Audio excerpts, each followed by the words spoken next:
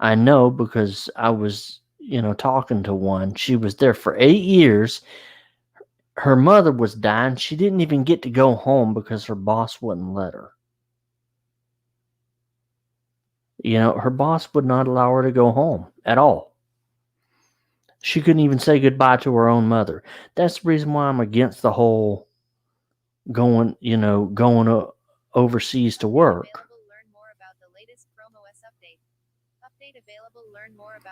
It's not right. The only country that I've seen that actually treats their workers halfway decent is Hong Kong. If you're a foreign domestic worker, you can go to Hong Kong because at least the people there treat their workers halfway decent. That's my opinion. But I just don't, I don't believe in going, sending people to Dubai. Mm.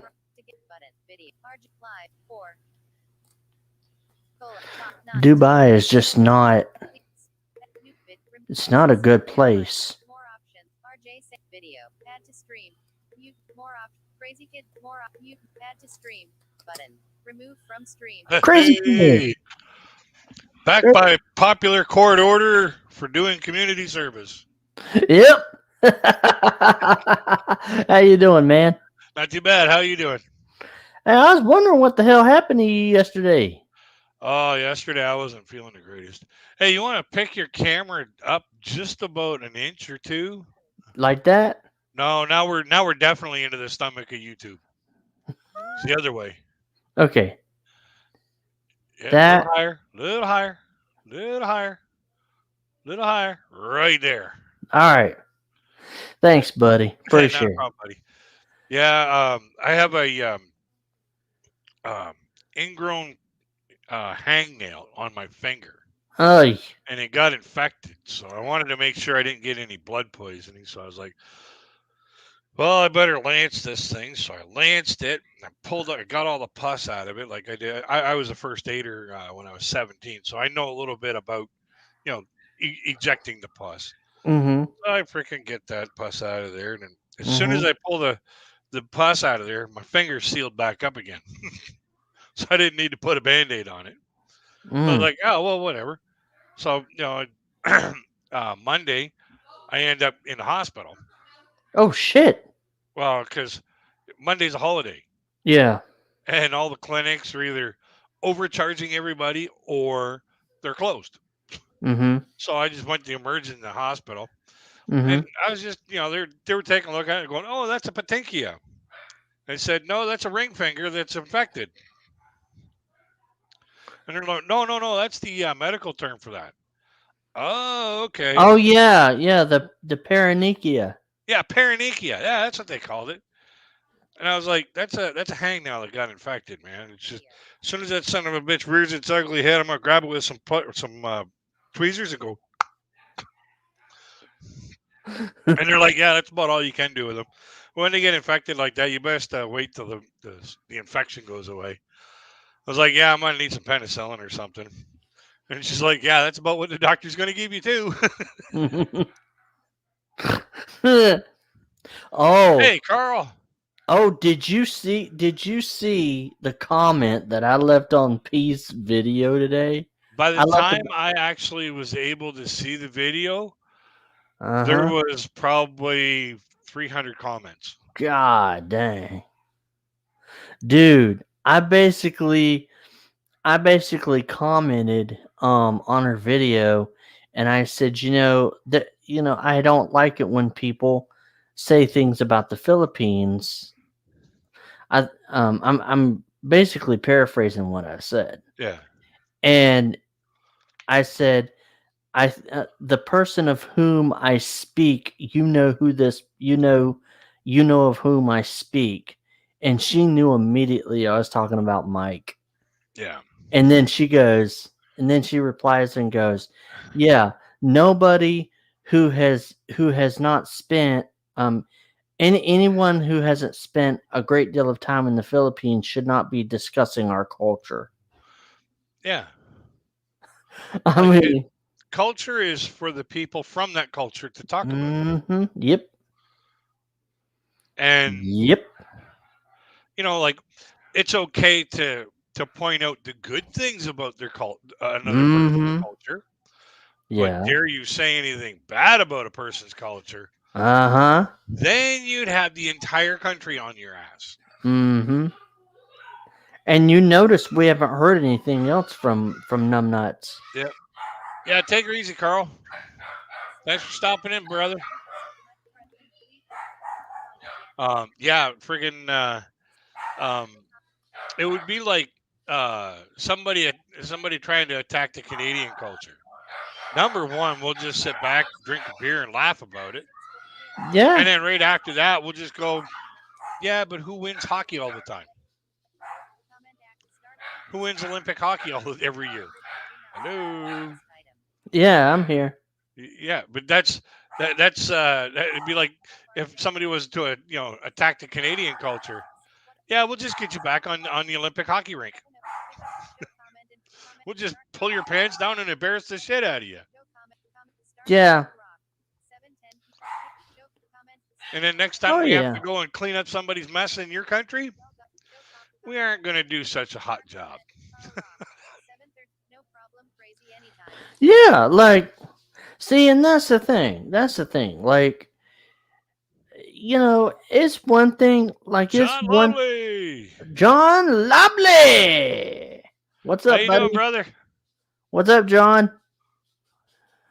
But man, I tell you what, I, it's just like what happened with me on a channel I used to run. We had this girl, and it was during the Trump years, right? Yep. And she would s- and she Hey would guys, hit the like button. yeah, hit the like button. It was during the Trump years, and she was not from here, and she would bash Trump, and I'd be like, "You're not an American. You don't have a right to bash our president." Oh, but you don't know. I said, "No, you are not American. You do not have a right to bash our president. You're not from here. It'd be different if you were from here, but you do not, under any circumstances, bash our president, regardless of who he is." That's what I've always believed. Like, you don't, I wouldn't bash your prime minister, from Canada, because I'm not from Canada. You know what I mean? Go for it. I'm waiting to hear something new. Oh God. But no, I think you guys are fucking idiot. Like, the country's not being run by the person that was elected. It's being run by his spouse. Like, basically every decision that's been made has been like, now, dear, do you think that's a good idea or not? No? Well, I don't support that bill whatsoever.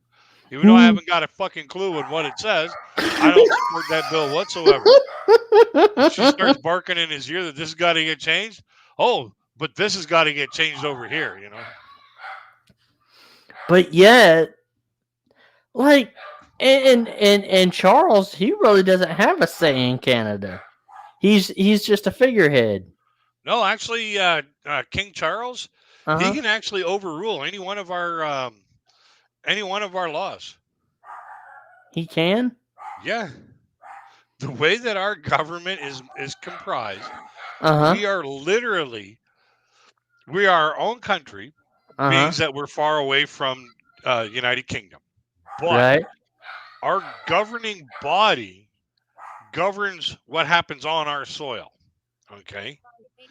Now, if King Charles decides, hey, we're gonna take our entire army Mm-hmm. and invade, say, Germany Mm-hmm. and start World War III, Mm-hmm.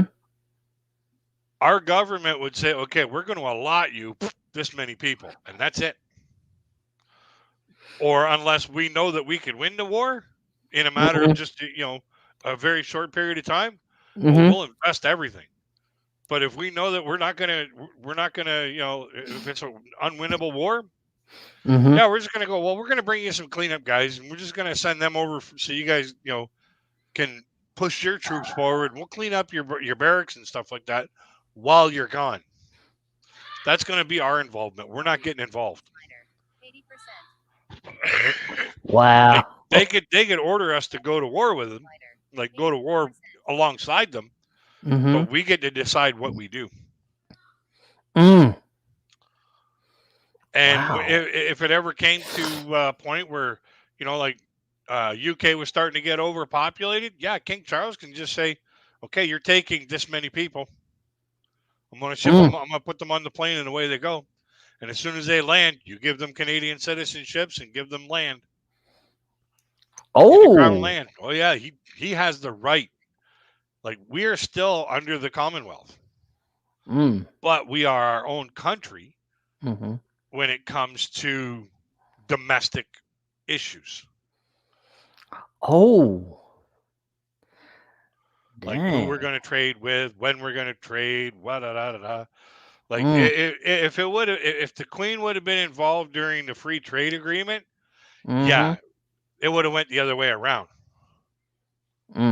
Like it would have been completely other way. She would have not have let who was in power back then. It was Stephen Harper or not Stephen Harper. It was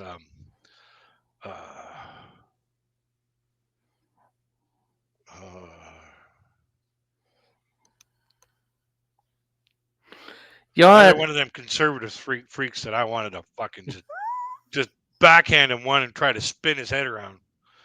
Because he fucked Canada big time.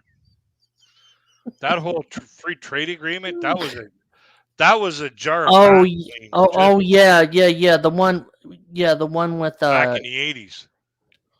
With Clinton? No, it wasn't Clinton. Clinton was your president in the 90s. In the 90s. That would have been Reagan. I think it was even just before Reagan. Carter. Yeah, Carter. That was Carter. Hey, L3. Hey, L3, how what's you doing, up, buddy? Yeah, like back in the early 80s, like I mean like 81, 82. Yep, that was Reagan. It was Reagan? Yep. Yeah. Reagan was elected in 80. Okay. Our prime minister basically just bent over in front of the actor and said, "Drive me home, sir. Drive me home. Just give me what you got." Because what happened was right after free trade started, we lost all our forestry.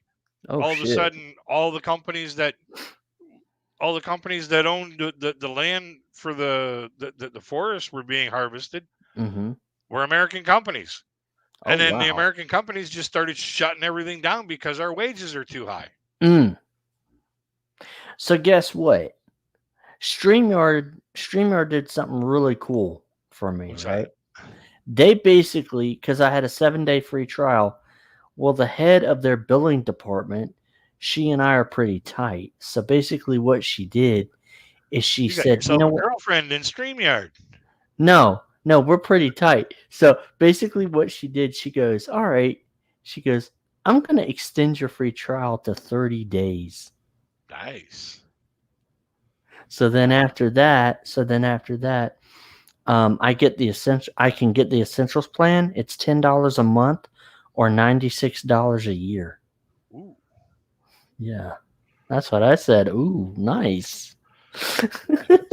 That's almost as good as the deal that I got this week. I got a text from my phone provider.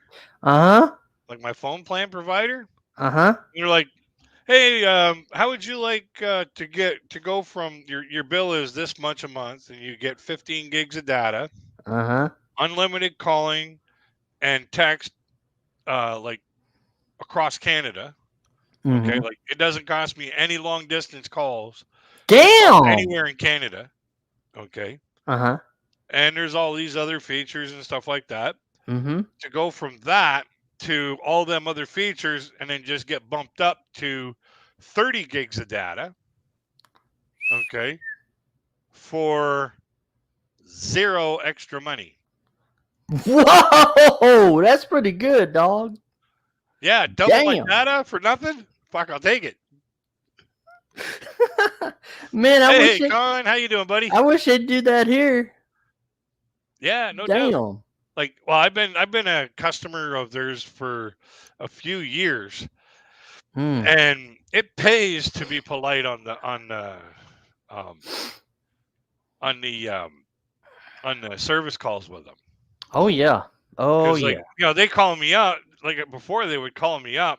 So, "Oh, we got this new plan, blah blah blah blah blah." No, I'm happy with the plan that I got. Like, everything that I've got is more than what I had at my other at the other provider. Hmm. And they're like, "Oh, okay, we just want to make sure that you're happy. Just want to make sure you're happy and all that stuff." And I get them laughing. And then, a couple months later, that another person from the same company would call, and I get them laughing. And all of a sudden, everybody's like, "Oh, I want to call that number now. I want to call that number now." And so, now they just text me going, "Hey, you want to do this? Click here. Click. You want free data? Click." Oh man. Yeah, and the most of these companies, they outsource their stuff to Filipinos Hmm. or to Indians. Yep. But I like it when I get a Filipino on the phone, but- or Yeah, a so do Fil- I. But I just wish it wouldn't have been UPS that I was dealing with when I was talking to the Filipinos. oh oh Because, yeah. like, Wh- how do you, like, they only got about a quarter Mhm. of how mean I could have been. As soon as Mm. I heard that Filipino accent, I was like, shit. I really want to go to the Philippines and I want to be welcomed. And they're so sweet. Yeah, Filipinos are like the nicest people. yeah. But, like, I And was sitting there on the phone with the UPS, getting mhm. ready just to, basically bring down the devil on them. And all of a sudden, I hear this Filipino accent, and I'm going, but I really want to go to the Philippines at some Oh, point in wait, my life. hold I up, want to be welcomed. hold up. John Lobley says, I saw both of RJ's comments today. Did you like them, John? Did you like what I had to say? And did you see the Filipino P's reply? Oh, it was classic. Mm. Yeah, my Yeah. my first line on Mm-hmm. Filipino P's video today Mm-hmm. was, it just come off the ends of my fingers. It was just like, Mm-hmm. you know, some people, I can't remember exactly what the first line was, but she Mm-hmm. goes, "That is so classic. You should copyright that." I'm like, "Well, whatever." Well, and see, this is the thing. This is what I don't get. Why people like numbnuts and some of these other people, why they attack somebody like that when all she's doing is just explaining her culture. Numbnuts don't live over there. Yeah, She's explaining what she deals with on a daily basis. yeah, She's the one that was born there. She's the one that went to school there. She's the one that went to college there. She's the one that lives there now.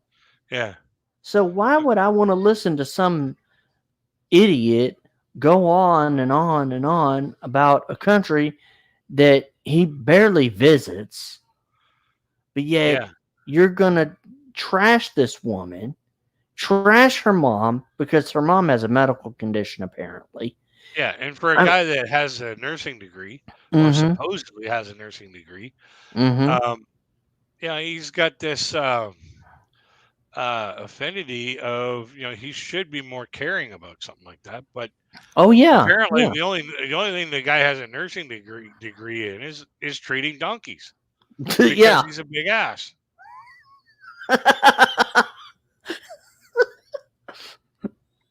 Oh, it was So great. here's my first line from, I pulled it up. Okay. Here's the first line I wrote for, P's video. Okay. Great topic, P. Some content creators just paint a picture about what the Filipino culture is. Where in this video, you have described how the paint became that color, making the picture more understandable. I'm not Filipino, but I grew up under the thumb of most of these sections myself. And let me tell you, the rewriting of the programming is tough. Oh, that was good. I liked it. I like it. I like Yeah, it. well, P responded. I love the first sentence of your second the second paragraph. Let me bring that up. Mm, Uh, Understanding why a person is the way they are is just as important as loving them for who they are. And I mm, feel this video helps those that wish to know the path around the minefield of the programming for the possibility of a safe and happy relationship with a Filipino. mm. Wow, that was good. That was good. Like you have a way with your words, bro. I like that. And what did the P say? Uh, Let me bring it back up again. I think I think she just hit the like button on it.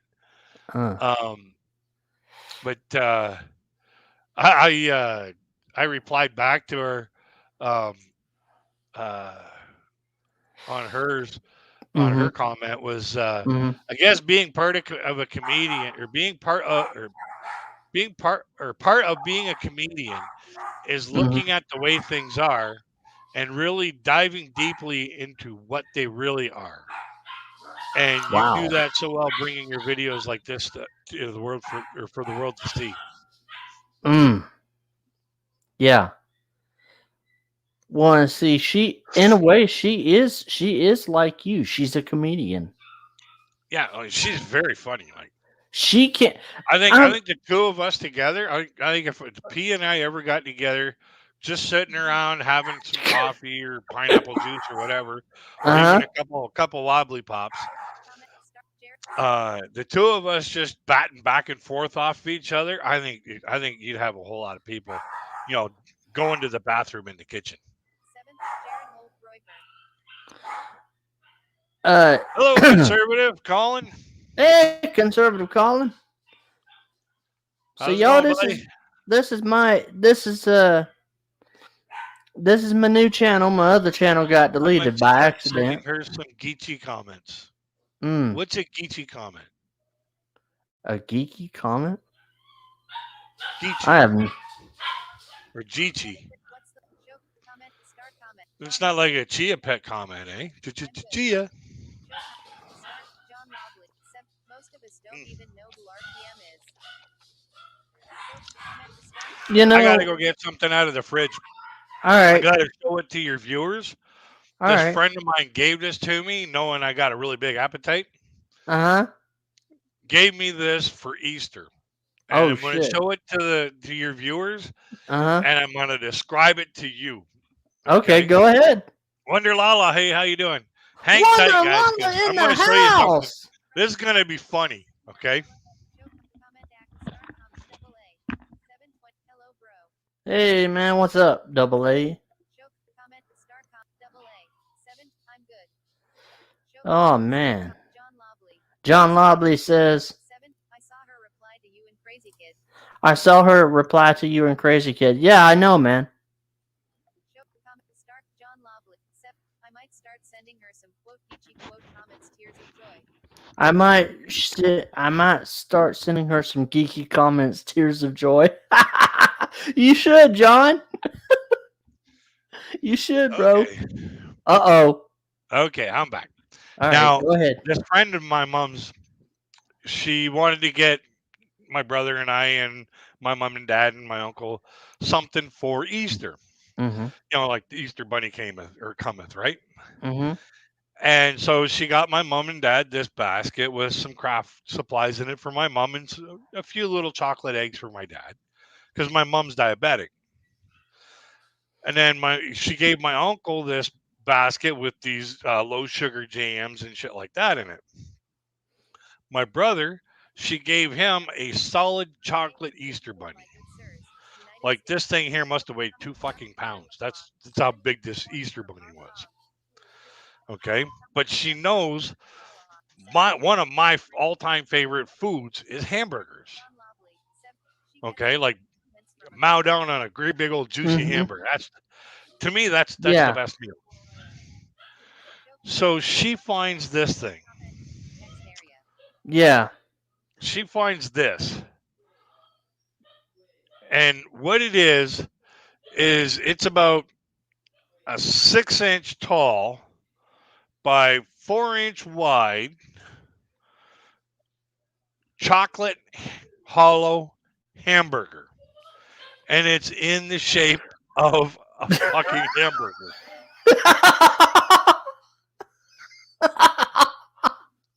And I keep wondering myself, how the fuck am I going to eat this thing? Because like, there is no way I could build my mouth up that big.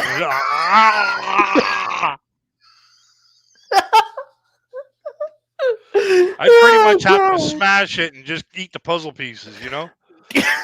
But it looks too great. It looks too awesome to break. Like it does. It looks really awesome. Like I'm showing it to your viewers here, and yeah, it would make me cry to eat this thing. Number one, because I think it would taste so damn good, I'd probably swallow the whole thing in one shot. But you know, but to try and take a bite out of that big ass hamburger,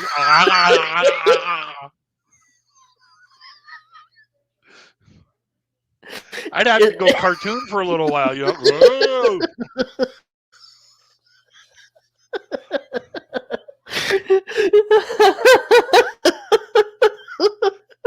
I saw that and I had tears like you got. I was like, oh my god, does it taste like hamburgers? Oh man. Oh, this might be the live stream of the century. The thing about it is, I got a 2 liter thing of ice cream and a 2 liter bottle of pop right here. Oh, I got the freaking Sunday 50s day going on, man.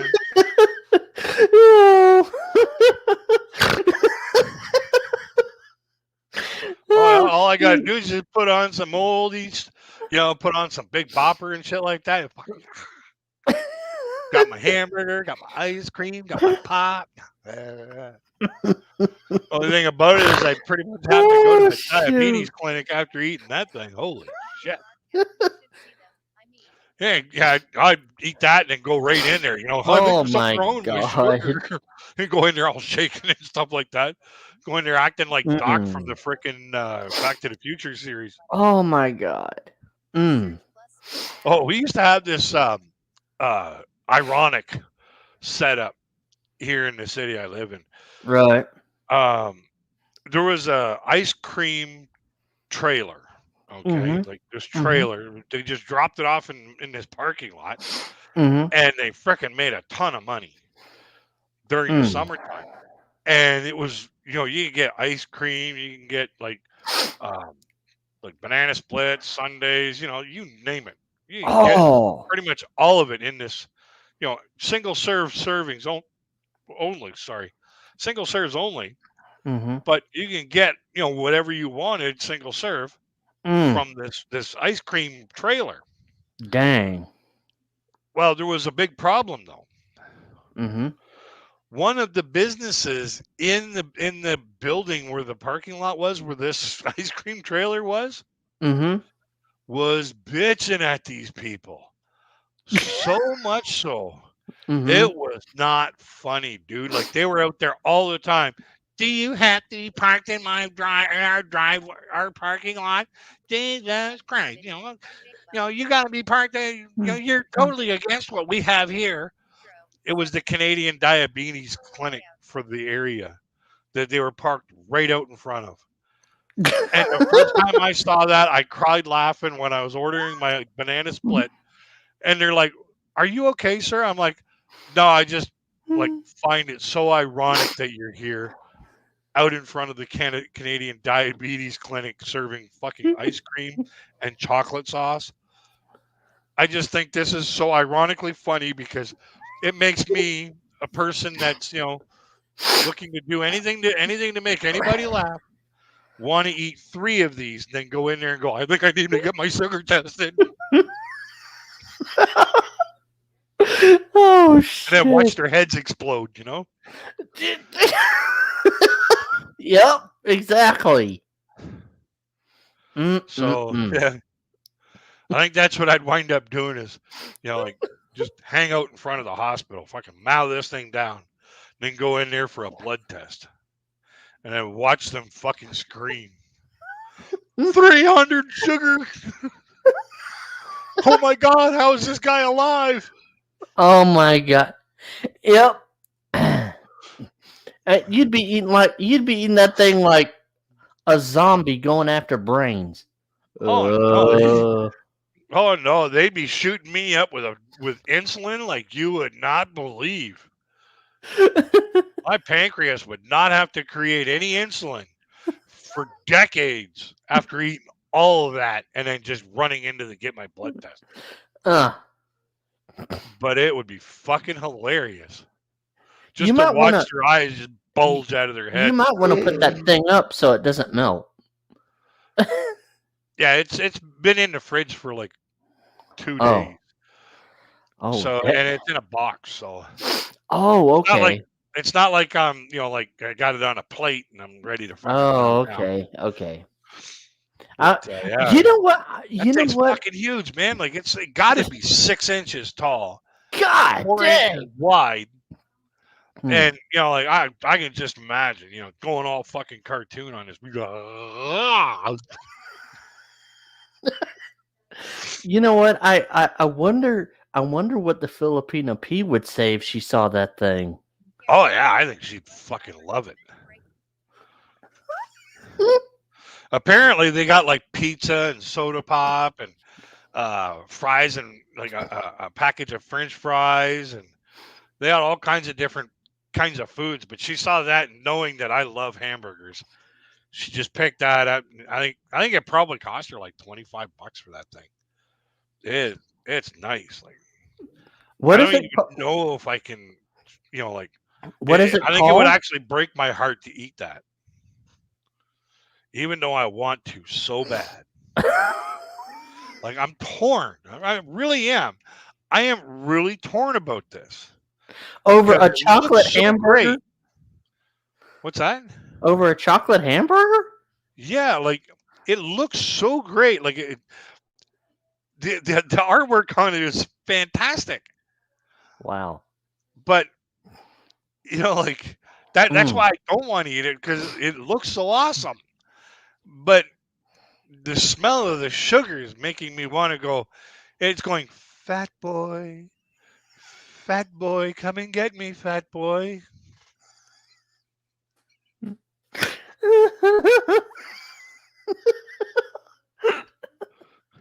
Golly. Mm. So like So what shape of it? What's the shape of it? it's in the shape of a hamburger. Like it actually looks like a fucking hamburger. It's got the bun on the top and on the bottom. It's got the thing that looks like it could be, like it's the meat, and then it's got like the cheese and the mustard and the lettuce and the tomatoes and the pickles. And the bun on the top has little bumps in it, looking like sesame seeds, and it Wow. it looks like a hamburger, and it looks too. It's like that. It's like getting a cake from the cake boss. It looks too good to eat, but somehow somebody manages to throw a knife into it, and it's like, okay, game on, Mm. Yeah. So I'm, if this thing ever does, like get a chip in it or anything like that, oh yeah, it's going down the fucking hatch in a hurry. Yeah. But I'm gonna try and keep it as long as I can, like Oh 'cause yeah. it looks awesome. I think it looks awesome. It looks too good to eat. But like heaven Mm. forbid a little chip gets in there. Oh yeah, fucking down the hatch it goes. Mm-hmm. You have got very little lifetime left after you get a little chip in you, Mm. because or unless I get into a fucking craving for chocolate, then Mm. next thing you know, I'll be like, you know, freaking laying on the floor in a sugar coma with chocolate all over my face. Mm. But Well, my birthday's coming up on May 30th, I'm so not sending it. yeah, my birthday's coming up on May 30th, so I already told my niece, um, she just turned 19 and she's going into culinary school Okay. in the fall. She want She's to the get a one, red seal. yeah, she's the one that has autism, right? So she loves to be in the kitchen. She loves to cook. So I told her, I said, for my birthday, I want you to make me a chocolate cake. She said, okay. Like, okay, whatever. So I'm probably gonna have a chocolate cake for my birthday. Oh yeah. And I've got 2 gift cards that I got for Christmas. I got a gift card from Subway and a gift card from Domino's. So yeah. I'm gonna have some pizza for my birthday, and I'm probably gonna have Subway. And for breakfast on my birthday, I'm having some pancakes. Chocolate chip pancakes. Ah. So it's gonna See, be a my good. birthday's in August, Oh yeah. and in August I used to go to the cottage with my buddies, hmm and literally just right around the corner, like not even a 30-minute drive. Okay, like pretty much everything in Ontario is about a 30-minute drive. But just literally hmm just around the corner from where my buddy's cottage was. Comment If you added. follow Highway hmm 11 north for about maybe even just I'm a good. little less than a half an hour, all of a sudden you come across this little town called Sunridge, Ontario. Oh yeah. And in Sunridge, Ontario, there's a little store, little shack. Comment added. It's called the Maple Sugar Shack. Text area. Start comment. hmm And they have Broad. the I'm best blueberry pancakes and real Canadian maple syrup Oh. breakfast that you have ever tasted. Mm, Like these blueberries are mm. the size of are almost the size of grapes. Damn. Like they're freaking like I don't know how many bears they had to beat off these things, but they come straight from the mountain. Damn. And Eat your heart out, IHOP. yeah, IHOP had nothing on that. Damn. Oh yeah, like freaking, like the genuine sweetness of the real maple syrup Mm-hmm. mixed in with this buttermilk pancake mix Mm. and these fresh, and I mean fresh, probably just picked the day before. Mountains of blueberries that are freaking so huge. They're like they're literally how you normally get blueberries. They're just these little things, Oh yeah. tiny little thing. Imagine them 3 times that size.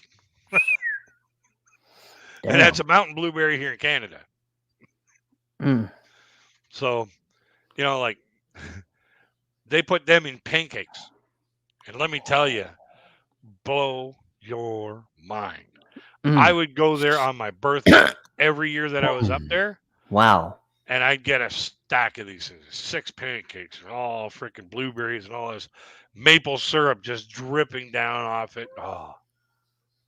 Oh, I remember the days. We have maple syrup here. We have it here.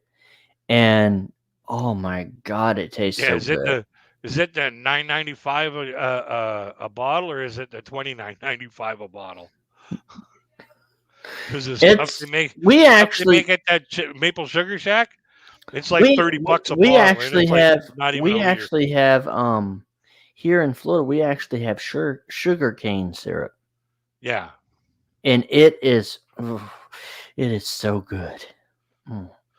yeah. Uh, I had pancakes where in Florida.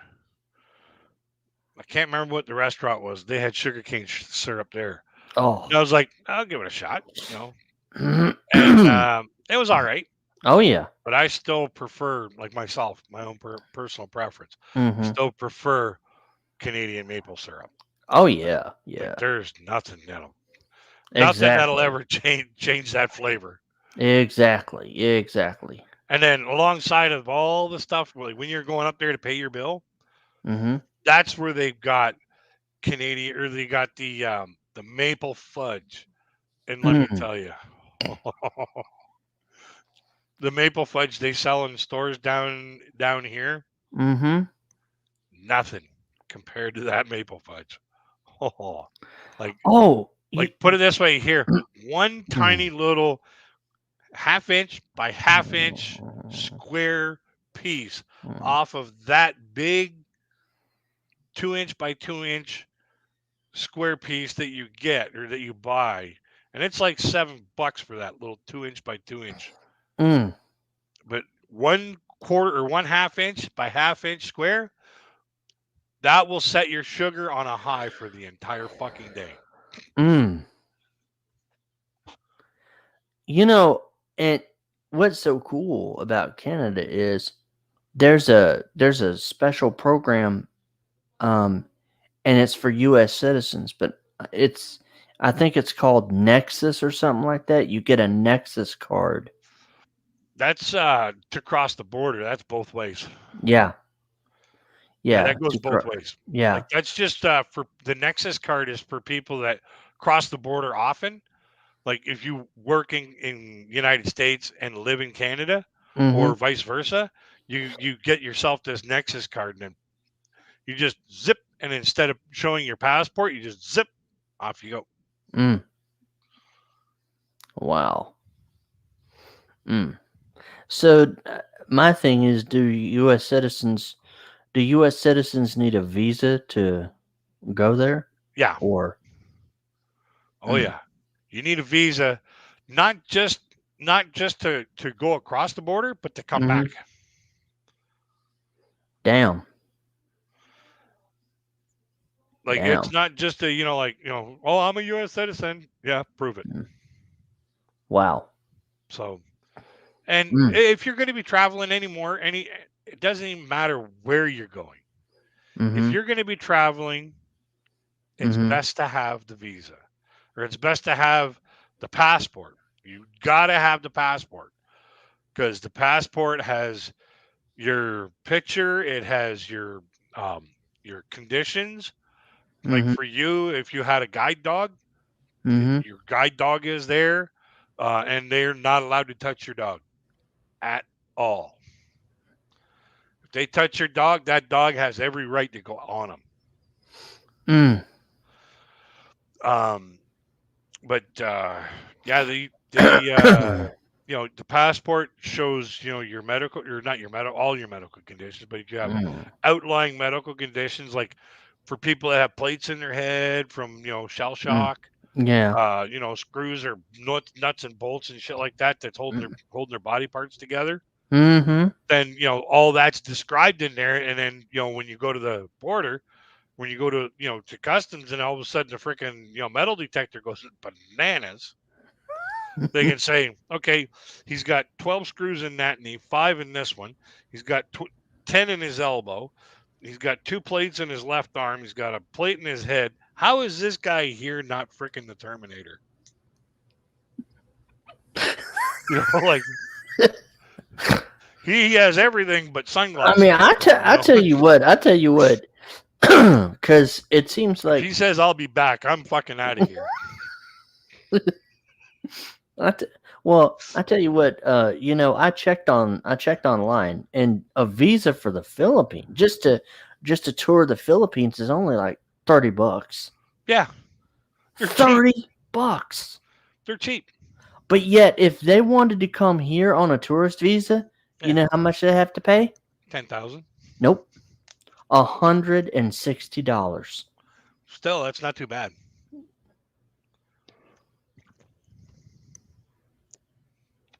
But like, if Wander Lala wanted to come here, she would have to pay $160 for the tourist visa. Yep. And the But tourist visa only covers them to spend money. mm, So if they come over here and start doing live streams and shit like that, mm-hmm, now you're making money. You mm, need a working visa. oh yeah, Are you same. over here as a tourist, or are you over here as a vlogger? If you're a vlogger and you're Mm-hmm. monetized, you're making money, you Yep. need to pay. Yep. So And if you're there, going to another country, make sure you have all the visas that you need. oh yeah, and there's a guy right now in the Philippines, that is that vlogs a lot, and there's people saying he's not supposed to be doing that. Well, apparently the NBI got wind of it. Mm-hmm. The net, the NBI is kind of like the FBI here. Yeah. So yeah, you don't want to see. That's the thing I don't like about these expats. They go over there to the Philippines, and they think that just because they've lived over there a few months or probably a few days or whatever, that they're all of a sudden an expert and they have boots on the ground over in the Philippines. No, you don't. Well, No, you don't. they can like they do have some sort of a like they're not exactly experts. They're only experts on what they've encountered. Mm-hmm. Okay, and they've encountered it in their way. Post a comment. Um, Whereas You should see the like they can encounter something that P can't encounter.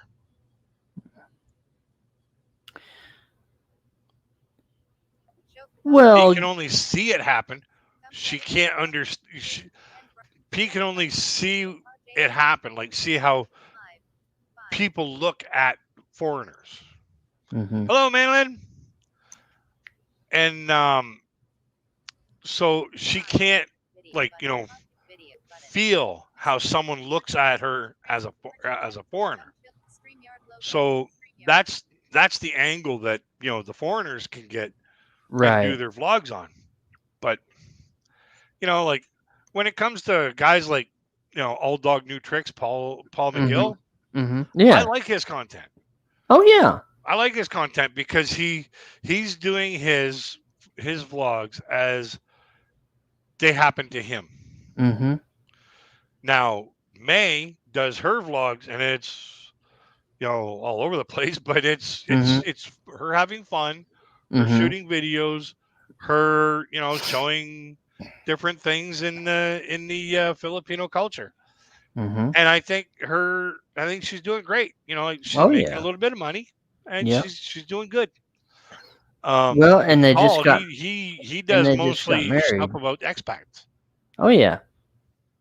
But see, the thing is, and even P has said it, that sometimes expats can get things wrong. Yep. They can get things Even wrong. even nationals can get things wrong. Yeah, that too. But I think the point I'm trying to make is this. I would rather listen to a local than listen to somebody spouting his mouth off Yeah. that doesn't know what they're talking about. Paul helped P grow. Yeah. Okay, So did Geo. yeah, Geo too. Yeah, and I think that's the reason why Numbnuts doesn't like Old Dog New Tricks. Because he helped. Well, no, he just does not like Paul. I don't know why he doesn't like Paul at all. He probably doesn't like Paul because Paul helped P. Yeah, And Paul has something that Numbnuts wants.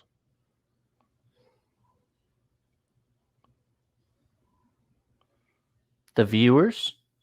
Well, obviously. Hmm. But Paul has a steady live in wife Mm. that is a Filipina. Numbnuts wants that, but he's too much of an asshole to a whole bunch of people Mm. for anybody. American, European, African, it does not matter. No Mm. Canadian will ever look at that guy as oh, there's a dating partner. No. Mhm. Um, because he's too much of an asshole. He's too aggressive. He's too arrogant. Video. He's too abrasive Live. towards the Filipino culture. Mike is So also in group You have this guy who's abrasive to the Filipino culture, and he's chasing after this Filipina who's Mm-hmm. got a kid, Yeah. and he's been sending money to her, and he's simping his ass off by deleting any video that she says that is not worthy of her taste. Mm-hmm. Meanwhile, at any moment she could say, "Nah, I changed my mind. Fuck you," which is what I hope she does, Yep. because then he'll have deleted all those videos, all that watch time, all the everything that was tied to those videos. He would have deleted Mm. it all for nothing. Yep. And then, boy, would he have something negative to say about the Filipino culture. Oh, they're Mm. nothing but all scammers. That's what he'll tell everybody. Oh, they're nothing but all scammers. And, I got scammed. I lost 700 and some odd videos and so many thousands of watch hours gone out the window because of this scammer. Blah, blah, blah, blah, blah. No, Nope. you erased those videos on your own Yep. because you had a hard on for a picture. Mm. Oh my. And And you know. you cannot tell me Mm. that you were wiping the fucking jizz off your computer, and that's how they got deleted. They were deleted accidentally by wiping the jizz off your keyboard.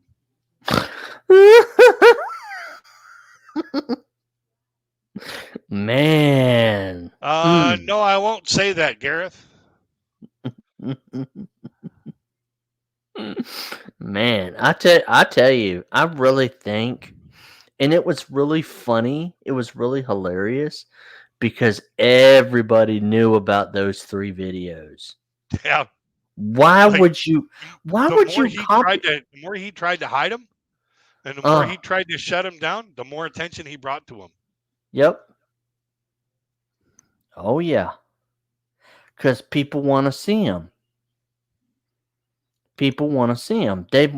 And me, People want to me and see him you. for who he really is. This is Oh what they yeah, want to see. yeah. So, Well, and all those people like USA hey, Wang, Always. hey, Wang is Rowena. up in here. Yeah. So uh, are you restreaming this? Yeah, Nice, nice. I figured, what the hell? Like I had the option. I was like, "Fuck it, here we Yeah, go." go ahead. Yeah, man. Click, click. If Wang wants to come up, can you She's give at her? work. Oh, she's at work. Okay. Yeah. But yeah, I mean, why would you delete something or copyright strike somebody when you know that there's a little button on a YouTube video that says download? Yep, download. Yeah, but still in all, okay. Yeah. Oh yeah, I'm doing great. You should see what I got for Easter, Rowena. A friend of mine knows I like hamburgers, and this is what she brought me from the Easter Bunny: a chocolate hamburger that's 6 inches tall, 6 or 8 inches tall, and 4 inches wide. Are you showing it to her? Yeah. Wow. So yeah, I don't know. I don't know if I have the heart to eat that, or if I just want to fucking just swallow it and then go to the hospital and say, "Check my blood."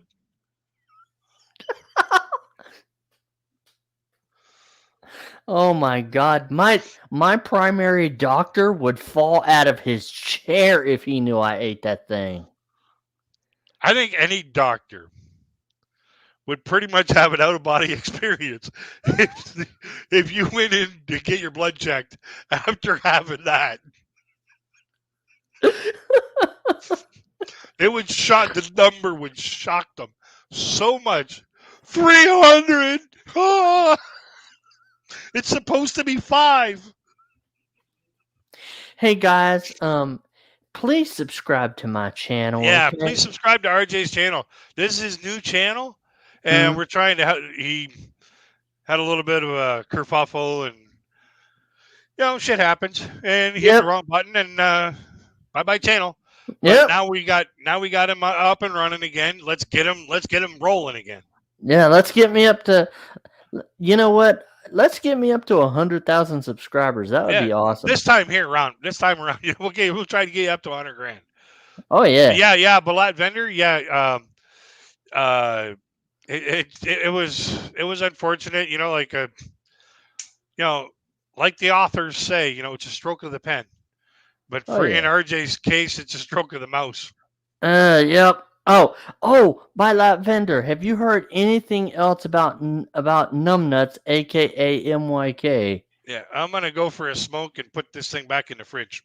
Okay, yeah, you might Just so want I to hear do it that. doesn't melt and I'll have to eat it. You might And you might watch the want to do numbers that. just fucking sail. You might want to do that, bro. Mm. So anyway, y'all, now that I got y'all here, um, let me tell y'all what I did. All right, I don't know if I've told this story to Crazy Kids viewers, right?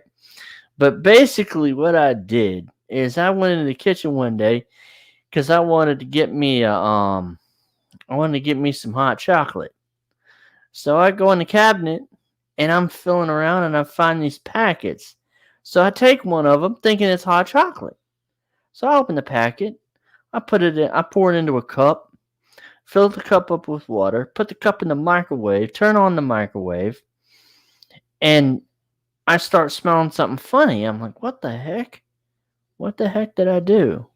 So I'm thinking, okay, I must have accidentally got instant coffee or something like that. So then the microwave dings. I open the microwave, take the cup out, take a sip.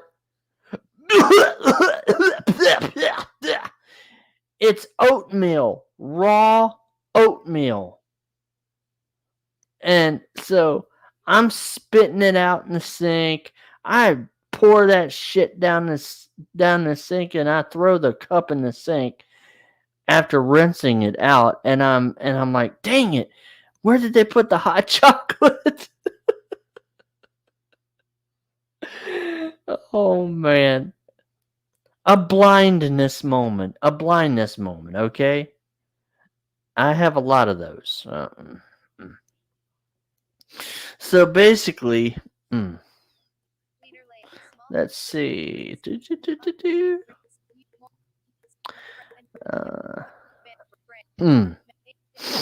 So,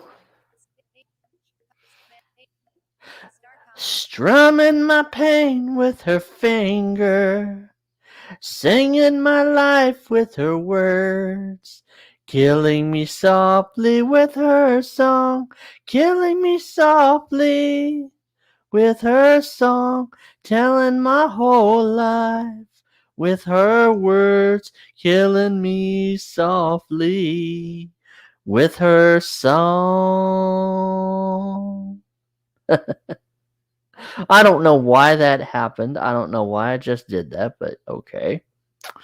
So, anyway, I've got the torch run Friday, I believe, the Special Olympics torch run. I love Special Olympics because I get to see some of my friends and I get to see some of the cops that are my friends. What happened to your old channel, RJ? Did you delete it? What happened to my old channel? Well, by that vendor, I accidentally hit the wrong button, and before I knew what happened, it was gone. GONE, gone. So that's what happened, bro. But you stay tuned because now I know what happened, so I won't press the wrong button again. But It's Wang. List item 802. Wow, 100k subscribers sounds fun, RJ. 100k subscribers sounds fun, RJ. Exactly. Because once I get to 100,000 subscribers, I'll be able to apply to get that silver play button, and I will be a verified channel, just like my good buddy, the Filipina P. Yep. She got 200,000 subscribers. So if she can do it, I can do it.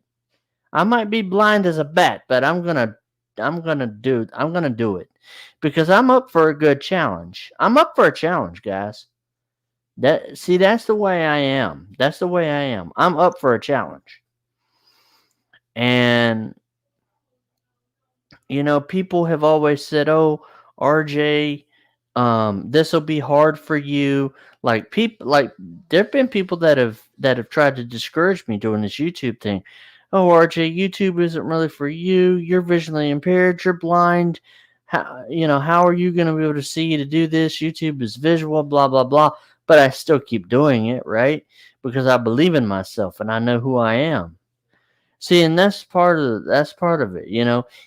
Just because I have a disability does not mean that I can't do this. And you know, even I even told the Filipina P. I said, you know what? I'm going to get 100,000 subscribers one day. And she says, well, you could do it. Joke, comment, start, it's Wang. Hate up, I like that okay sign. It's Wang. You're one of the best Filipinas that I've met. You're one of the best Filipinas I've met. And oh, we still got to do your interview one of these days because I know the last time we wanted to do it, you were sick. Oh, hey, crazy kid. Yeah, I'm back. Yep. Now you hear me gagging and coughing.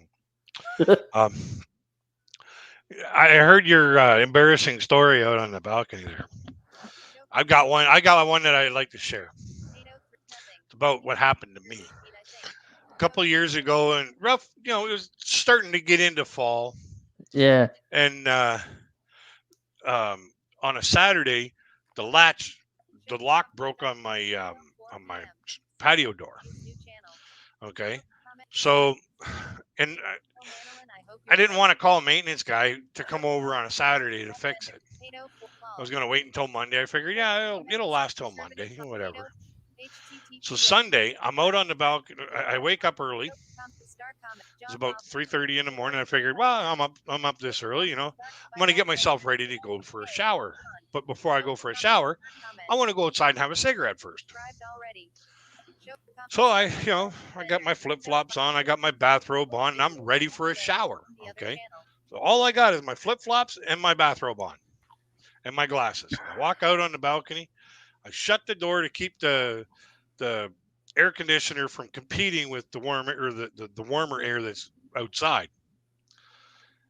And I'm out there having a cigarette. Just whatever. It was cool, but not like uncomfortable. And I put the cigarette out and I throw the butt in the butt can. And I go to open up the door, and the fucking latch locked me out. Oh God. All I have on is a bathrobe. I'm naked underneath this bathrobe, and I got flip flops on. Oh shit. And it's 3:30 in the morning. Everybody else is asleep. Oh. And I only brought one cigarette out. Oh shit. So I'm out there, and I'm like, all right, how am I going to deal with this? How am I going to deal with this? Like you can't pull up on the door because when you pull up on the door, the latch goes even higher up into the pin. So I'm like, that ain't going to work. So I'm trying to do whatever I can to jimmy the door open and stuff like that. Ouch. 7:00 in the morning, finally one of my neighbors comes out on his balcony. He's like, hey, dude, how you doing? Says, call management. Get me off this fucking balcony. I'm locked outside. And he starts laughing. He goes, yeah, I'll do that after breakfast. Says, fucker, do it now. I'm cold. I'm freezing my nuts off out here. So he goes in. He texts Tiffany, the building manager. And then right away, she calls the maintenance guy. He had to come from like an hour away. He had to drive all the way into Chatham just to come into my apartment to unlock my door. And as soon as that door was unlocked, man, it was like freaking cats trying to come in. I barreled past him like, cold. And he's like, how did you get locked outside? I says, last night the lock broke. It was too late to call. You weren't going to do anything about it anyways. I figured it would last until Monday, but apparently not. So he ended up fixing my door. And the entire time he was here, I'm sitting there freezing my butt off. He takes off. I turn the heat all the way up on the shower, and I'm in there trying to warm back up. Oh. Wow. Oh man. But like, yeah, shit happens. Like. Yep. Now I don't shut. Now when I'm outside on that balcony, that door is not shut all the way. There's a crack. I make sure there's a little crack. So this way here, I don't get my ass locked out there anymore. Star comment. Joe comment. Had same situation last day. 812. It's Wang. But yeah, It's Wing said had the same situation last day. Wow. You got locked out of your house? Dang.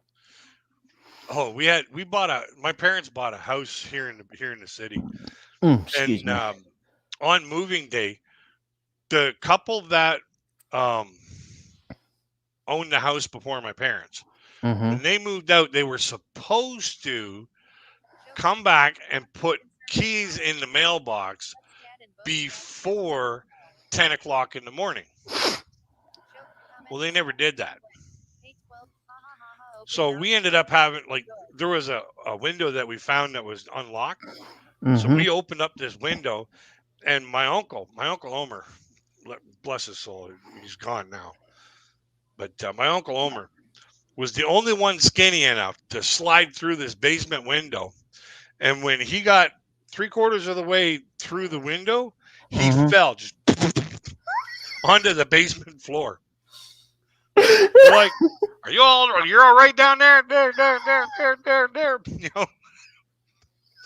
Because the place was empty. So he's like, yeah, I just got to get my bearings here. So he gets up and he goes up the stairs and unlocks the door. We finally get all our shit moved into the house. The old owners come by and put the keys in the mailbox, and then fucked off. Meanwhile, we're already partying in the backyard. We have the moving party already going full blast in the backyard, and they just drop keys in the mailbox and take off. And that was like about 8:30 at night or something like that. Oh wow. Yeah, I was going to get another round, and I saw somebody leaving, and I was like, what the hell's going on there? And they fucked off, and I went up to the mailbox. It's Wing says, luckily I wasn't wearing the way like you. Yeah, I was like bathrobe and sandal or flip-flops, and that was it. Like I said, I was ready for a shower. Damn. I just got out a little to talk to my neighbor, just woke up, and the wind slammed my door, and I was inside because I was ooh.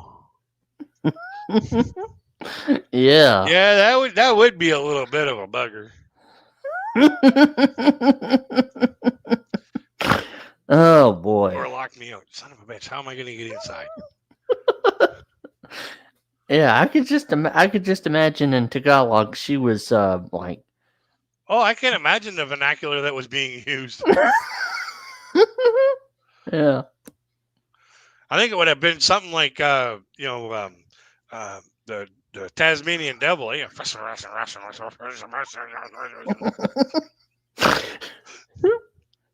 Oh yeah. Have you ever? No, that would have been Smedley, wouldn't it? Yeah, probably so. Yeah, the Tasmanian devil would have been more like.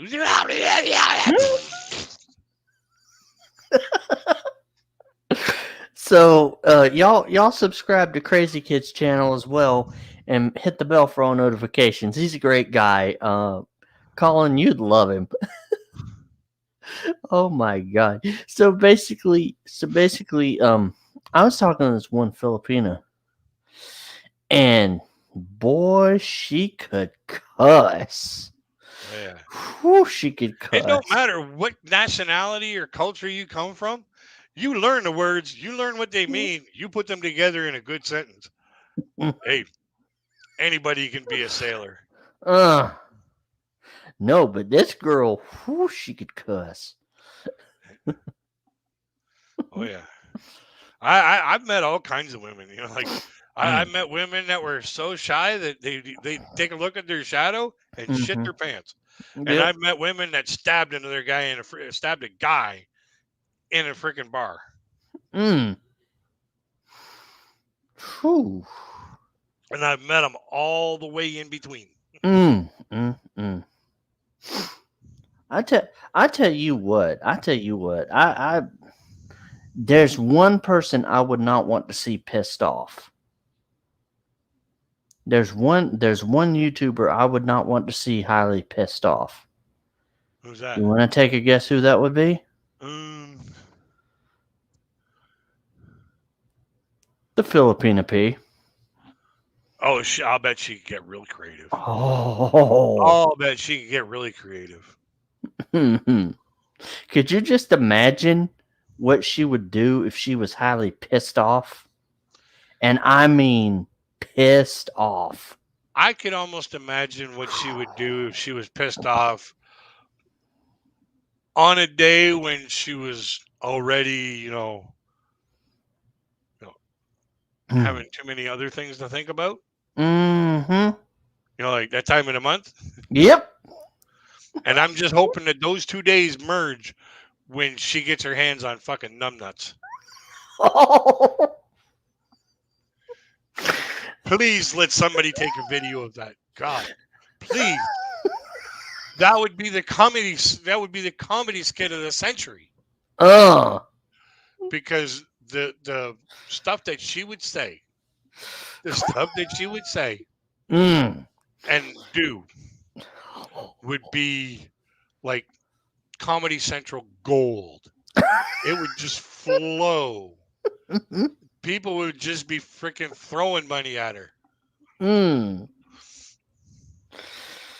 Like I've retaliated on a few practical jokes on me in very interesting ways. One guy, he thought it was a practical joke to hit me with a steam hose. I like how RJ laughs. Thank you, Wang. You're a sweetheart. Yeah, one guy decided he thought it was a practical joke that hitting me with a steam hose at 300 degrees Celsius Ow. was actually a practical joke. Mm. He thought that locking me into a vat for mixing liquids like liquid paste and stuff like Mm-hmm. that with Mm-hmm. electrode rods inside. Ooh. He thought that was a practical joke. Mm-hmm. And then he turned the rods on. And then there I am sweating my ass off, and these rods are glowing. And I'm like, son of a bitch, I'm going to get my hands on him. I'm going to fuck him up. And then he thought it was a practical joke, slashing my tires on my Monte Carlo. When I got off work and I saw all 4 of my tires were flat, Uh-oh. I walked back in as I was walking back in the plant to make a phone call to CAA to get my car towed to the shop to get these tires replaced. Mm-hmm. The foreman took me aside and said, it was so-and-so. I watched him do it. I watched him puncture the last tire. Mm. So instead of walking to the phone, I walked right into the change room because we had to change from our street clothes into these company outfits, Mm-hmm. which was just basically smocks. Mm-hmm. And he was sitting there changing, and he had, most of his clothes on. I just grabbed him by the scruff of the throat, tossed him up against the freaking lockers. I hauled back my right hand, and I was like, dude, either you're going to freaking pay me the $1,500 it's going to cost me to replace the rubber on that car, or I'm going to start removing teeth. And you're not getting any Novocaine first. Oh. So he's sitting there going, "You got no blah blah blah. I'll have you fired." Yeah, blah blah blah. And the supervisor says, "What am I supposed to be watching?" And then right after that, I just hauled off and I took a swing and I landed a shot right beside his ear, and I dented the locker that was sitting right beside his head. He just took one look over and he was like, "Oh shit, this guy's serious." He ended up cutting me the check for $1,500 right then and there. Damn. It was good. It was good. Uh. So for the next 2 weeks, I paid attention to what kind of car he was driving. Uh-huh. And I was like, okay. And then every now and then, I just kind of look over and I'd see, certain things that were, unique about his car, like a Mm-hmm. tear in the upholstery. Like I never touched his car. Mm-hmm. There was a tear in the upholstery. There Mm-hmm. was, a little bit of rust around the insignias. The color, the VIN number, the license plates. A little rip in the Landau coating on the roof. What kind of tires they were, what kind of mags they were. Yeah. I took down information about this car and made it sound like it was my car. I know so much about this car that I could make anybody believe this was my car. And I called it in stolen to the police. 3 days later, his wife was out doing grocery shopping. And I didn't know that I didn't pay attention to the fact that his sticker was out of date. So he didn't pay for his license sticker. So there's a $2,000 fine. Like his plates were out of date. He didn't have any. I didn't know that he was riding around with no insurance. There's another $2,000 fine. The car got impounded. Well, there's $75 a day plus. You can't get that out of there until you pay the fines off. Oh shit. Then there's the towing fee from where it was to the impound, which was another $75. So by the time this guy paid off the thousands and thousands of dollars in fines, and his wife was pissed because she didn't have enough money to freaking get a cab. She had to carry the groceries back from the grocery store to her house, which was literally on the other side of town. Oh my God. And she wasn't allowed to get the groceries that she bought at the other stores that were in the trunk of the car. She wasn't allowed to touch the car. So off the car goes with these groceries inside, and they're sitting in there for 3 months waiting for this guy to pay off all these fines and the impound fee and make sure he's got insurance and his plates in order before he can get his car back. So all that food went to rot in the trunk of this guy's car, and it would have stunk. You would not believe. Well, they probably took the groceries out before they. No. What? No. She was not allowed to she was not allowed to take anything out of that car. That car, once the police said this car has no plates, no insurance, and it's been reported stolen, we're taking this car to impound. The car was pretty much gone as she was getting out of the grocery store. It was on the record. It was gone. It was gone. Oh shit! She couldn't get any of the groceries out. And as long as there are fines on the vehicle, you're not even allowed to touch that car. Damn. All them groceries in the back of that car just sat and rotted. Oh my God. Yeah. So then the guy was looking around for whoever called it in stolen. And I was like, wow, seems like somebody was playing a practical joke on you.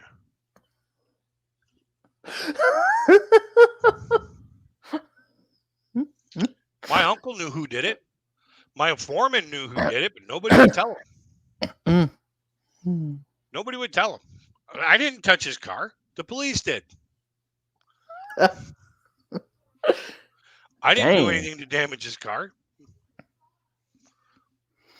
He damaged my car. He hit me with a freaking steam hose. He locked me into a freaking vat with freaking electrodes buzzing like crazy and glowing like 90. Like, he risked my health and cost me well, I ended up getting the money out of him, but he literally put my life at risk with his stupidity. Wow. And the foreman looked at him and he says, if you ever try and play another practical joke on anybody else, you're fired. Oh. To that other guy. Oh. He looked at me, he goes, I pity the fool whoever plays a practical joke on you. But I was working at this other plant in Tilbury, just down the road. I worked there for 10 years, and I bought this brand new truck in 1997. Okay, now everybody in the factory loved this truck. They were like, "Oh, I wish I would have had a truck like that." Oh man, because it was one of a kind by GM's Computer. And so one guy, he decided he wanted to play a practical joke on me. And what he did was he took some shrink wrap, twisted it all up to make like a rope out of it, tied one end to my bumper or my trailer hitch, and tied another end to an empty pop can. Okay. And threw the pop can underneath my truck so I wouldn't see it. So I get in my truck and I go to take off. All of a sudden, ting, ting, ting, ting, ting, ting, ting, ting, ting, ting, ting, ting, ting, ting. My heart goes boom, right up into my throat. I stop, put the park brake on, get it in neutral, and I'm looking underneath, checking to see if the muffler's dragging or, whatever's dragging. And then all of a sudden I look behind my car or my truck. I walk over there and there's this string going from the trailer hitch to this pop can. I just pulled the pop can a little bit and I went, fuck, now that's funny. That is funny. I love that joke. That is funny. I cut it off. I threw the pop can in the back of the truck and I fucked off. 2 days later, one guy finally comes up and says, are you okay? I'm like, okay, yeah. What's wrong? Why would I be not okay? They're like, well, somebody did something to your truck. I said, really? I said, that was fucking hilarious. I thought that was hilarious. I thought that was funny. It doesn't damage the vehicle. It just makes you think that there's something wrong. And then when you find out that, it's nothing, it's like, oh, somebody got married, like, fuck, whatever, cut it off, throw it in the back of your truck and away you go. Oh yeah. So like if I would have had a cardboard sign, I would have left it. If I had a piece of cardboard in the back of my truck and a big magic marker, I would have just put just married, hung it on the back of my truck, and then I would have fucking drove home with the pop can dragging behind me. I like how RJ laughed 3 exclamations. That's how funny I thought it was. I still think that was funny. Wow. To this day. That was the best practical joke. The funniest practical joke is when even the person being played laughs. That's when you know you played a good practical joke. A practical joke should not injure or hurt the feelings of the person that you're playing the practical joke on. They should get a good laugh out of it too.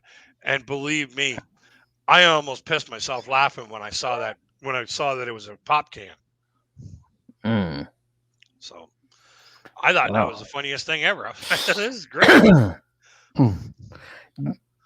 Do you think P's the type of person that would play a practical joke on somebody? No. I don't see I don't see Comment. uh, Start. Post a comment. Text area. I don't see that kind of a personality in her. Mm. Like I can see in her that she's the type of person that does jokes Mm-hmm. inward. Okay, Right. she'll make little cracks about she'll make little cracks about situation stuff. But I don't see her as a person to project Hmm. their um, their laughter upon somebody else's misery. Mm.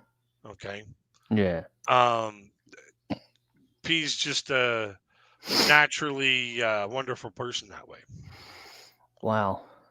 So that's one of the reasons why I appreciate her so much is because she's she's good hearted. She's everything that she does it for you know she does it for the betterment of her country really. Mm-hmm. Number one, her views. Number two, and her viewers. Like Mm. she appreciates everybody as individuals, and it's just She does, and you I can. wouldn't want to be on the receiving end if she ever did go the other route. Mm. Because like I said before, I'll bet that little girl could get some crazy in her. Mm. Hey, Jismar. Oh, that's okay, Jismar. We've been at it for a little bit. This is RJ's new channel.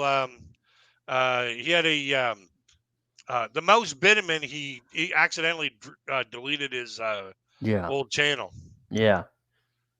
Yeah, So basically, so so he's got to basically, start over again. So yep. give him some love. Give him Show some. him show him some hugging. Yep. Give me some love and everything, and Hey, give him some hugging. amen to that, brother. Yeah. But man, I gotta tell you though, I mean, all these Filipinos, like Filipina Elated, Filipina Wanderer, they went on Numbnut's channel and they regretted it. Yeah. Oh yeah. Anybody. You've been on freaking Numbnuts' channel. Well, actually, Numbnuts has been on my channel. I thought you went to his once. No, I backed out. Oh, okay. Yep. You know what's great about having a person like that on your channel? What? You can mute his ass. Yep. Mm. All you can do when you're on his channel is leave. Yep. And that's why I won't go on his channel. And if he shows up on my channel, bye bye. Here's a banana peel. Slip on it on your way on your way out the fucking door. Like I would let him start talking um about men and how they're salivating over the pee, and then right in the middle of mid sentence, just press the remove button, to remove somebody from StreamYard. Just oh, I'm sorry, I hit the wrong button. I couldn't see it. Yeah, it's when you pull a Steve Urkel. Did I do that? No, it's Did I do that? yeah, that's it. But what I would be doing Mm-hmm. is I would have the simp audio ready, Uh-huh. and I would play it every time he goes to speak. He'd be like, "Well, what I think about that is, well, I love you, Angela. Oh, I want to send you some more money, baby. You can let me do. You can. I'll let you decide what videos get to go." Oh, he would get so triggered. I think it would be fucking hilarious to watch the fucking mushroom cloud as his head explodes. uh well, actually, I think her name was Angel. Hmm. Or no, Angel was somebody else, but I think her name was Angela. Oh, Angela. Yeah, but Well, he's never Angel. number one. Number Mhm. one, it's been confirmed by my source that um, uh, translated that those videos. Mhm. That number one, he's never met her in person. Mm. Number two, she's got a kid. Number three, he's allowing her to decide what videos get deleted off of his channel. And what was it, number four? Oh yeah, number four. He's just the biggest fucking hypocrite on the planet Earth. Mhm. Do as I say, not as I. Oh yeah, number four was um, that he said about his Subscribers. subscribers that they're just a bunch of dirty old men who need his help to get some action in the Philippines. Who the hell needs he needs his help when he's over 300 pounds and 5'2"? Yeah, but listen to what the translation was. Mm. They're just a bunch of dirty old men who need his help getting some action over in the Philippines. Doesn't that sound like he's insulting and degrading his own subscribers? Yep. Now, what's the one thing that you should never do? You Bite the should. hand that feeds you. Mhm. And in this business, in YouTube business, the hand Mhm. that feeds you are the people on the other side of this screen Mhm. saying, "Hey, I'm watching your video, man. Oh yeah. I'm liking your video." Oh yeah. So he's sitting there freaking insulting these guys, Mhm. and they're still going, "Oh, I like your video. I like the way you insult me. Oh, I'm a fucking jerk. I'll hit that like button just to help you out, just to have every." Oh, don't worry about that, Jisbar. No, Mm. that's we're talking about this numbnut MYK Mike Journey, Philippine Journey. MYK Philippine Journey. Yeah. He's a dirtbag, a douchebag, you name it. Man, this guy here, uh, he's basically a manure truck because everything that comes out of his mouth is nothing but shit. Yep. Oh, and not only that, he attacks the Filipina P. He Yeah, calls her a heapon. yeah, A heapon. Yeah. And he basically trashes her mother, and yeah. He's what was it the Filipina P said? it's about It, saving face. yeah. Like literally, and I've said it many times. Mm-hmm. Saving face is not a cultural issue. Saving face is a human nature issue. Every human on the planet does it. We comb our hair to make ourselves look more presentable. Yeah. We wear clothes because nobody wants to see this fat ass naked. Yep. Women wear makeup to hide little blemishes. Mm-hmm. Men shave their faces because some men can't grow a good thick beard. We wash our cars to make them look better. Saving face is just making something look better than it does, Mm-hmm. or making what does look good shine more than what doesn't. Well, why does a woman shave her legs?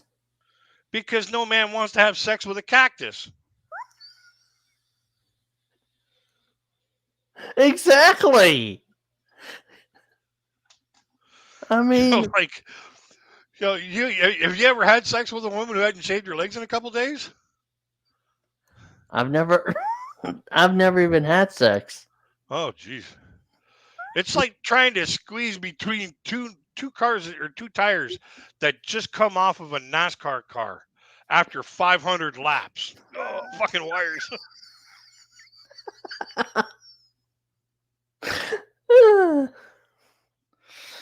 Oh man.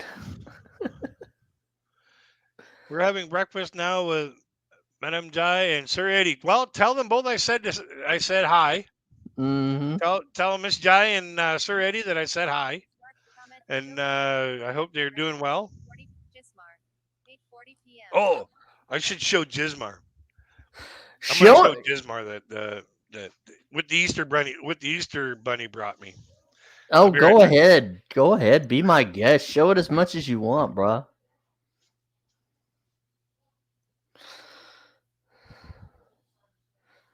Oh, this is gonna be great. Miss kita, mahal kita. Every Filipina that I talk to and I say that, I'll say, Miss kita. They just, you know Tagalog, you know Tagalog. Oh my God, you know Tagalog and you can't see. I'm like, yep. Where'd you learn how to speak Okay, Tagalog? Yeah, go ahead. Gizmar, are you ready? Now I'm gonna give you an idea here. This is about, I'd say, between 6 and 8 inches tall. Mm, This is about four, yeah, about four, little over 4 inches wide.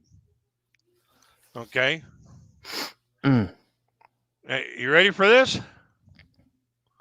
It's a hamburger.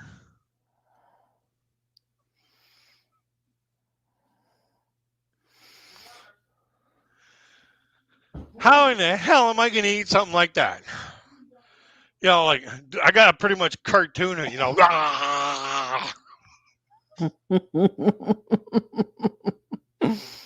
mm. And I think after I eat something like that, I'll go to the hospital, have my blood tested, and watch their heads explode. Cactus. Show comment. Start Gismar. 8:40. Rolling on the floor laughing. Show comment. Start Gismar. I Mm. think after eating something like that, it's 3 kilometers from here to the hospital. After eating something like that, I bet you I can make it there faster than Ben Johnson can do the freaking 100. Mm. Oh my God. That's like a sugar buzz, sugar bear. Damn. And it's a good thing that it's not solid, too. Because if it was solid, fuck, man, that thing would weigh about 10 pounds. You'd need a lift truck to shove it in my mouth. Mm. Wow. Oh my God. Yeah. Mm. Man, Yeah. oh man. Yeah. My brother got I think about a 3 pound freaking solid chocolate bunny. My mom got some crafts. My dad got some chocolate Easter eggs. My uncle got some uh, sugarless jams. Mm. And I got this fucking hamburger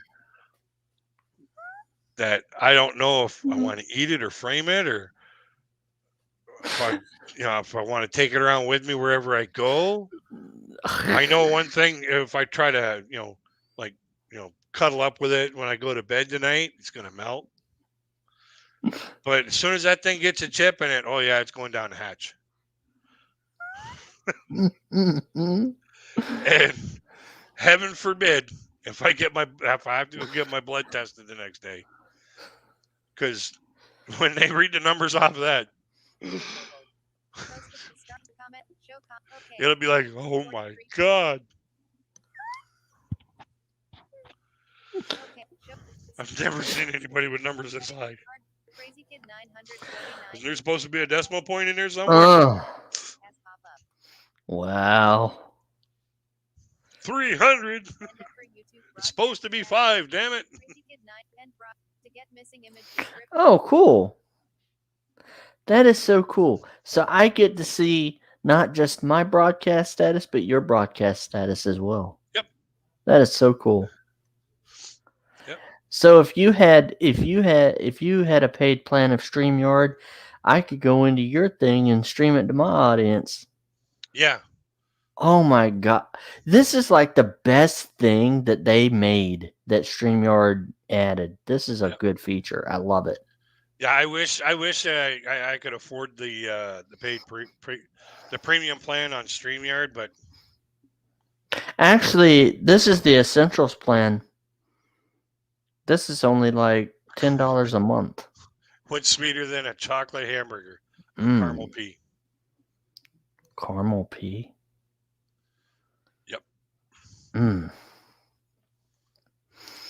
Man, could you just imagine what the Filipino pea would do if you put that hamburger in front of her? They're like, this half's mine.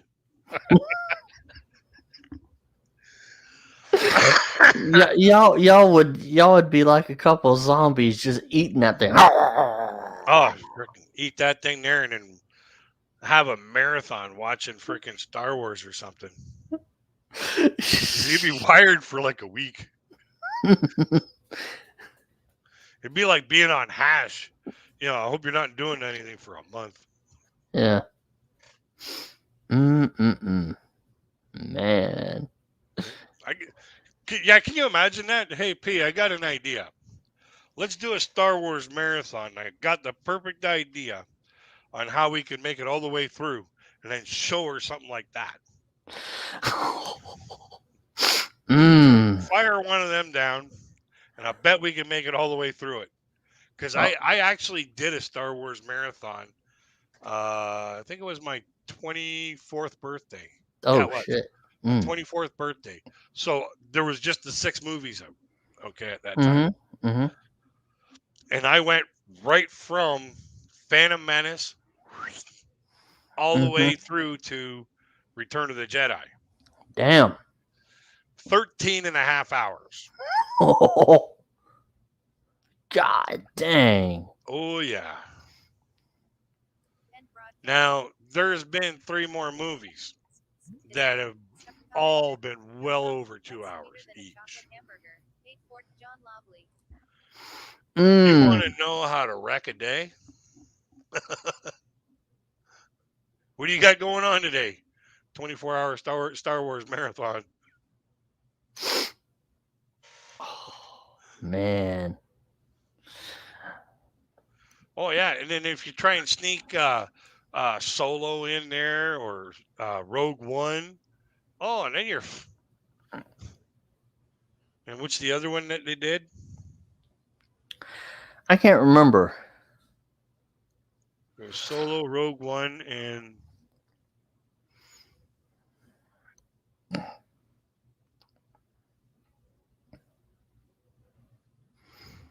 Mm.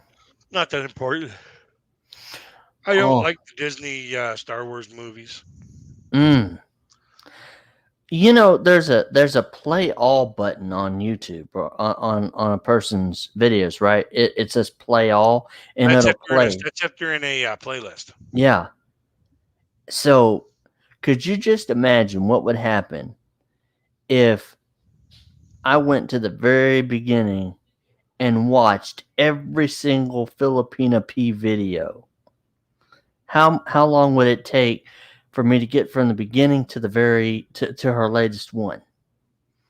It'd probably take days. Oh yeah. Like let's put it this way here. When I started watching the Filipina P, Mhm. I picked up like a little better than a year ago. Okay. Mhm. Mhm. It would have been about a year ago. Right. Um, Right. so and I watched, it says, "Oh, I'll be back in 3 days," or "I'll be back on Tuesday," or whatever like that. Mhm. And I would watch those videos, and I would wait for those videos to come out. Mhm. And then all of a sudden, one of her videos, like, and then I'd watch, like in the recommend, Mhm. I'd be watching more videos, more videos. And all of a sudden, one of her videos said, "Well, I'm not asking you to go to my channel, hit the videos button, scroll all the way down to the bottom, and start watching them. And you'll find that most of the questions that people have, I've already done videos on." And I was like, huh, that's a pretty good idea. So I did that. Mm.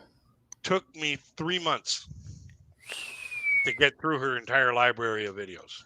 God dang.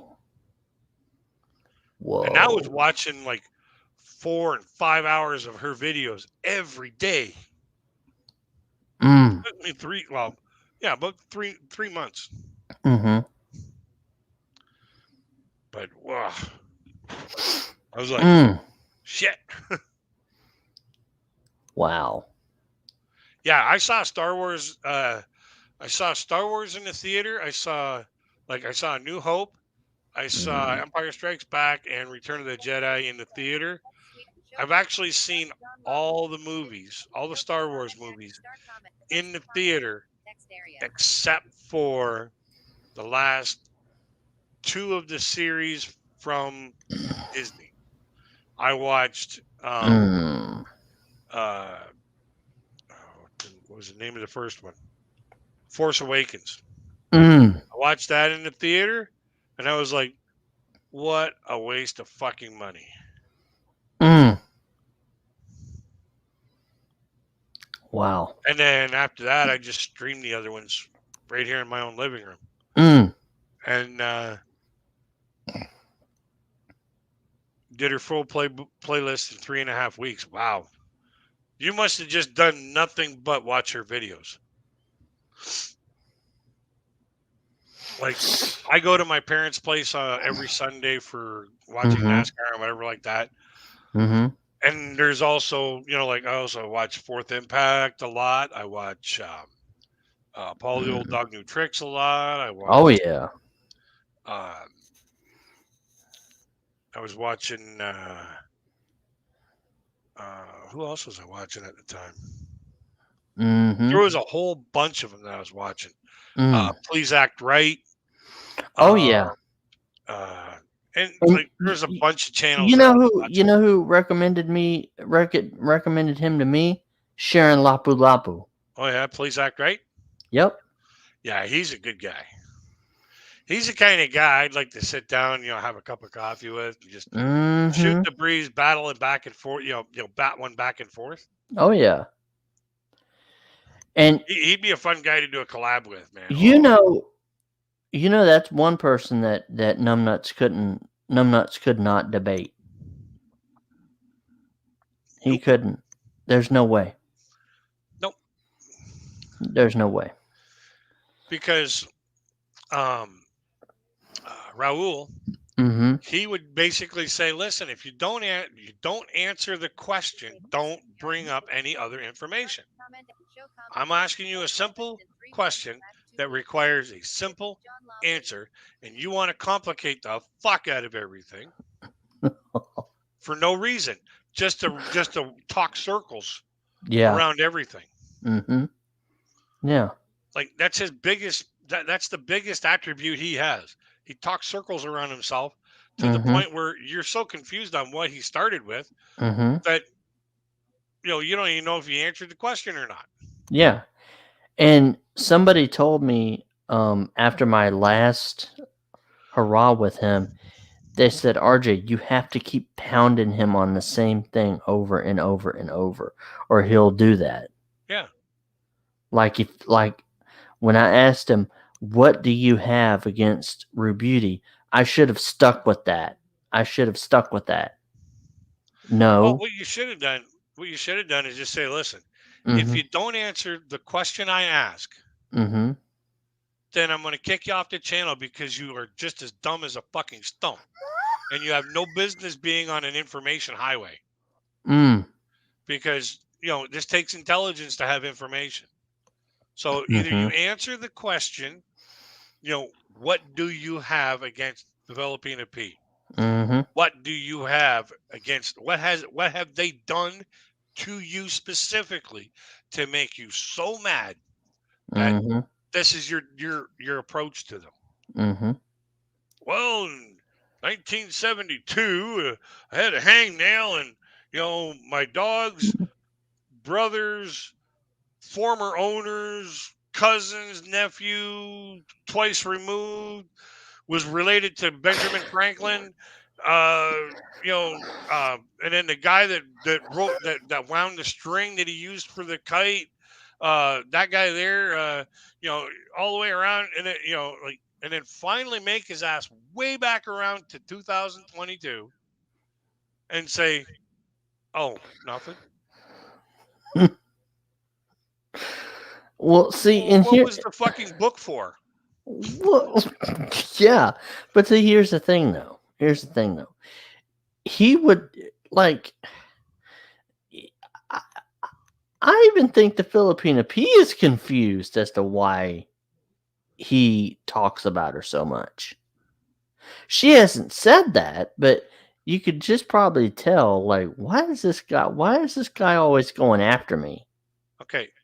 You, you know what a pretzel feels like, right? Yeah. You know, the one that's twists back around. Yep. And you know what a pretzel stick feels like, right? Yep. P's mode of thinking is a Uh-huh. pretzel stick. She'll get straight to the point. Mm. Numbnuts, he's like that pretzel. He starts over here, he Uh-huh. ends over here, but he takes a long fucking time to get his ass all the way around all this loopy bendy roller coaster bullshit to finally answer your fucking question that you forgot you even asked. Uh-huh. Okay. Whereas P, she will give you all the information pertinent to the topic that you've asked the question on. Mm. She will bring you straight to the point. The shortest distance between two lines is a straight line. Or the shortest distance between 2 points is a straight line. Mm-hmm. P knows that. That's why she's like the pretzel stick. She will get she has the information here. She will get it there in a very short period of time. Mm-hmm. Numbnuts. He's got to drive if he's going from let's say Dallas, Texas. Uh-huh. Or let's do something even he might even know. If he's Uh-huh. going from Orlando, Florida, Uh-huh. and he wants to go to Kissimmee, Florida, Uh-huh. they're not that far apart. Right. Now he's going to go through St. Petersburg, Mm-hmm. which is like freaking 6 hours down in the panhandle. Mm-hmm. Then he's going to come across and come up an old town. Then he's going to go all the way across to freaking Daytona. Mm-hmm. And then he's going to go to Jacksonville. And then he's going to run all the way over to 8:53 p.m. Dinner. Fort Lauderdale. And then he'll finally make his way over to Post a comment. Text Kissimmee, Florida. Oh yeah. And you'll be like, all right, number one, what took you so long? Mm-hmm. Number two, were you even invited? I don't remember inviting you. Mm-hmm. And number three, Mm. I can't remember the question I asked you. So go back and get me the information. Could you just imagine if there was a live stream, right? Because I've actually thought of this. If I was doing a live stream, You are and doing a live stream. I know, but here's what I was thinking about earlier. If I was doing a live stream and Numbnuts was on here and he was just going on railing and railing and railing, and then somebody, comes into my chat, says, "Hey, can I come up on your panel?" And I bring them up. They don't show their face or anything right initially. And then as I bring them onto the show, boom, their camera turns on. It's the Filipina P. What do you think would be Numbnut's reaction? He'd probably leave. Which I know she would not do that, but I'm just saying.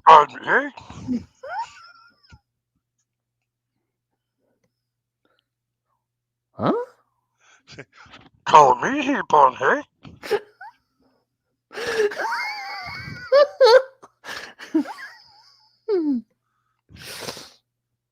I mean, I know she would not do that because she doesn't do live streams, but I'm just saying, what would happen if she just said, "All right, you know what?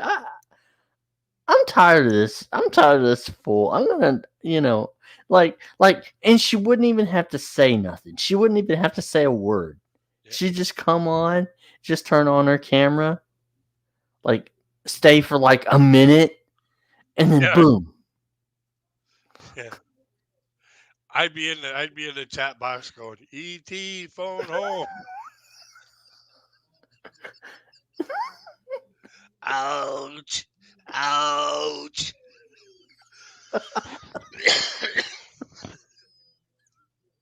Mm. E.T. phone home.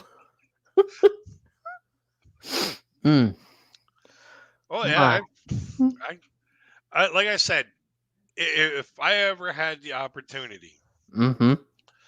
to sit down and have a conversation with P on, like, whether it be like her in one chair and me in the other chair, we're both on the same camera at the same time. Mm-hmm. I bet my left nut that we could get the audio, or we could get anybody who's watching just rolling. Can you imagine the two of us together? We'd be bouncing off each other like Indian rubber balls. Well, and see, that's the thing. I've tried and tried to ask P. Just one time. Come on my live stream. Just one time. And she's like, "No, I don't do live streams." And I understand why she doesn't do it. Yeah. I get it. But if she did and I brought you on, oh my god, that would be hilarious. That'd I'd be a moneymaker right there. mm-hmm. I'd probably piss my pants. Oh, yeah. Yeah, because you wouldn't want to be going anywhere. You'd be like, "Mommy, get me a diaper." Next thing you know, RJ's feet are in the freaking camera. "I Mm. need changing. Wah, wah. Oh god. Mm. Help, I pooped my pants and I can't get up."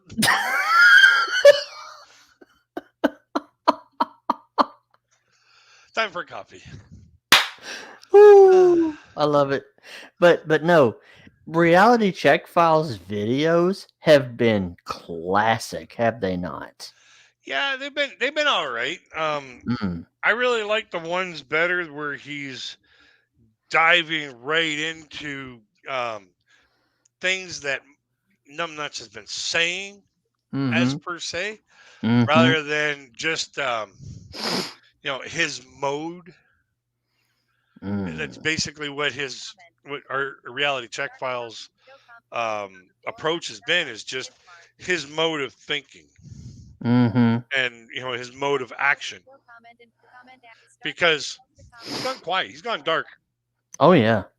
Numbnuts has gone dark, and as long as he's dark, reality check files, sure, he's going to have other people to look at, Mm-hmm.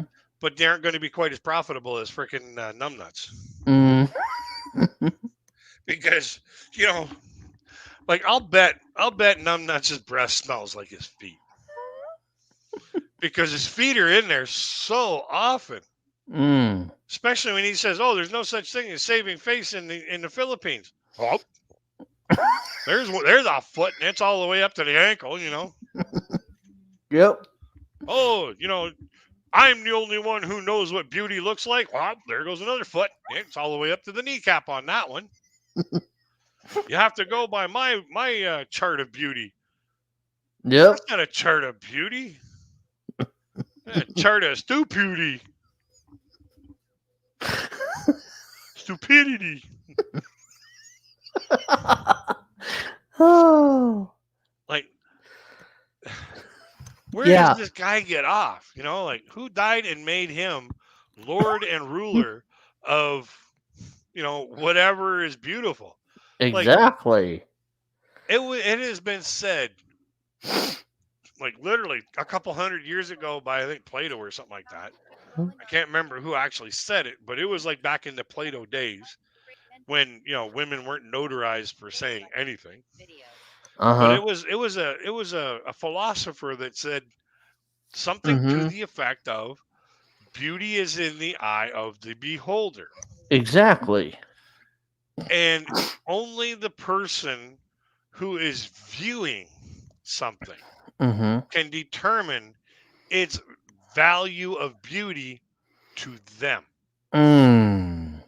Now, where does asshole or numbnuts get the idea that there is a specifically written chart Mm-hmm. with MYK numbnuts on the bottom and Mm-hmm. as a copyrighted issue Mm. that is the Lord and Master of all of beauty? Wow. Chill with good people. That's what I want to know. Like, where does he get off saying all this stuff he says? Like, John Lobley says, I think RCF is great. I just wish it reached more people. So many would benefit from learning about liars. Yes. Yeah. exactly, John. I agree. Yeah.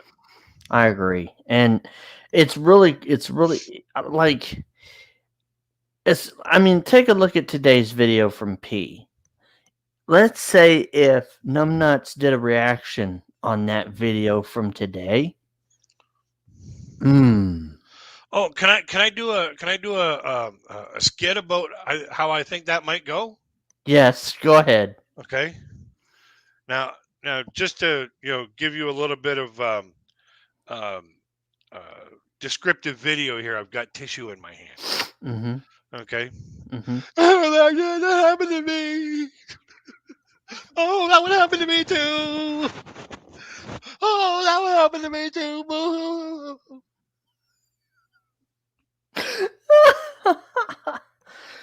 Oh That's how my. I could see Numbnuts doing a reaction to that video. Oh, that would happen to me too.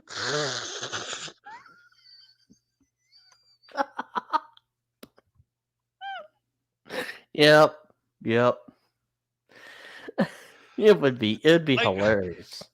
personally, I've had a bunch of those. Uh-huh. I experienced a bunch of those firsthand. Mm-hmm.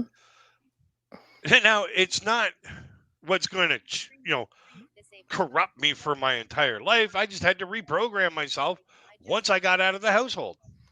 Mm-hmm. Okay. Once I got out of the environment, I had to reprogram myself the way I want to be. Mm-hmm. I took that upon myself Right, exactly. because I knew how much that hurt while I was going through it. So Mm-hmm. I don't want to pass that shit on. Mm-hmm. Like when I was growing up, my brother, he was the golden boy. My parents would even say in front of my face to their friends, Mm-hmm. when my brother was born, they became parents. When I was born, I forced them to be parents. Mm. Now I Wow. figure they should have learned the first time around. So this way here they can handle something new coming around. Mm-hmm. But apparently the world wasn't even ready for this one. So, Mm. but like I've never had a filter ever. Never, never, never, never, never. I would get into trouble and my parents would have to stop laughing before they could punish me. Mm-hmm. And then they would stuff me into a corner with nothing around me. Like there'd be like no pictures, no nothing. Like Mm-hmm. my mom would even make sure that there wasn't even any cobwebs in the corner for me to play with. And yet I would be sitting there with nothing in my hand, acting like it's a dinky car going. About 20 minutes after that, my parents are laughing so hard, get out of there. Yeah. Yeah. And it don't make sense. Oh man. Like my mom and dad, they they were strict. They were strict, but Oh, you come up it from a very, very religious household. So, oh yeah. Oh yeah. Oh, well, my family, I mean, like, I'm from Southern Florida, so we're Southerners. yeah. And that's the reason why I can identify with the Filipino people, because in my family, you didn't use huh or yeah or no, it was yes ma'am, no ma'am, yes sir, Can I help you, please? May I please help you, sir? May I please help you, sir? Exactly. Yeah. Exactly. And even at 30 years old, I remember one time my Aunt Doris asked me a question. Her name was Doris. And she asked me a question. And I made the mistake of saying, yeah. She goes, yes, ma'am, to me. Yeah, I'm like, that's I a mean, bit strict. oh yeah. You know, And I'm an adult yeah, at this point. I'm 30 years old. But yeah. she was raised like my dad because my grandmother and grandfather were very, very strict with their kids. Yeah, My back in grand, those days, they didn't. mm-hmm, If you said yeah, whatever, mm-hmm, the next statement that came out of your parents' face was going to be something like, Don't make me bust this. The sir and the ma'am out of your ass." Regan Cook, Regan Cook, Robert Furtado, Bob the Richie Girl, RJ How Sandefur, about you go in the mm-hmm, back there and get me a switch, and I'm gonna bust that sir and that ma'am out of your mouth. Rosany Cadavis 83 at gmail.com. mm-hmm. Subject. Going Oh Yeah, you see, yeah. it, in my growing up, my grandmother was really religious. Okay, Mm-hmm, mm-hmm. well, the closer you get to death, the more religious you become. Oh yeah. Natural. So, my grandmother was, like Bible, Bible, Bible, Mm-hmm, and she was like, always trying to get me to go to Bible school and trying to get me to go to Sunday school. mm-hmm, And that's when they found out that, there is no filter here. I am going to ask what is on my mind. I want logic. mm-hmm, And I started asking questions, logical questions about, what they were preaching and what they were teaching, because I wanted to make sure that I mm-hmm, was getting it right. I was understanding it. mm-hmm. And I started asking questions that were so uncomfortable for the preachers. They said, "Okay, you failed. Get out." Yep. I was kicked out of Sunday school and Bible school when I was 7 years old. Mm. They just couldn't handle me. No filter, It was like, this boy's going to end up in the gutter. Mm. Well, I attended my first Catholic mass when I was in middle school because I was raised as a Baptist, as a Southern Baptist. Yeah. So when I attended my first Catholic mass, it was a wedding. And so the priest, he was from Ireland. So after the mass, the church had a yard sale. And so my mom, introduced me to the priest and everything. And I'm sitting there talking questions about, well, why does it smell smoky in the church? And he was explaining to me about the incense and everything like that. So me and this priest, we hit it off, like, right? Can I So interject here for a second? go ahead. I'm trying to get a timeline here. You went to a wedding. Mm-hmm. It was your first Catholic mass, Mm-hmm. and they had a fucking yard sale right afterwards. No, this is like a few days. This is like a few days after. Oh, okay. Yeah, yeah. I It's thought like they were, like it was a wedding, and then for the reception they had a yard sale to pay for the fucking vacation. this is We gotta sell our furniture so we can go on vacation. it was weird, but so anyway, me and this Or did they priest just ended, empty out the people's houses or house it, while they were on vacation, going, "Yeah, we'll get them." yeah. So Summer basically, sale. yeah. So basically, what happened was me and this priest became really good friends, right? So all throughout middle school, all throughout high school, all throughout college, I would talk to this priest on the telephone. And then sometimes I would go by the rectory and visit him and stuff. Well, when he found out that I was going to become Catholic, he was elated. He was elated. He said, "It's too bad I'm retired now. Otherwise, I would have heard your confession." I'd have said, "Father, you would not have wanted to hear my confession." He's like, "Oh, is it that bad?" I'm like, "The roof would cave in." My confession would have to start off with, "Forgive me, Father, for I have sinned." By the way, did you pack a lunch? Oh my god, it would be, it would be. And you better have some money for pizza for supper too. We gonna be here a while. Yep, yep. My like, I've heard of Be like, people. just read the damn Bible all week long. Hmm. Get the fuck out of my church. Oh man, yeah.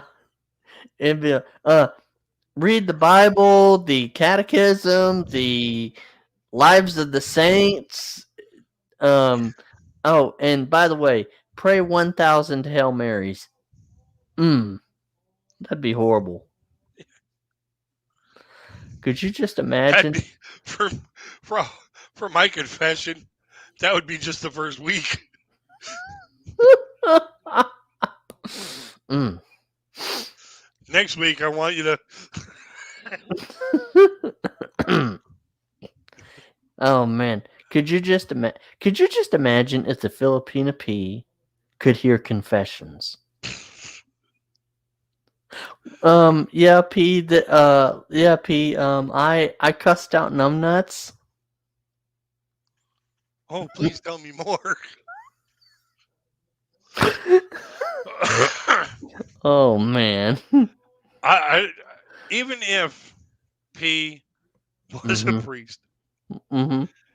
I don't think she would be able to survive through confession Mm. because like the priest on the other side is supposed to be like prim and proper, supposed to be like there to guide you through your trials, your tribulations, and Mhm. steer you on the proper path of righteousness. Mhm. Some of the confessions that P would listen to, she'd be over there going.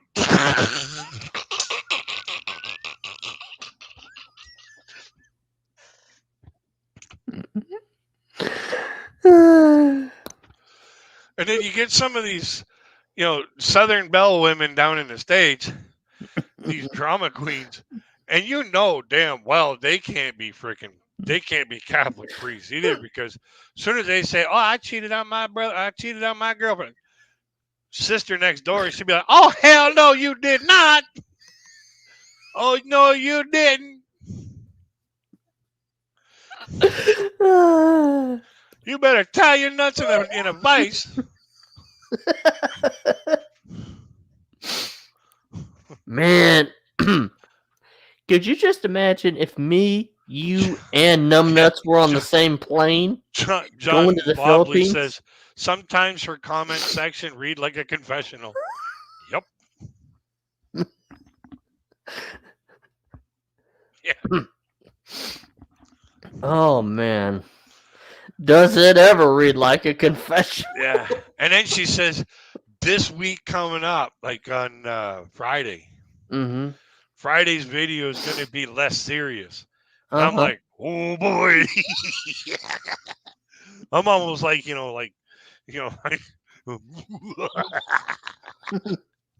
I can't wait. Mm. I got to go for a smoke, dude. I'll be right back. Okay.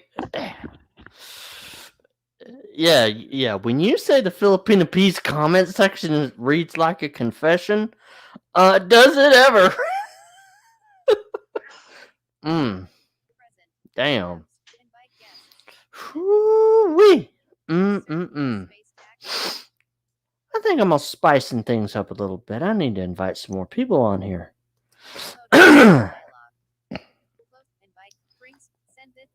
So, all right. Let me just do this. Yeah.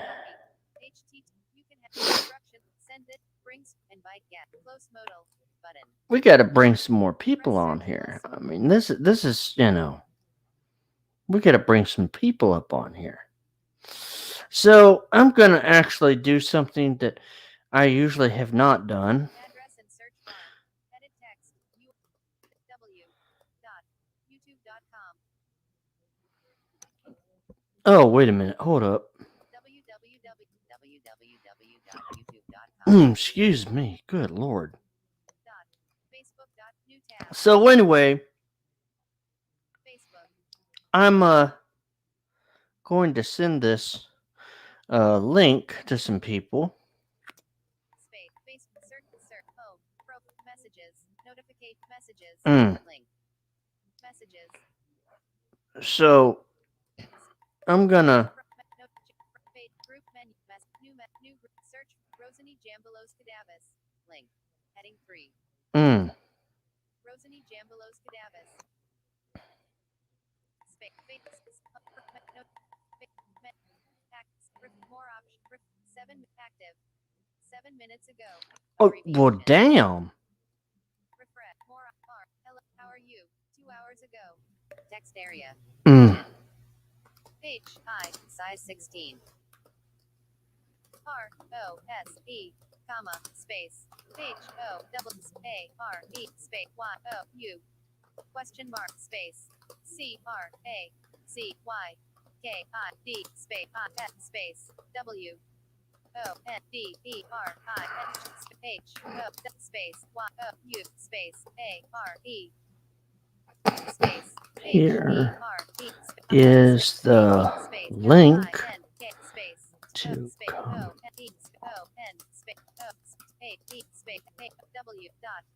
New line. So, all right. Send. Default. Button. So I just sent the link to someone. Hopefully she'll come on.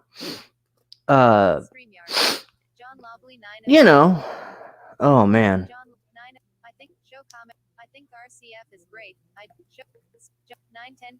Did you see P's TikTok short she had up for 3 hours this week? No, I didn't see her TikTok short. Show comment. Star comment. John Lobley 912. I had never heard of religion until show comment. Start John 9:20 p.m. So show comment and I'm back. her comment section read like a Oh, good night, John. yep, sometimes her comment section reads like a confessional. Boy, yeah. it sure does. Peace. Yep. I don't know what I don't know where he gets confessional from, but I'll tell you what. Can I make a confession right here and now? Yeah. Okay. I kind of like the Filipina P. Yeah. I have, I think she's really, really smart. I think she's really funny. Oh yeah. Two of the things that I look for mostly in a woman is Mm-hmm. intelligence and humor, because any woman that's going to hang around me any kind of length of time, Yep. better have a sense of fucking ha-ha. Uh-huh. If she doesn't, she ain't gonna last long. Mm-hmm. Hey, one girlfriend, she's like, "Oh, I love your sense of humor." Mm-hmm. 3 months later, do you ever stop being funny? 9:20. Good night, guys. Show comment. Start post a comment. Oh yeah. Yeah. And I'm like, no. Like I was talking to a chick today. She was in front of me, Mm-hmm. and we were just kind of walking along. Mm-hmm. And her son dropped down to see if this toy on the ground was broken or not. Mm-hmm. Too broken to take home, and it was. And I ended up passing him. And then she was walking fast and walking like right up on me. And she goes, "Oh, excuse me, I'm coming right up your rear end." And I was like, "Well, I've had worse looking people come up my rear end." Oh. So I'm I'm at the point where every doctor wants to come up my rear end. Give me the finger.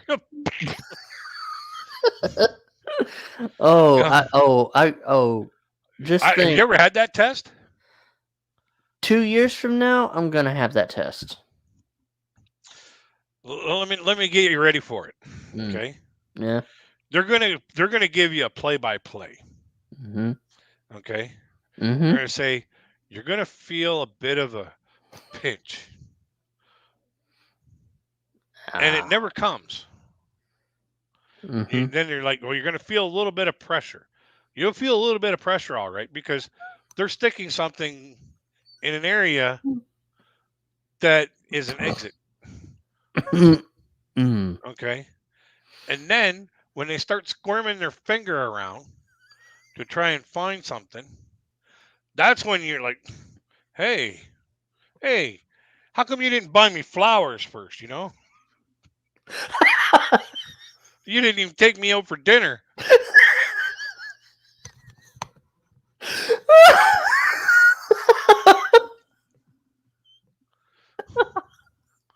But they put this goop on their glove so it slides in a little easier. And then they say, okay, now go to the bathroom and wipe that off. Oh God. Well, otherwise, it's like axle grease, man. You walk a lot smoother, and there's no way you can get it all off. Uh. Like it takes a good couple hot showers to get that shit off there. But let me tell you, the next few times you go to the bathroom, it's smooth sailing. uh. Like you know how when you get those rough shits and it feels like you've eaten Legos, Yep. like you've eaten Lego blocks and they're trying to come out full. Uh-huh. Even those are like, hey, there we go. But when you get the urge after you've had that test, when you get the urge that, oh, I think I got to go to the bathroom, you better go to the bathroom Uh. because without any warning, boom, you'll drop a bomb in your shorts and you'll be like, well, it's a good thing I don't have to see that when I do my laundry. Actually, I had that happen once. Give yourself a short or a shark. Yep. Yep. It was I was I was in here on this computer, as a matter of fact, not my Chromebook, but my big computer. So I was in here.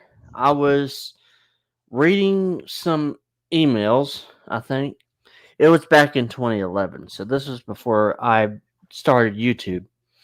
So basically, I'm like, I need to go to the bathroom. Well, I didn't make it to the bathroom.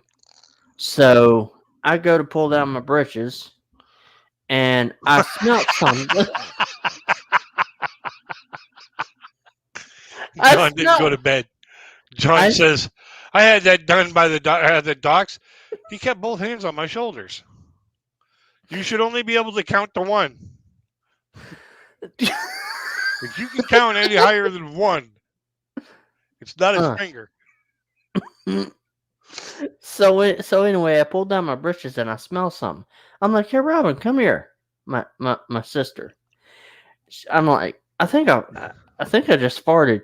She looks down at my drawers, right? She looks down at my underwear because I'm sitting on the toilet. She goes, RJ, you took a shit in your underwear. I'm like, what?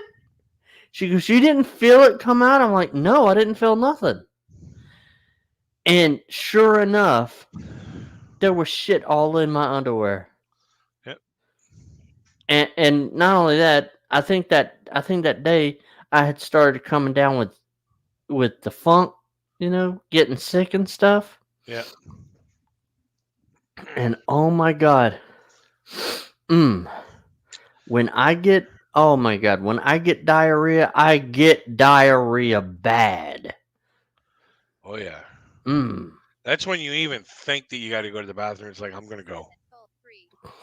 It's it was Like you that's don't the even want to cough or clear your throat. that's the reason why when P did that sick video where she was sick, Yep.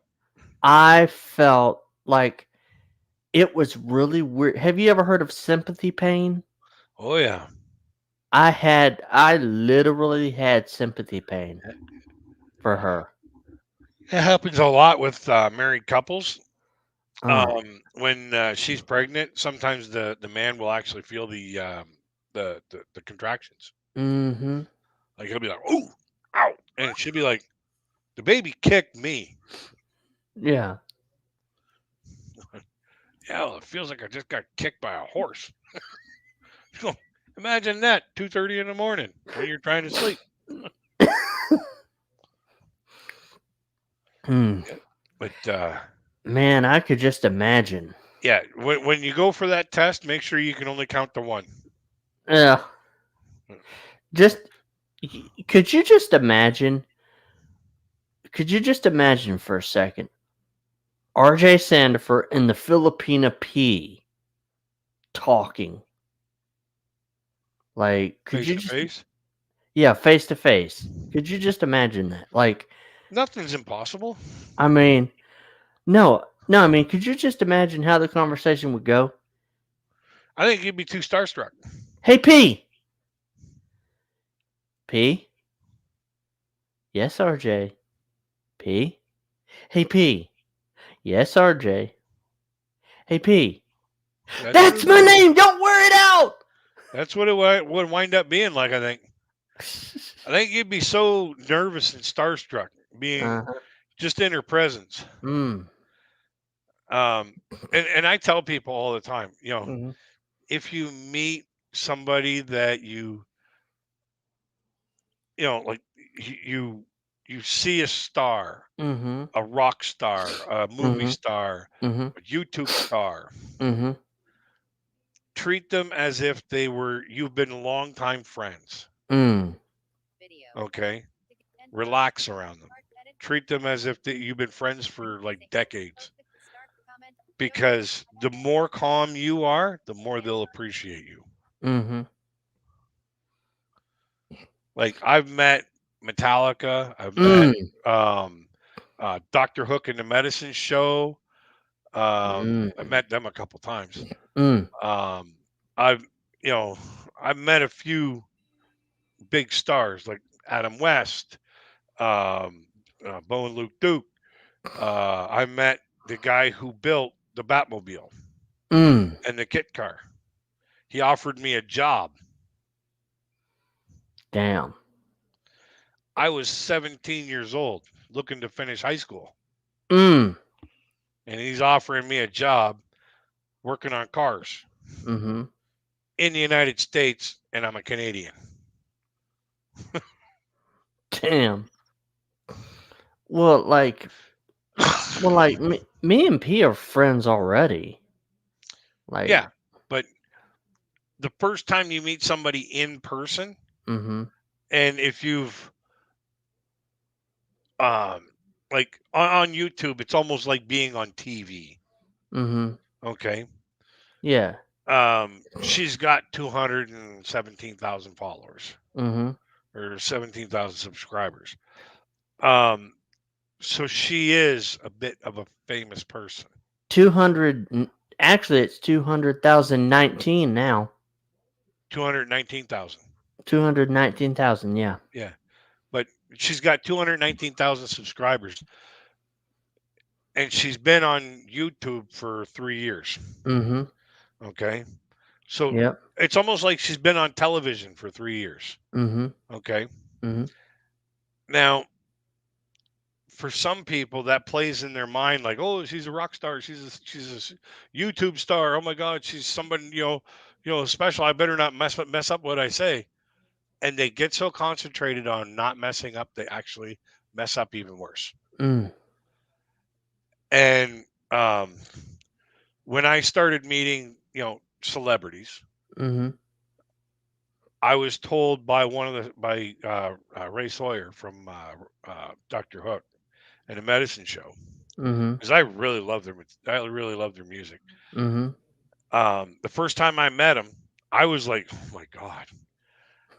And it was before I met Adam West. Mm-mm. And he said, what Ray Sawyer said to me, he says, because he saw me, I was like fucking jittering, I was shaking, and I was like, oh my God. And he's like, relax. We're just people here. We just Mm. do something ordinary people don't do, and ordinary Mm. people appreciate. Wow. And he says, you're one of those ordinary people that just appreciates what we do. So Wow. treat us like friends, and Wow. and you'll be much better off for it. Mm. And I was like, you know what? That is the most profound thing Mm. I have ever heard a person in that position Mm. say to somebody meeting them for the first time. And then a few months later, I went to Autorama Mhm. and I went to get my picture signed by Adam West, Mhm. and I was like, "Hello, sir. How you doing?" I shook his hand, and he's like, "Oh, you're pretty calm. He says, we're just people here. No comment. Start post. You're doing something that I really appreciate. I'm showing you my appreciation in person Mhm. for being here to support you." Mm. And he goes, "Thank you very much." Mm. And then the following, was it right after right after the Batman section got done, we went Mhm. around to this other area and the monkeys were there. Oh. Davy Jones, Mickey Dolness, Michael Thorak, and Mhm. uh, Michael Nesmith. Mhm.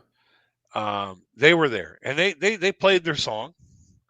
They played the monkeys theme song, Mhm. and along with Daydream Believer. Mhm. And then they sat down at this table and they signed autographs. And I went up and I was like, "Hey, Mickey, how you doing? Hey, Davey." And they were like, "Hey, how you doing?" Acting like we were friends. And I was like, "This is great. Mhm. This is just awesome."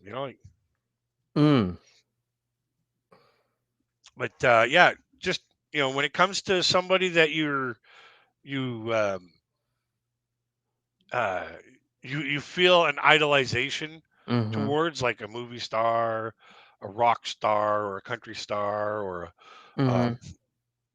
evangelist, or whatever, whatever, Mhm. a person who is notarized and publicized for their craft, Mhm. treat them as if they're friends, Yeah. because they'll appreciate it more. They'll be more at ease, and you'll actually get a better experience from them if you're Mhm. not all Yeah. rigid. You'll enjoy it, they'll Mhm. enjoy you, and they'll actually let their guard down and have a little fun. Mm. Like when I met Metallica, I was like, "You guys gonna be here for a little while? I just gotta go. I just gotta go throw a piss. I'll be right back." They're like, "Yeah, come on over." I went, threw a piss, washed my hands. When I sat down, I threw a $20 bill on the waitress's uh, tray, and I was like, "Fill us up. Three, give us each 3 beers and keep the change for yourself." So then she comes off. She brings us all these 3 beers, and "Hey guys, cheers!" We started telling jokes, and let me tell you, that was fun. That was a lot of Mm. fun. Mm. And then I get back to the Canadian border. It was fucking hilarious. The border guard, he's like, "So you guys got anything to declare?" Like, he's like, "Where are you guys coming from?" So our designated driver says, "Well, I'm designated driver for this bunch of drunks. So we're just coming back from the Ritz in Roseville." Said, "Oh yeah." So he says, "Let me see your hand." So I showed him my hand, stamp. And he goes, "You guys got anything to declare?" And all of a sudden, it just the bottom of my throat. And I was like, "Oh, just a second." I opened up the door and went,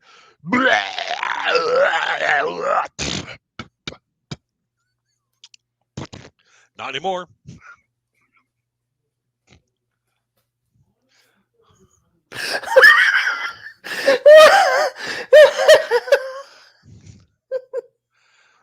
The border guy was doing the same thing you're doing right now. He's like, "Get him the fuck out of here."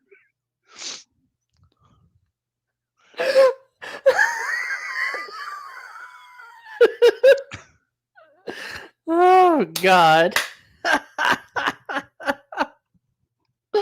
Ooh. Mm. And I just opened up the door and puked right there on the border. When I was done, I just closed the door. Went, "Not anymore." All nonchalant, "Well, you can have it." Yep. Get him the fuck out of here. Oh, Mm. I've done some strange shit at the border and gotten away with it. Oh, Oh man. I've done some strange shit to authorities and Uh. gotten away. I don't know how I get away with so much shit. Probably because everybody that I'm doing stuff to, they're fucking laughing their ass off and they're going, just get out of here. You can't Oh be man. serious. Get him the fuck out of here. Oh man. Our sheriff would love you. No, He I would. think your sheriff would shoot me. No, this dude's pretty funny. This dude's pretty. I mean, he can be serious when he needs to be serious, but he can be funny if he wants to be. Oh my god! And the reason why, because him and my brother in law, they went to school together. They're like really good friends. So you know, um, he he'll actually do he will actually cook barbecue dinners. And he'll be like, "Hey, y'all want some barbecue?" Yeah. John Right. Lobley says, remember when you meet a celebrity, you pay their wages. Yep. Yeah, You but I'm pay. not going to tell him, hey, I pay your wages. Go get me a fucking beer. Mm-hmm. Yep. Well, one of my dreams is to go to the Vatican to meet Pope Francis, the Holy Father. That's what we call the Pope in the Catholic Church is the Yeah. Holy Father. So, I would walk up to Pope Francis and I would say, "Most Holy Father, how are you doing?" Or "Hello, Your Holiness." like, um, I don't know if I could call somebody your holiness that, unless they were like, shot up, mm. if they had Well, pair of bullet it's a holes in them. Hey, your holiness. well, it's a term of respect, but Yeah. I Yeah, mean, but you know what I mean, though, eh? Like, I'm yeah, more of a literal person, like, oh, yeah, I guess you I really get are what you're holy. saying. Yeah, I get what you're saying. But, But you know, I was on the phone with the bishop's secretary, and I to of our diocese, right? Because the Pope appoints our bishops. So I said, "Well, how's the bishop doing? How's his eminence?" And he goes, "Well, RJ, we just got back from visiting with the Holy Father in Rome." I'm like, "What?" He goes, "Yeah, we just got back visiting from visiting the Holy Father." So I'm hoping that if I place a phone call to the diocese and say, "Hey, is there a way I can get over to Rome to have an audience with His Holiness?" I think you pretty Yeah, much have to have something important to say to them. yeah, yeah. But Hi is not something high on the yeah, list. yeah, yeah. Howdy. I can't see that being, top priority for, But the I Pope. mean, um, I'm, I'm sure, like if I went to one like a papal audience or like a mass that he did or something like that, because he what he'll do is he'll walk through the crowd sometimes, or he'll like ride on his Pope mobile through the crowd, and sometimes he'll jump off the Pope mobile and just walk over to some random person and just like tap them on the shoulder or pray for them or whatever. Yeah. And I was thinking, if he got off that Pope mobile and walked up to me and said, "RJ, I'm Pope Francis. How are you?" I'm like, "Oh, hi, Your Holiness. What's up?" Hey, dude, how's it hanging? Long left and to the right. Long, loose, and Mm, full of juice, and always down to the right. yep, exactly. Yeah. But I mean we talk about the Filipino P a lot on here, and Sure.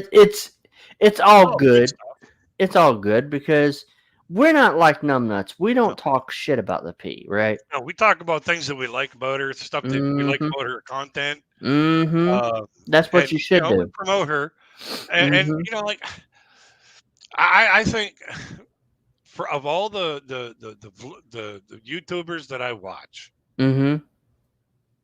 She's got to be like she's top notch.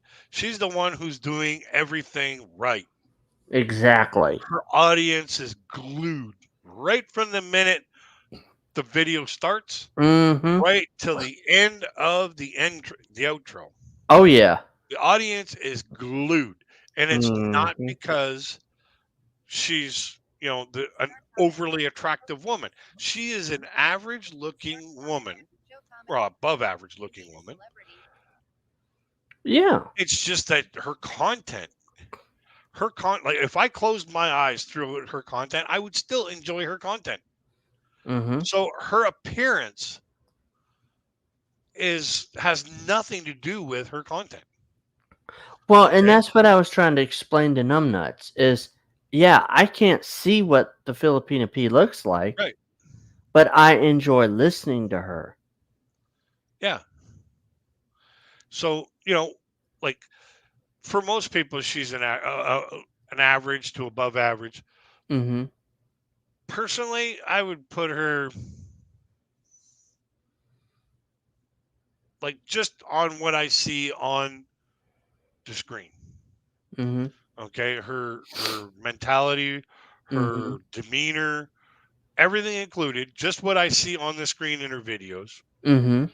I'd say personally, my personal rating would be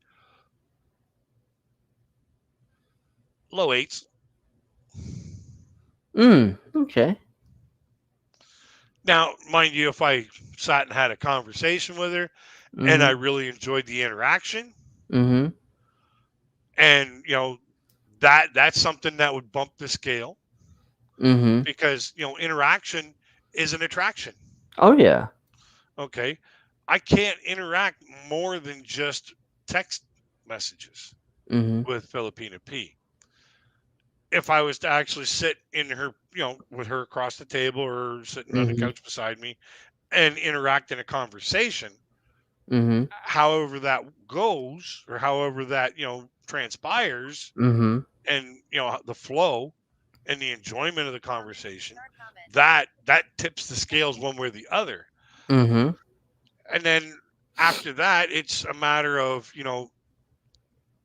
physical demeanor.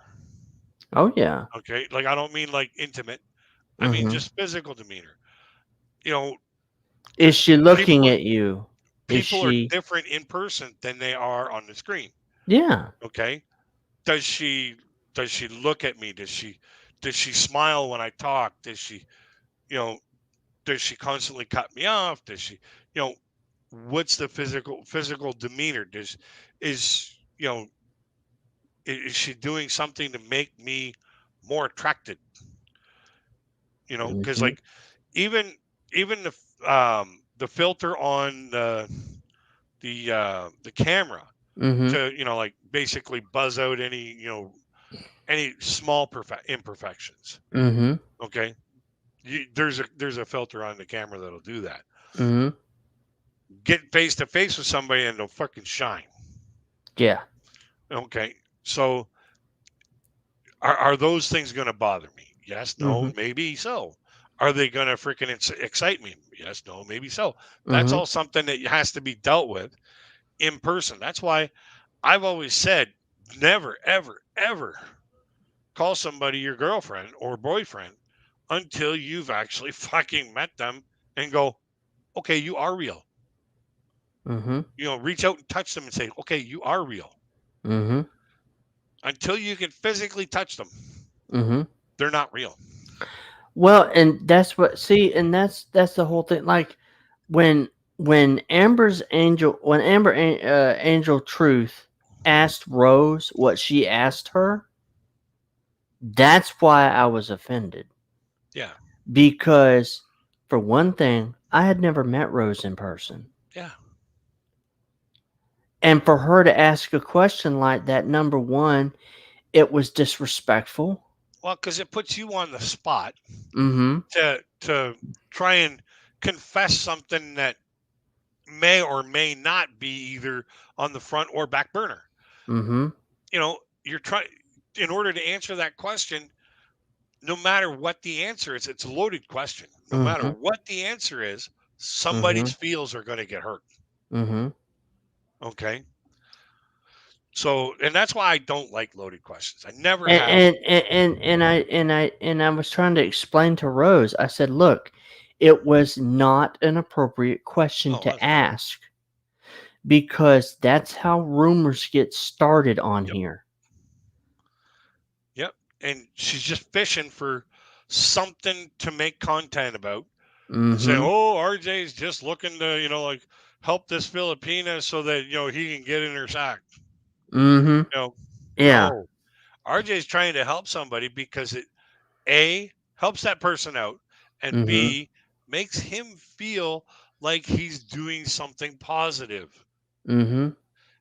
Makes him feel better about himself because he's able to do something to help somebody else out. Exactly. Where in your Exactly. entire life, everybody has always had to do something to help you out. Mhm. Now you're able to do something to help To somebody help else out, someone else out, and it makes you feel and that's huge. what I was trying to explain. Well, and that's what I was trying to explain to Rose.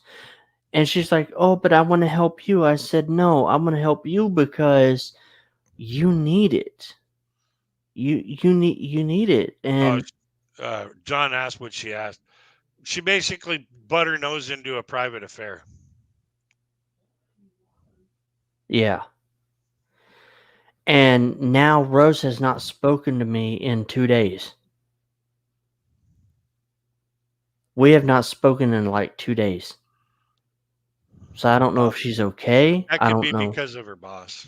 Yeah, I Like think so too. working her too hard and Oh, basically not giving her any time off. it's horrible. It's horrible. And I told her. I said, "Look," cuz she even told me, she goes, I've thought about resigning, but I'm afraid to because I know that I know that the family needs me.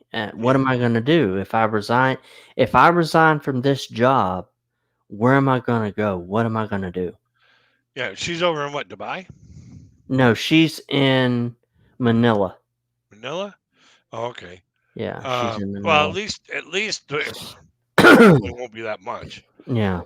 That'll be the positive end of it. Mhm. Um, the negative end would be freaking, looking for a job, and Mhm. then they say, well, what happened to your other job?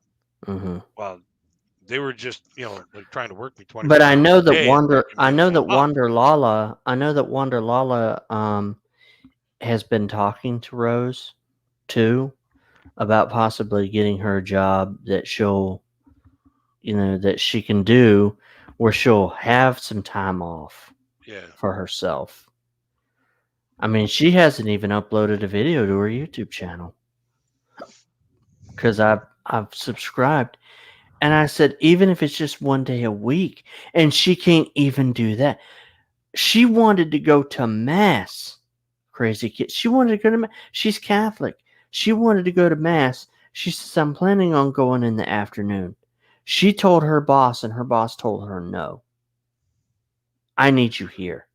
Yeah. That's when you tell the boss, listen, this isn't working out.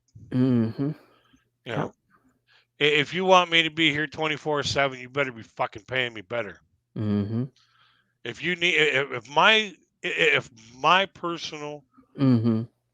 appearance Mm. means that much to you, Mm-hmm. that I have to be here, I better be getting a fucking raise, 9:52 big John time. Motley. Like We'll see. I worked at Siemens in Tilbury, okay, Oh, yeah. Yeah. and when I was going through problems with my eyes, and the doctors, I had 5 doctors all right saying this person needs to be on a disability.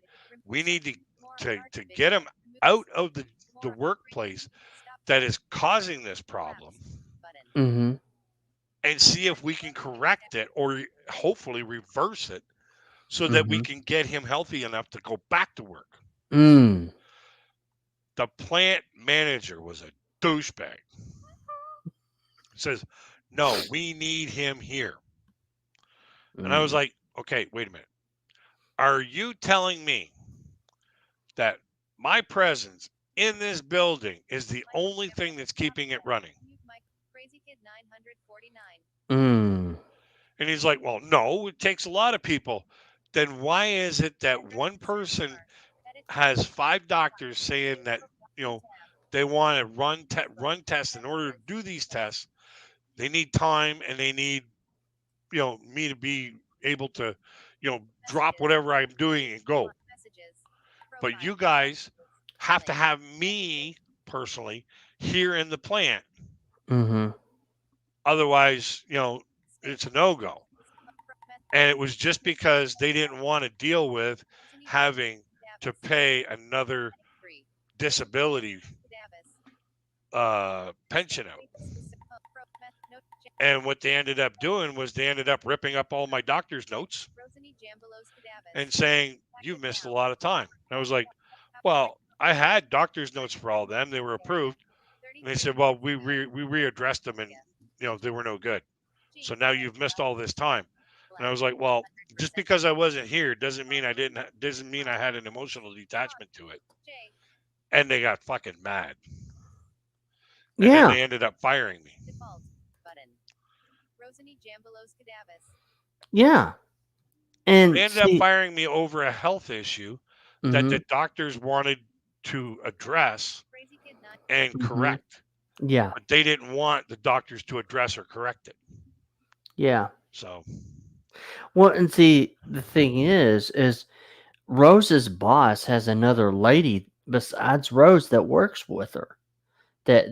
Yeah, so basically, you've got 2 ladies that work for you. Okay, her boss is 74 years old. All right. mhm. So she's got Rose and she's got this other lady. Well, why can't you alternate and say all right, um you cook today or you do this today or whatever. You do Rose, you this in had the the day morning. I off. can go to church in the after, or I can go to church in the morning. I'll Uh-huh. do that in the morning, in the afternoon, so you can go to church in the afternoon. Yeah. Yeah.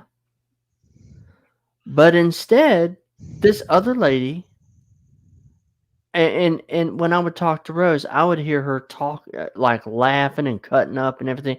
I'm like, Rose, why isn't she working? What is she doing? You're having to do all this work. And you're You're both having getting to, paid for it. and you're both getting paid for it, but one of them is sitting on their ass not doing nothing. I said, this ain't fair. That's why I tell people all the time, don't go for domestic helper jobs. If that's Don't all go. you can get, that's all you can get. It's Yeah, unfortunate, but yeah. make sure you cover your ass when it comes to, they say, well, I want you here 24/7. Say Mm-hmm. no. Say, I'll find another one. Mm-hmm.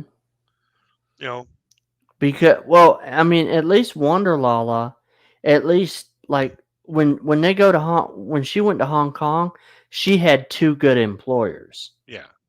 and I think that's what she's trying to do for Rose is trying to get her some way to either come to Hong Kong or to get her something else in Manila that she can do Yeah. because Yeah, you she see, I've need. always I've always said if I ever won the lottery, I'd be fucking on my way to the Philippines. Mm, And my friend Jismar would be mm-hmm. my personal assistant. Ooh. Because number one, it's best to have a local Mm-hmm. take care of, buying your groceries, Mm-hmm. paying for your they'll stand in line for your freaking to pay your hydro bill. Mm-hmm. So if you have somebody that can do that, that needs a job, fuck, why not?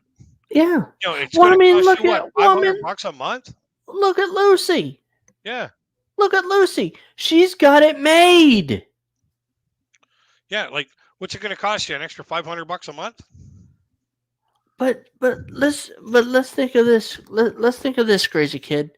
Look at Lucy. Look at Lucy. She lives with a YouTuber. Yeah, Now Lucy wouldn't know her as a YouTuber. She knows her as as a P, good friend. as a good friend.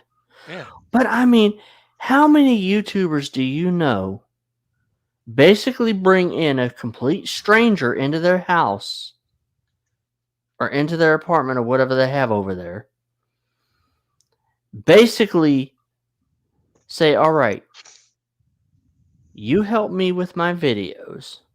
I'll give you a place to stay. I mean, I don't know their agreement, Yeah. but I mean, my God, look at all the stuff that Lucy gets to do. Yeah. And gets to go. Yeah. Like she gets to go everywhere.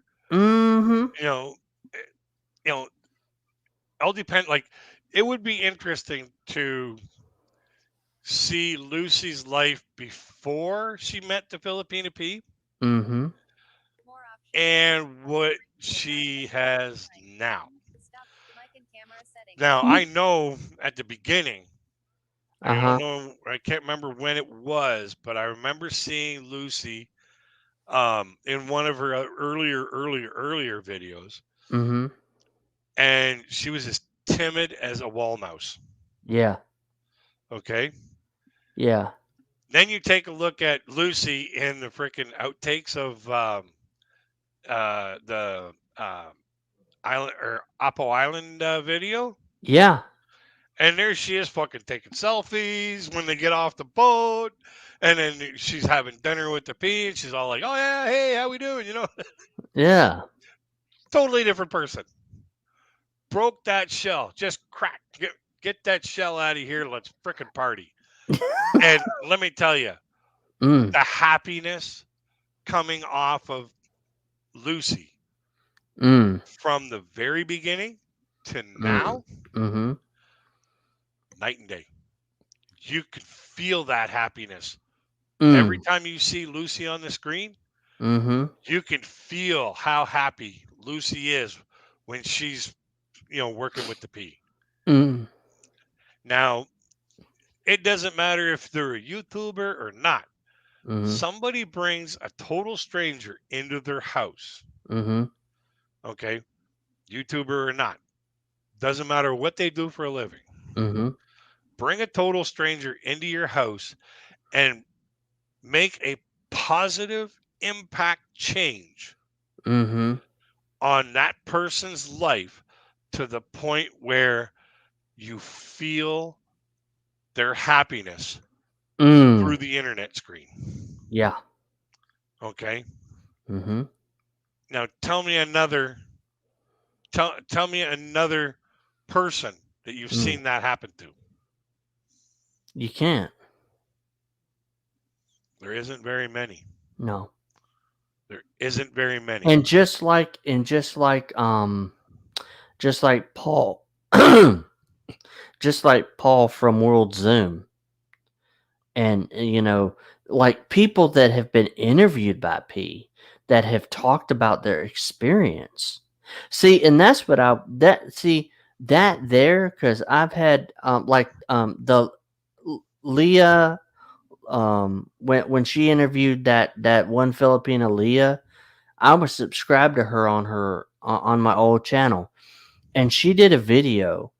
I'm going to meet the Filipina P, and then you see like them actually meeting the P. I didn't see it, but I heard it, and just how happy they were.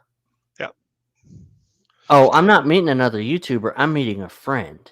Yep. And then she starts describing her experience. Yeah. And that's the thing. And that goes right back to what I said, what Adam West told me. Or not Mm-hmm. Adam West, but Ray Sawyer Yeah. told me. Yeah. Treat people as though they're your friend. Yeah. Doesn't matter if you're meeting the Queen of England. Mm-hmm. At the time, it was the Queen of England. Mm-hmm. Doesn't matter Mm-hmm. if you're meeting the Queen of England, the President of the United States, or the Prime Minister of Canada. Mm-hmm. It doesn't matter. Yeah. They're still people. Well, and see, the thing is, somebody told me something, and it was based on a religious context. It was, RJ, people can question the Bible all the time, but they can't question what God has done in your life. They cannot question your personal Right. experience. So let's take that to the P. Mike can bash the P all he wants, but he cannot question someone's personal experience Yeah. with her. Oh, something just crossed my mind. It was a little late, but Mm. when you said you'd like to go and meet the Pope, Mm-hmm. you know what I'd like to do if I ever meet the Pope? Huh. Hey, man, pull my finger.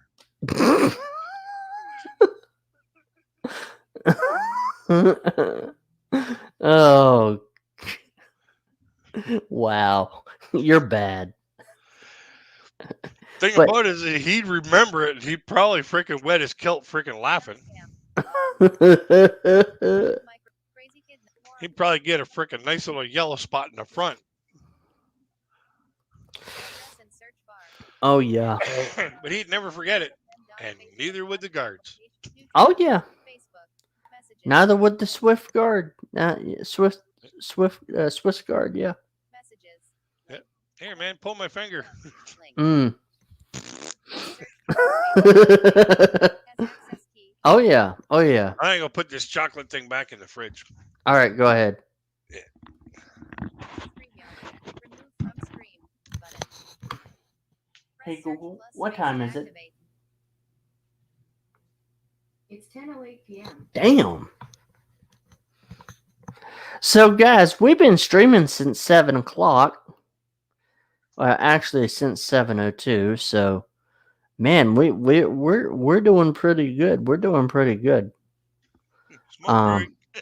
Oh yeah, we're doing good. But man, I mean,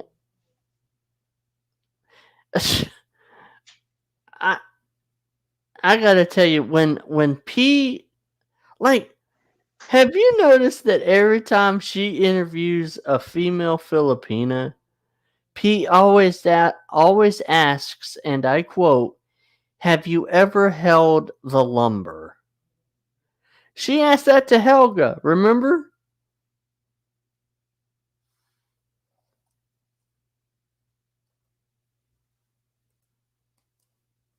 What the Solo layout. Remove from stream. Button. the hell? Mute. More. Crazy kid. Not mute. Stop cam. Mic and camera settings. Hey, RJ, just keep going, man. I'm outside having a smoke. Okay, all right.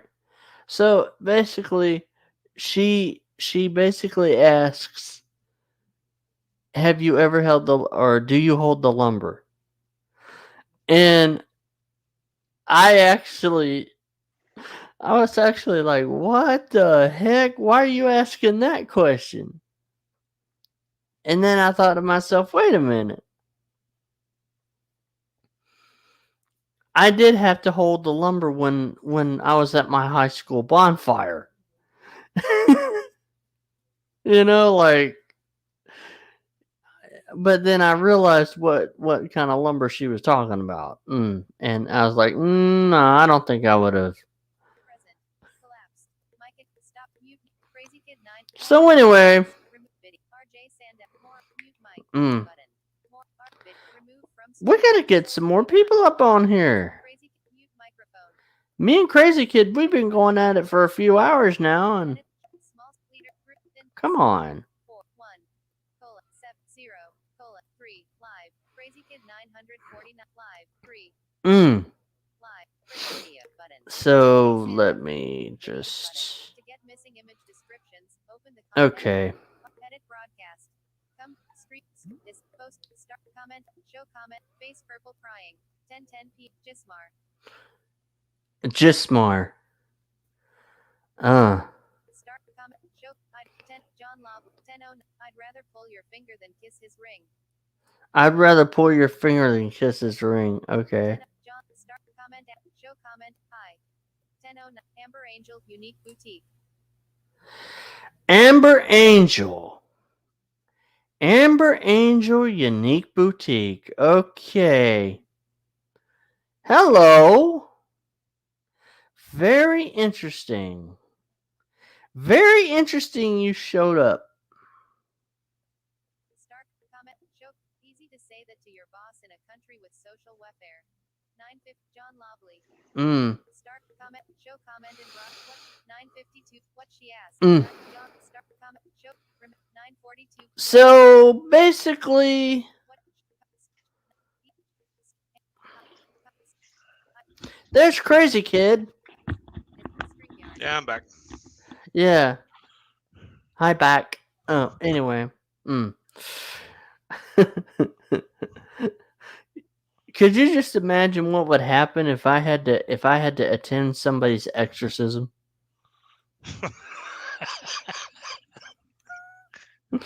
And the demon would be like, "Shut up, priest." I'd be like, hey, you want to go out for a hamburger later?" Yeah, not my hamburger. Hell no. That's mine. That's mine. That belongs to fat guy here. No, it belongs to me. Yeah. Like, and then the priest would be yelling at the demon. I'd be like, hey, dude, just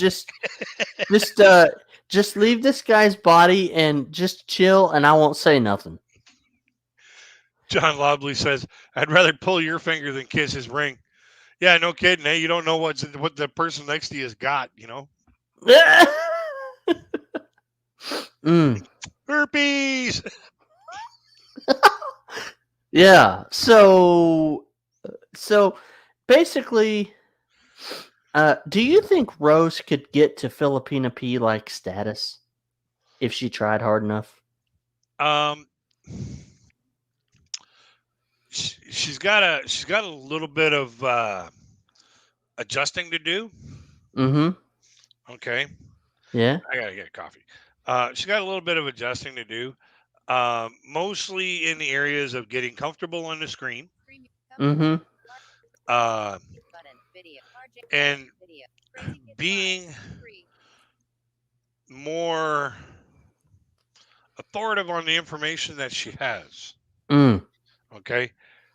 Right now she's still in the, oh, I'm so timid about my my information. I hope people like my information. No, you gotta, this is my information. Here you go. Take it as it is. I mean, I just don't want her to give up on YouTube. I want her to keep going. Because she's good at what she does, especially fixing that wire. Yeah, and like I said, we got different ways of doing it here in Canada. So, and our plugins are a little bit different than hers. So, like that's how they do it there. That's how they've done it for however long, and that's how they've generations have done it that way. Whereas here in the West, no, we don't do it that way. No. We just make one thick wire out of all them little strands, strap it around, and tighten it down. Yeah. Whereas they split it apart and wrap it around and twist and tie a knot and do all this other fancy stuff, and then they screw it down. It's like you're doing a lot more work for the same effect. And if you really want to keep the cord from getting pulled out, give yourself a little extra cord, tie a knot, and then put it in front of the spot where it's going to come out, and then it won't come out.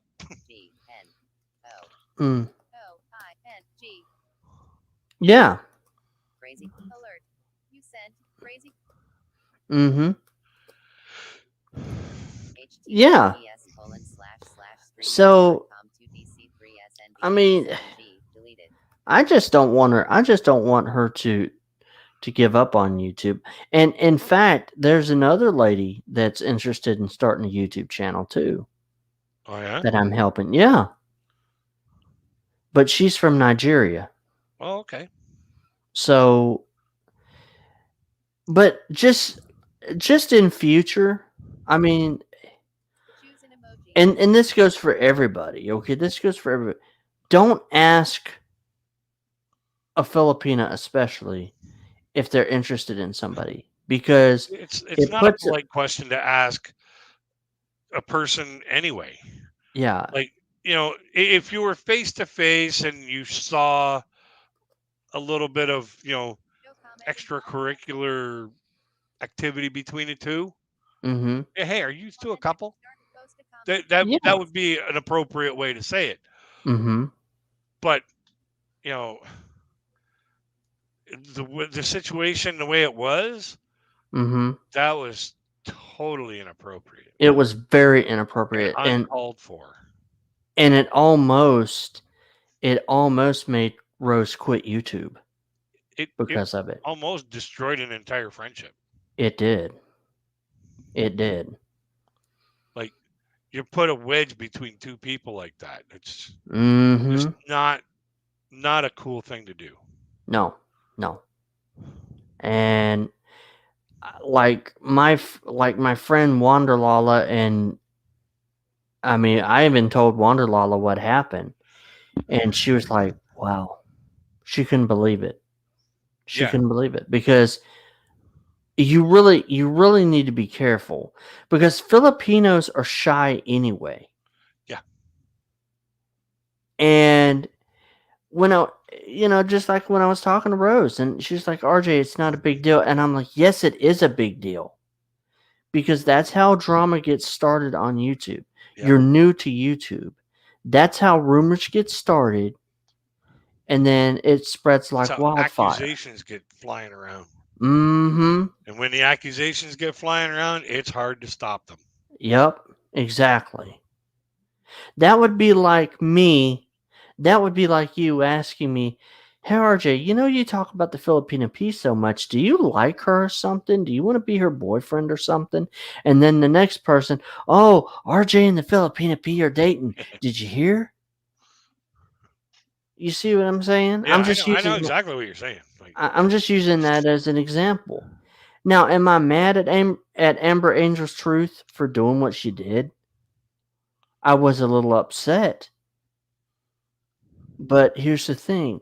You've got to be see, she doesn't understand what we understand having been around Filipinos. yeah, yeah, like, Okay? You can't ask them something. It's not like you can ask an American woman, "Hey, do you like him?" yeah. You You can't can do that. you can ask an abrasive person abrasive questions. Mhm. Filipinos are more reserved, Mhm. more traditional, Mhm. more, like, strict about the way they handle themselves Mhm. than the people in the West. The people in the West, a lot of them Comment. are very abrasive. Picture. 10-9. John Lobley. And that's why a lot of men Mhm. are fucking off to the places where they're not as abrasive. Mhm. See, Rose wasn't used to that. Yeah, Jismar says, that's true, Kuya. You see, I pay attention to you. I pay attention to you, Jismar. Mhm. Does Gizmar come up on panels or no? Um, that's a hit or miss. Okay. Um, I don't want to. as with a lot of Filipinos being reserved, Comment. Thank you. and basically John, I really they appreciate don't they don't give themselves enough credit in their English speaking skills Mm. because people from the West, that's all we speak, so we speak it Mhm. fast Mhm. or we speak it too fast, whereas we have to accept the fact that they have to understand what we've said, Mhm. translate it into their native language, Mhm. figure out what they're going to respond, translate it back into English, and try to make it make sense. Okay, there's that extra processing time. So, those of us, Text area. yeah, you are good at English. You're just not giving yourself enough credit. Button. Video. Button. Video.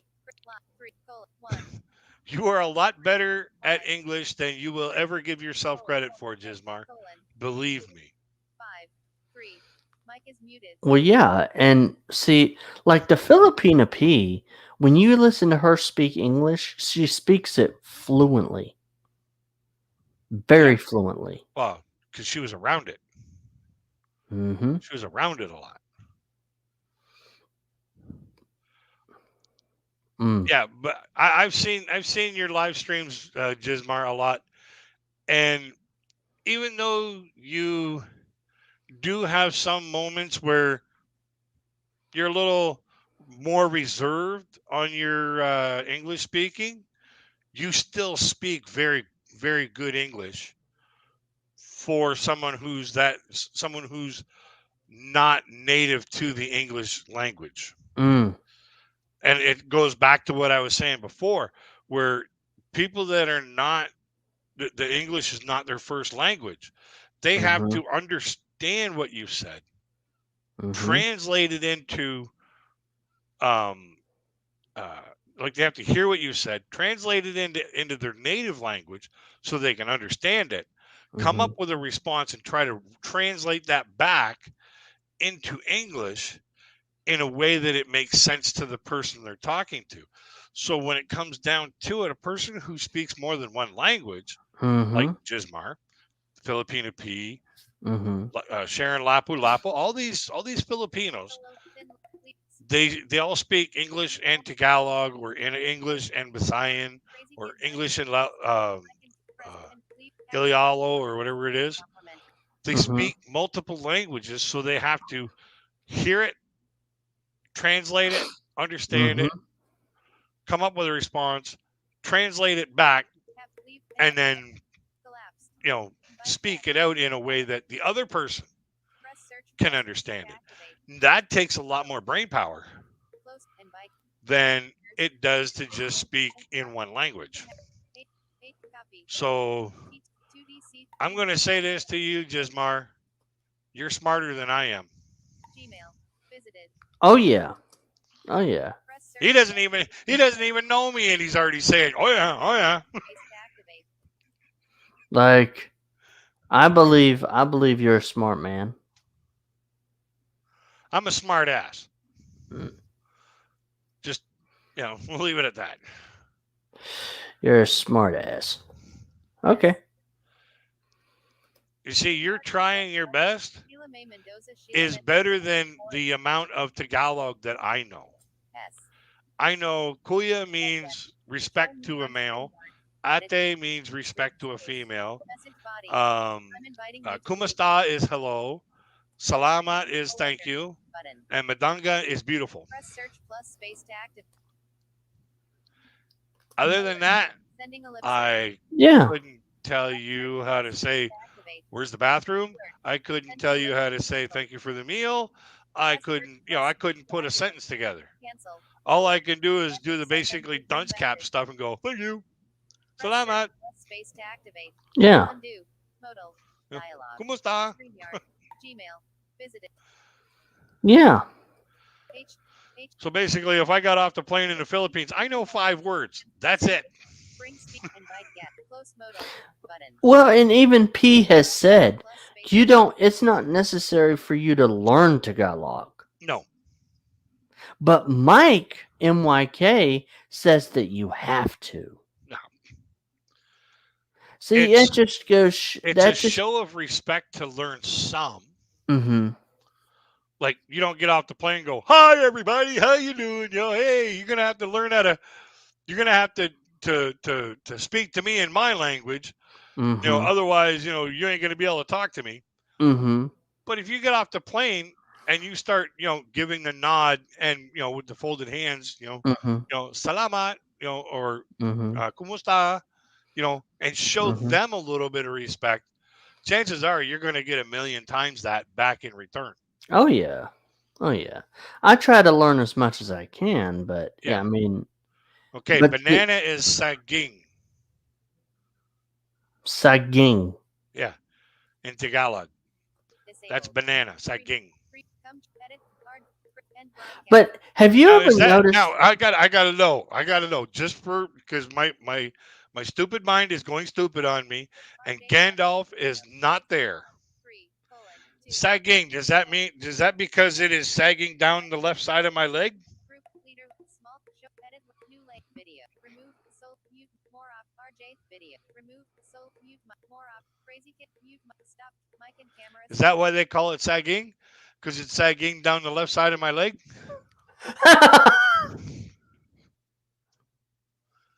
But here's the thing. Here's the thing. You know when P was interviewing Helga, Yeah. she had to ask her the question, "Do you hold the lumber?" Yeah. And I She only thought, did that for fun. and I thought to myself, and this might sound a little dirty, but I thought to myself, yeah, I held the lumber when I was in high school for the high school bonfire. No, the question was, do you hold the lumber while he slumbers? About her partner. Okay. And she's like, oh, yeah. Helga was like, oh, whatever. Oh, yeah, yeah. Mm. But if you want to see some dirty stuff, you want to Uh-huh. see some good stuff, Uh-huh. the Patreon excerpts. I laugh my ass off. And that's all I can say about it. I told you Mm. before, it is worth the money. Uh. Mm. Being a Patreon on the Peace channel is fucking hilarious. Mm. Like, oh. And if you ever do get to be on her uh, Patreon page, I Uh-huh. want you to go to August 5th, 2021, I think it is. Uh-huh. I think it was either 2020. Yeah, I think it was 2021. Mm-hmm. And I want you to get your sister to describe the photo to you. Mm. Okay. And if your sister can't hold a straight face while looking at this photo, Mm. there's a reason. Because I had to run to the bathroom when I saw the picture. Mm. Okay. I had to run to the bathroom because I was going to piss myself. It was fucking hilarious. Mm. And it just so happened to be that picture was uploaded on my birthday. And it sucks that I wasn't a fucking member then. Because if I'd have been a member then, I would have been like, this is the best thing I've ever seen on my birthday. Mm. Wow.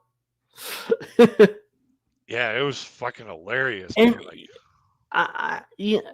you know, just the message that P allowed you to share with me when y'all were talking, just the way you and her talk. I mean, she's very respectful. oh yes, oh yes. Very respectful. And even on YouTube, and even on when you talk to her in her comment section on YouTube, proper, excuse me, she's very respectful. Yeah, well, that's just who she is. Like She's, what part of that does numbnuts not understand? That's the reason why people like her. You stupid idiot. you see, the thing about numbnuts is, in order for him to understand respect, he has to be able to give respect. Exactly. Okay, so since he doesn't give any respect, he doesn't Mhm. understand why people are respectful to each other because Mhm. he just doesn't care about respect. So Yeah, like when he called my friend, the 70-year-old Filipino, yeah, low class, I said, this man's older. Oh, well, I don't care if he's elderly. I yeah. don't care about. Yeah, because you've Anybody who never. grew anybody who grew up in the Filipino culture Mm-hmm. would have known better Mm-hmm. than to call an elder low class. anybody. And he said that, oh, I spent 6 years there when I was a kid in school, and then I've been going back ever since 2013, and then he changed that number to 2002, and it was like, Mm-hmm. okay, you can't even keep your fucking story straight, so I'm going to call all of Huh? that a lie. I ain't making no noise. I don't think so. Yeah, means that he can't keep his own damn story straight. I'm going to call everything that he said in that video a lie. Mm-hmm. So he contradicts himself so fucking much Mm. that it's hard to find out what he's actually going after. Mm-hmm. So, like, I don't know. I just hope that the Filipino people find out what he's been saying and what he's been doing and how he's been treating the Filipino people Mm-hmm. over the broadband. Oh And yeah. I hope they do something about it. I hope they put him in the freaking the prison, and he's got to do that fucking stupid dance every day that they do. 1020 Gismar. Well, yeah, and see that's the thing. It is you have somebody that just constantly berades the Yeah, Filipino P. but the thing Berades about with it is, in beauty. prison in the Philippines, Mm-hmm. you have to do this ridiculous dance. That's part of rehabilitation. You have to do this dance. mm. So if you've got no rhythm, you ain't getting out. You're going to be getting out. You're going to be doing some fucking, serious shit at the bar, when you're allowed to drink. But you got to do this dance every day. This is part of your rehabilitation. and how do William you Marr, and bro, how do you you blonde? and how, No. and how do you know that?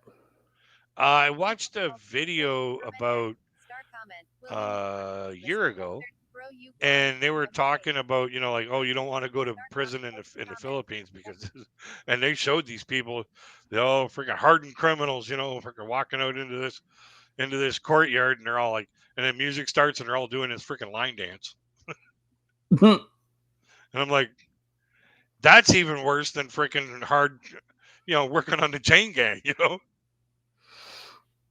Man, I mean, you could just imagine. You could just imagine numbnuts. Oh, I'm not doing that fucking dance. Oh, yes, you are. William, that's not nice to say. What did he say? He's like, send link chat. And then he's like, just see you, my cucumber stood up. What? What the fuck? Yeah, I'm sorry, the door doesn't swing that way. Yeah.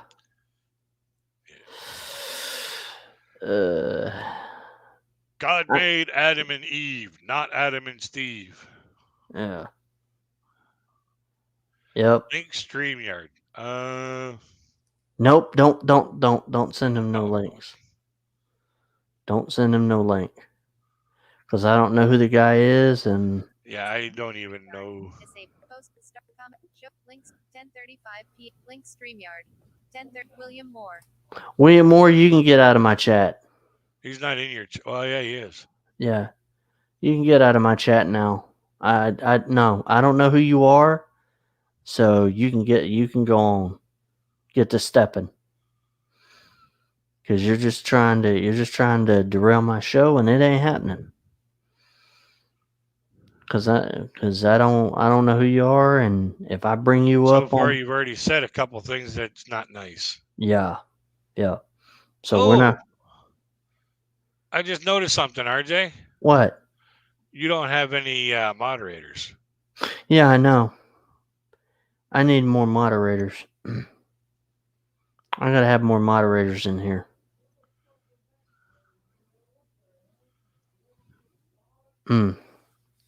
So anyway, you know what I did on my previous channel? I actually made the Filipino P a moderator.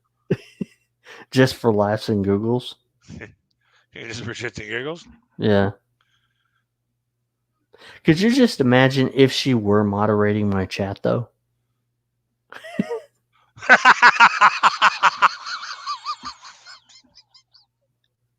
Oh, John. Oh, God. That is the funniest fucking thing I've read. He said he's talking about numbnuts. And he's like, I hope he gets locked up. When he comes out, his butt's going to look like a wizard sleeve.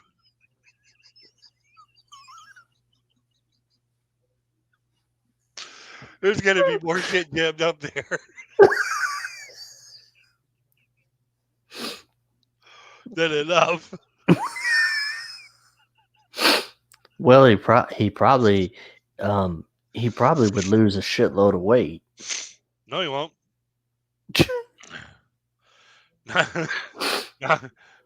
Not with all the companies' drop-offs, deliveries. Oh, his chocolate's going to be milky for a while. 10:30 links show comment start John Lobley 10:30 I hope he gets locked up. When he comes out, his butt gonna look like a wizard's sleeve. It'd be like, wrecked him. Damn near killed him. Wow. Yeah. Damn.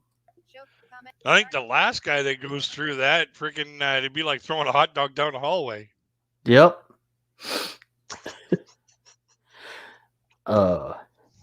Oh, hey. Hey, baby. Like, it'd be like, hey, baby. How are you doing? And, numbnuts be, oh, get the fuck away from me. Get the fuck away. No. You in prison. And in here, I'm your daddy. After a couple of years in prison, can you imagine numbnuts going skydiving? It'll sound like it'll sound like he's whistling on the way down.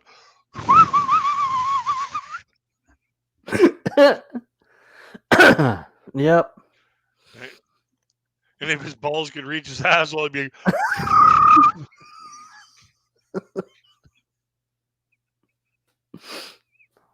What are you talking about? His balls? He ain't got no balls.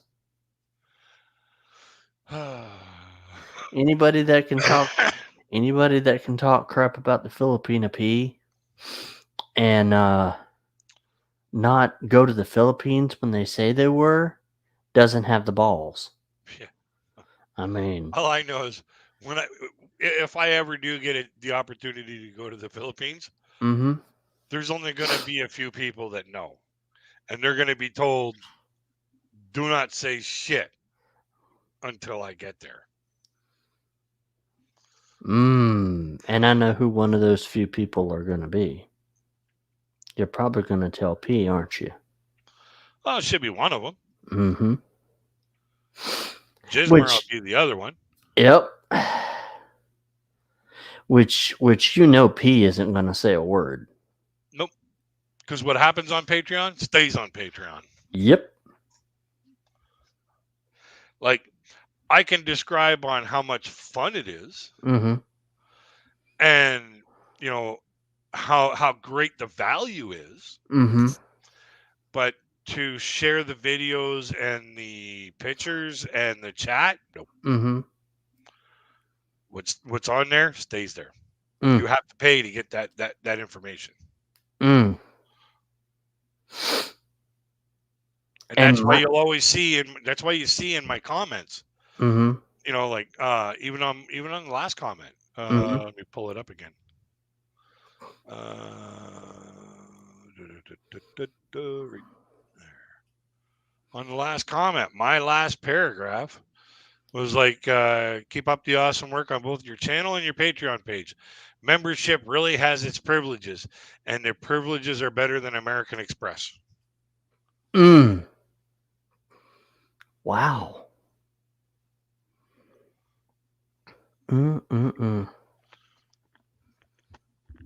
Wow. And whenever I post something like that, whenever I plug her Patreon. Patreon page. Thanks for the plug. Mm. But she'll mention that Patreon side. So, but that's just, it's my way of trying to help the P. Mm-hmm. Yeah. I watch almost all of it or all of the ads. Like when I get them 2 or 3 minute ads in the middle of a freaking conversation, I get those and I'm like, I'm sorry, P. I got to get back to your content because it's more engaging than this fucking ad about toothpaste. One time I had an ad that was almost 5 minutes long, and I watched it all the way through. That's how dedicated I am to the P. I mean, dude, I was watching P's video one time. There was a 45 fucking minute ad. The ad was longer than P's video. And I'm like, no, click. As soon as I saw how long the ad was, that's what I do. Is I'll look for how long the ad is. If it's like under a minute, but if it's like 3 minutes or 5 minutes or 45 minutes, fuck, it's gone. As soon as I can get rid of that son of a bitch, because I've got a short memory. Yeah. I know I've got a short memory. And it's because they say smoking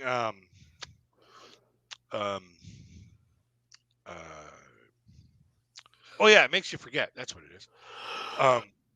But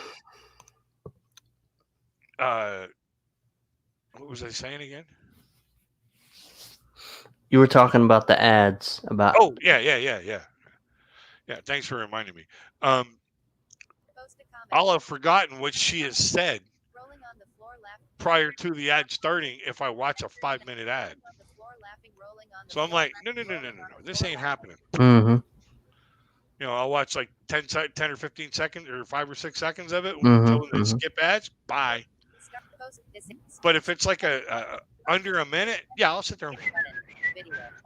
But a 45 minute ad? No, I'm sorry. I am not watching an ad that's longer than the video I signed up to watch. Exactly.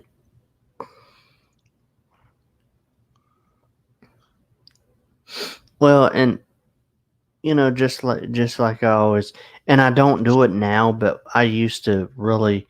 I need to get back to doing it, but I would used to say, P, I've listened to all of the ads all the way through so that you can get paid. And Mike and his subscribers, they hounded me on that. Mary Band of Morons? Yeah. They basically said that, oh, well, why do you support somebody like her? Blah, da, da, da, da, da, da, da. Because same reason you support that asshole that you support. Yeah. We all have our preferences. Learn to understand it. Yep. And I would rather see, and it's not just the fact of, oh, P's a YouTuber. No, it's how she treats people off of YouTube. It's how she treats people all the way around. She isn't just, the Filipina P on the YouTube channel. She's the same way off the YouTube channel. Like, I don't know, I prefer to support somebody who's doing something positive than to support somebody who's a wrecking ball for the stupid police. Yeah. I mean, look, like if I could understand if she was being all happy. You guys like co-op sandwiches? What okay, explain co-op sandwiches. Just ignore that. Just ignore that. But anyway, I mean, like I can understand if P was, being nice to everybody, and then on her Patreon, oh, you fuck you, blah blah blah blah blah. Like, then I'd be like, well, why am I supporting her? But Yeah. no, just it's like what you said. She's nice all the way around. She treats people with respect. Okay, key word, respect. Yeah. So what more could you ask for? I Yeah. mean, that's why I support her. And then this idiot Filipina P Envy releases a video, and I already reported the video to YouTube. Um, RJ San, RJ Sandefur dissed by the Filipina P. She didn't diss me. Okay, it was an honest mistake. See, and that's all he's trying to do. He's trying to drive a wedge in between our friendship, and it ain't happening. Know what I mean? Yeah. Just stupid. Yeah. These people that put these spite channels up, Mm-hmm. just like give it a rest. Like your whole channel focus is about creating negativity, Mm-hmm. and you know it's just how can you expect people to support that for a long period of time, because the human mind can only take so much negativity before it shuts itself down. Do you guys like co-op sandwiches? Yeah. Like, that's what I don't get. Like, what has this woman ever done to any of y'all? Nothing. And if you don't like her content, there's other people's content out there that you can listen to. Okay? Like, what more do you want? I mean, yeah, you can't please everybody. But look, there's people I don't like on YouTube, but you never hear me talking crap about them. Yeah. Like, Okay? Like, I don't like Sunshine Shoulders content. yeah, I'm not a big fan of his. I don't like his I don't like his attitude, but I'm not gonna make up stuff about him. Nope. But I will tell you point blank, I do not like his attitude. I think he's a negative person based on what I've heard on his channel. And like when he doesn't believe that you should date somebody that is a quote throwaway. Okay. Yes. Aaron And Owen. Yes. so basically here's the thing, right? Like Rose, okay? Rose was involved in an abusive relationship. According to Sunshine Shoulders, well,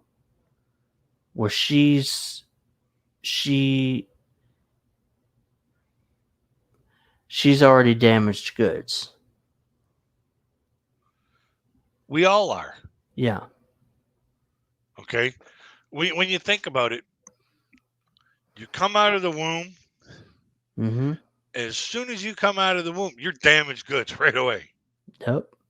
Show comment start Aaron Owen 1040. Why ignore start Aaron Owen? So, Do you like microwave? because like as soon as you're cut off from that first point of life support, okay, the umbilical cord, you're damaged goods. Now it's time to negotiate and adapt through the rest of your life. So, every step we take, no matter if it's a positive step or a negative step, we have to adapt to those new circumstances. Exactly. Okay. Those that do not adapt to the new circumstances become more damaged and more damaged and more damaged. And the more damage you put on somebody, the more the mind will shut down. It's a matter of helping somebody overcome the negative steps. Exactly. And push forward to the positive steps. Exactly. And you've been trying to help Rose in the positive steps. Mm-hmm. Trying to help her with positive steps. Mm-hmm. But at the same time, I can also see you're it's alleviating very little on the negative things that have happened to her. Mm-hmm. Okay, she's built up a little bit of trust, and all of a sudden, somebody from the outside has broken that trust, Mm-hmm. which puts her right back into the same hole again. So that Exactly. little bit of thread that you were giving her to pull herself out of that negativity was just Mm-hmm. cut. Yeah. So now it's time to rebuild that lifeline, that Mm-hmm. rope, Mm-hmm. and try and help her bring back that that that sunshine in her life. Mm-hmm. Take her out of the shade and bring her back into the sunshine in her life. Exactly. And that takes a long time to do. The more negativity steps that she's taken backwards. Mm-hmm. Now, I'm no psychological expert or anything like that, but I Mm-hmm. do know that from my own experience, through PTSD and all this other shit, Mm-hmm. and my own, past being violent and stuff like that, Mm-hmm. bringing or taking them steps forward takes Mm-hmm. a long time to reprogram the mind. Mm-hmm.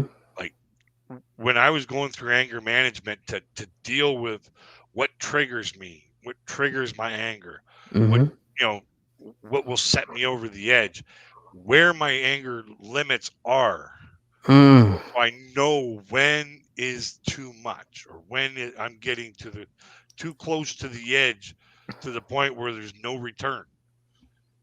Once I Mm-hmm. start hitting those limits, that's when it's time for me to say, hey, you know, one of two things is going to happen here. Mm-hmm. Either, you know, you're going to calm the fuck down, Mm-hmm. you're going Mm-hmm. to shut the fuck up and leave me the fuck alone, or the next time you see anything, it'll be the Comment. future, Nope. Crazy play this 2-pack. because you ain't going to fucking wake up until it happens. Karen Owen. Start comment act show comment and broadcast. Sorry bro, I didn't know. Mm. So, but well, and see, that's the thing. That's the reason why I'm so worried, because I haven't heard from Rose in a couple of days. Sometimes And you gotta leave people a lead yeah, in order to you got to let them come to you on their terms. yeah, Then you can put that extra line out to strengthen that connection. right. And Okay. yeah, and it's difficult because I'm like, here I put in a lot of work. I put in all this work to help her, and then Amber Angel Truth just asking her that question, just Snap that line. yeah, Now it's a matter of just trying to put that line back out there. She mm-hmm, grabs onto it, and then you guys, going back a little ways, you're back to your beginning again. But yeah, eventually she'll come back around, mm-hmm, and then when she comes back in, you just hand her that extra line, so this way you hear that she's got a little bit stronger of a line to come in.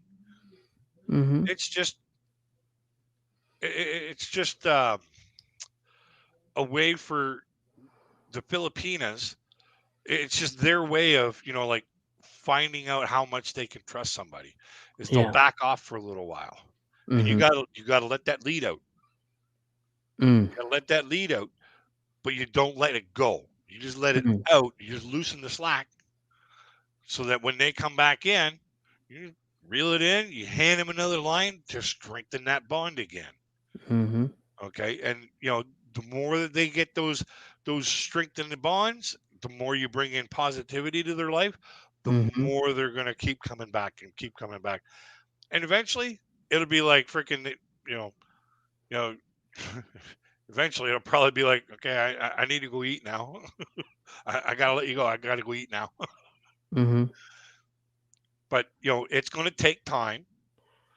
yeah, It's going to take a lot of effort, and mm-hmm, it's going to take a lot of getting over some of the hurdles that she's already freaking faced. mm-hmm, It's just the way things happen, you know. yeah. And the thing is, she's like, And the thing is, she's like, I don't even feel comfortable on your live streams. And that freaking hurt like hell. That hurt like hell because number one, I want people to feel comfortable on my channel, and I Yeah. don't, you know, it's not it's not that it's not like the way she said it. It's just the fact that she even said Yeah. that she was that honest and said, I don't feel comfortable. And I told her, I said, look, that hurts. That really hurts because of what someone else did. Yep. And I hate to say it, but Amber really could have damaged a friendship Oh yeah. because I've had Filipinos come on my YouTube before, and people have, they'll ask them questions or whatever, and then they'll never talk to me again. And that's what almost happened here. All because somebody didn't want to mind their own business. Yep. Somebody stuffed their nose where it didn't belong. Mm-hmm. And I've been watching Rose's comment section, and I see Amber commenting on there. Oh, hi Rose. Like she's trying to be she's trying to be nice and everything, but you know the damage has been done, and I have to repair it. It seems like, you know what I mean? Yep. I just hope that she can trust you. I I You know. I don't know where I stand with her because I've never actually talked to her. Mm-hmm. Okay. So Yeah. and she hasn't replied or hasn't commented on any of my videos. Mm. So, I don't know where, where I stand with her. I know that when I comment on her videos, she thanks me, she Mm-hmm. appreciates it. Mm-hmm. So, I do have that little bit of connection. But Mm-hmm. when it comes to, like talking to her, no, I haven't talked to her RJ personally. Sandefur listen to Tupac Unconditional Love. Mm. Yeah. And I just feel like, like the first YouTuber I introduced Rose to was the Filipina P. The very first one. And I just feel like if she listened to her videos and she just really took to heart, like how the P acts and stuff like that, it might make her come out of her shell too. Yeah. Well, if P can do it, I can do it. But then again, at the same time, Mm-hmm. with the Filipino culture, the Filipino way, Mm-hmm. they don't think that, like a lot of Filipinos don't think that they're as good at something as they really are. Mm. So, and they don't think that they could be as good at something as somebody else is. Mm-hmm. They have a lot of self doubt in themselves. Mm. So, like when it comes to, oh, they're a Filipina, I can do that too. That's an American thing. That's an American and North American thing. And that's a Western idea. Mm-hmm. Whatever you can do, I can do it better. Like Mm-hmm. that's that's Western thinking. P's Mm-hmm. video today mentioned a whole lot about crab mentality. Mm-hmm. Okay, and you got to think their culture is based on crab mentality. Mm-hmm. Sure, one or two of them are rising to the top, but they escaped the crabs. Mm-hmm. They were quick. They just moved. They just booked it. Mm-hmm. The ones that are down in the bottom are still like, oh, you can't do that. Oh, you can't do that. Oh, you don't believe in yourself here. They're, that's the way that the culture is. Mhm. Okay, and it's hard for us as we're thinking, as we have the thinking, whatever you can do, I can do too, or Mhm. whatever you can do, I can do better.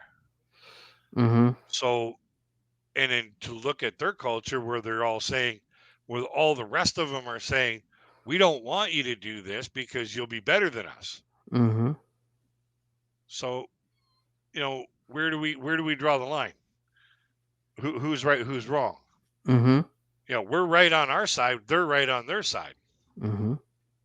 You know, it's just a matter of trying to pump up the belief in Rose, get her more comfortable in front of that camera, Mhm. get her more comfortable delivering Mhm. the material so that the audience hears it. Because that sweet voice of hers, oh my God. Oh, and I found a microphone that she can use. It's a lapel mic, just like She what you has one. said. She has one. Oh. I saw her wearing one. The only thing about it is, I don't think she keeps it charged up. So, if it's not charged up, it can't be used. And then she's shooting a video Mhm. without the lapel mic. So it's one of those things where, you know, she's gotta realize that you gotta have your equipment working when you're making Mhm. your video. Mhm. The more your equipment work, or the better your equipment works, the better your video will look and sound. Yeah. One hand has to feed the other. You know, it's that whole goes back to the whole body song there. Head bone connected to the neck bone connected to the shoulder bones, and so Mhm. on and so forth. Mhm. Well, it's just the same way. The mic phone connected to the camera phone, you know, Yeah. they got to be connected in order to get video and sound to make YouTube video and sound. Mhm. So make sure they're both working. Yep. And I think, see, and that's the thing. That's the thing. I think that once she gets back or gets to a place where she don't have all that stress on her. Yeah. I think that's what's really messing her up. Mhm. It's the stress from her boss. And it's funny how work does that to everybody. Work Mhm. always ends up getting in the way of our dreams and goals.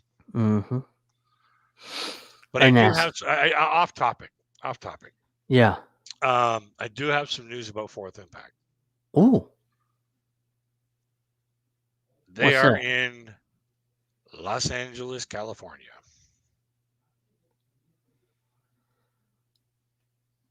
What? They came to the US? Yes, sir. Damn.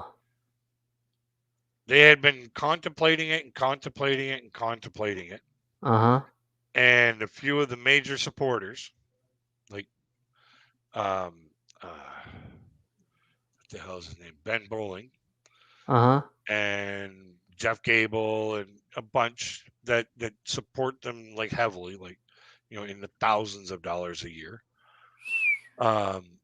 They supported them to the point where they took a chance, and Mama E, Ivy, Almira, Irene, Mylene, and Selena Mhm. are all in the United States. Papa Dom and Bun Chung are left home with all the dogs. Oh, wow. And they've got their working visas so that they can do their YouTube and pick up gigs here and there. And they're chasing after a promoter. They're trying to chase after a promoter to Mhm. promote them, and their recording contract to record them and push out their album. When did they arrive in the US? Last weekend. What? Yep. on the weekend. They fucked Wow. off. Gone. Oh, so how long are they staying here? Don't know. Wow. Probably either till they A, run out of money, or B, get their contracts and get their shit on the way. So how old is Mama E? 65. Dang. So they got their working visas. Yep. Ooh, you know what that means? That means they can get a job anywhere. Green card. Ooh, If Nope. if it's an immigrant working visa, yes. They have their working visas on. From what I gathered, they got their working visas. They're not like green card visas.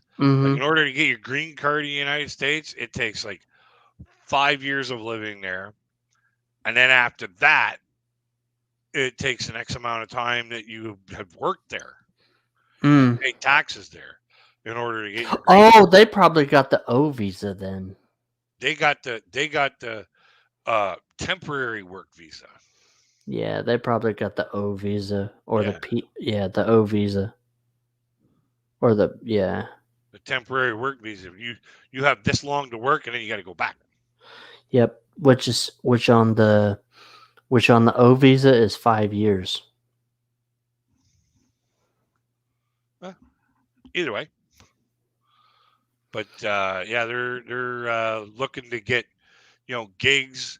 They're looking to Mm-hmm. get promotion, uh, exposure. They're looking to get record deal. They're looking to get their freaking career underway, and they were asking about it in the in the last live stream. Mm. They said, "What do you guys think?" And I was like, "You got to go where the most influential promoters and producers are. If you don't go to where the most influential promoters and producers are of records and music, Mm-hmm. then you're not going to get promoted to the highest caliber stages that you want to be performing on, and that Mm. you deserve to be performing on. So you got to go. You got to do it. You got to make your mark. It's something that that I that they should they've been thinking about since they got off of the plane from the um, X Factor. It's something that if they would have won the X Factor, all Mm-hmm. that would have been freaking taken care of. The album would have been out, the promotions would have been out, and they would have exploded in 2015. But because it happened, it happened. Whatever Mm-hmm. happened, happened. Why people voted for Lauren over Fourth Impact was beyond me. Mm-hmm. Because as far as I was concerned, they kicked the wrong. They kicked the wrong. They picked the wrong group or picked the wrong side. Mm-hmm. And I think it had something to do with Rita Ora. I really do. Rita Ora Mm-hmm. just wanted to back her own artist. Mm-hmm. Because if you watch the finale or the um, the voting for the who's going home, Rita Ora said who has promoted or who has proven Mm-hmm. to do her own record, do produce her own record, produce this other stuff, all this other shit. Mm-hmm. Stand out on your own is harder than singing with a group, and all this stuff about one single person, Mm-hmm. and then Weakling there right next to her. Mhm. What was his name? Grimmy. Mhm.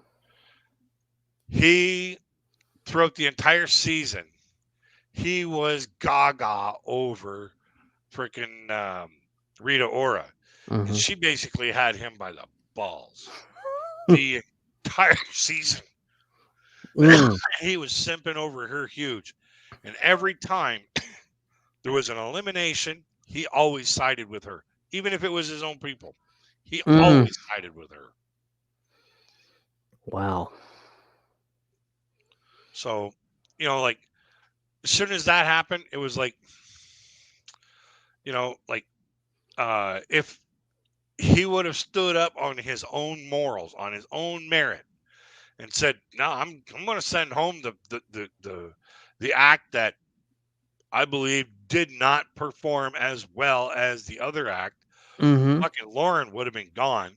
Fourth Impact would have at least taken fourth place, Mhm. and then in fourth place there would have been that fat guy. Mhm. Um, what the fuck's her name? That won it. Um, uh,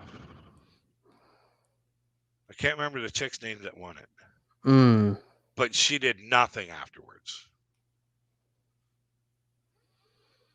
Uh, Well, but you got to think too. Sex sells. oh, she was hot. Like the girl that won it, she was fucking smoking hot. Okay, blonde, fucking beautiful, fucking great body, Mhm. great voice, but she would freaking crackle every now and then during the song, Mhm. and you know, she would lose her place in the song sometimes. And it was like, oh well, whatever, like. And Rita Ora would sit there and basically band-aid it, and freaking make it look like it was meant to be. Mhm. Um, not Lauren Murray. Lauren Murray was the fat girl. Um, the fuck was her name? You never hear of her. That's why it's hard to remember her name. But Reggie and Boley, the two African guys, Mhm. uh, they ended up taking second. The fat guy, he ended up taking third, and Lauren Murray got kicked out fourth. Mm. But if Lauren Murray would have got kicked out in fifth, and Fourth Impact would have taken fourth place, Mhm. I believe they would have kicked out the fat guy, taken and it would have been um, uh, Cheryl's two teams or two groups against uh, that blonde girl, Mhm. and I believe I really do believe that Fourth Impact would have fucking blown it away Mhm. if they would have gotten by Lauren Murray, and all it would have taken was for fucking Grimmy to grab his own balls out of freaking Rita Ora's purse, put him back in his own goddamn pants, and vote properly. Oh yeah. Yeah. So like that whole season was rigged up, and I saw it right from the beginning, right from like the auditions. Grimmy was freaking gaga over freaking Rita Ora right from the beginning. Oh yeah. Well, and that's the thing I think that's wrong with those shows like American Idol and stuff like that. It is they pick who they want. Yep. They pick who they want. It's not so much the audience feels like they get to vote, Yeah. but it ain't gonna matter. It goes by whatever the freaking judges want. Mhm. Only 4 votes get cast, Oh and then the yeah. producers get a final vote, or producers get a vote, which makes it 5 votes, and that's where they get the most votes. So Mhm. like that's those so-called reality shows, reality game shows. Yeah. They're a lot of the times they're bullshit. Mhm.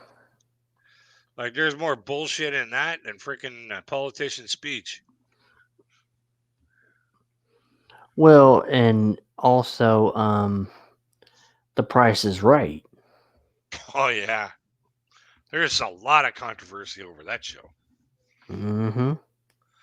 Like there's been people that caught cheating on that show. Oh yeah. Oh yeah. And the thing about it is, the one guy, when he got picked, and he freaking basically gave the exact figure Mm-hmm. for his final showdown. Mm-hmm. He gave the exact tally of how much that was going to cost, Mm-hmm. and the show just went fucking nuts. Oh my god, this guy picked the number right down to the dollar. Mm-hmm. Okay, they just thought that was, and they had to pay him out. They had to Mm-hmm. pay him out because there was nothing in the contract when they signed up to be on the show. There's nothing in the contract that says you cannot watch The Price is Right. And that's how he won it. He watched it. He wrote down every prize, every you know, he wrote down all these prizes, all these prices. So Mm-hmm. he knew, okay, Mm-hmm. if it's this, it's this price. If it's this is price. Mind you, there's thousands of freaking items, Mm-hmm. but he knew that, you know, this vehicle with this feature and this feature and this feature was this much money. Mm-hmm. Blah blah blah blah blah blah, blah on all this other stuff. So he just Mm-hmm. kept freaking adjusting everything. And Mm-hmm. then he was like, oh, he sat there and he calculated it all in his head, mathematically added it all up while they're going through the showcase. Mm-hmm.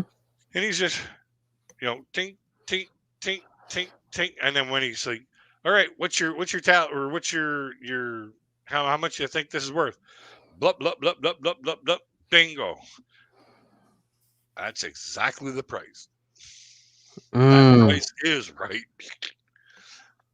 And he didn't have a calculator on him. He didn't have a freaking sheet of paper on him or nothing like that. Mm-hmm.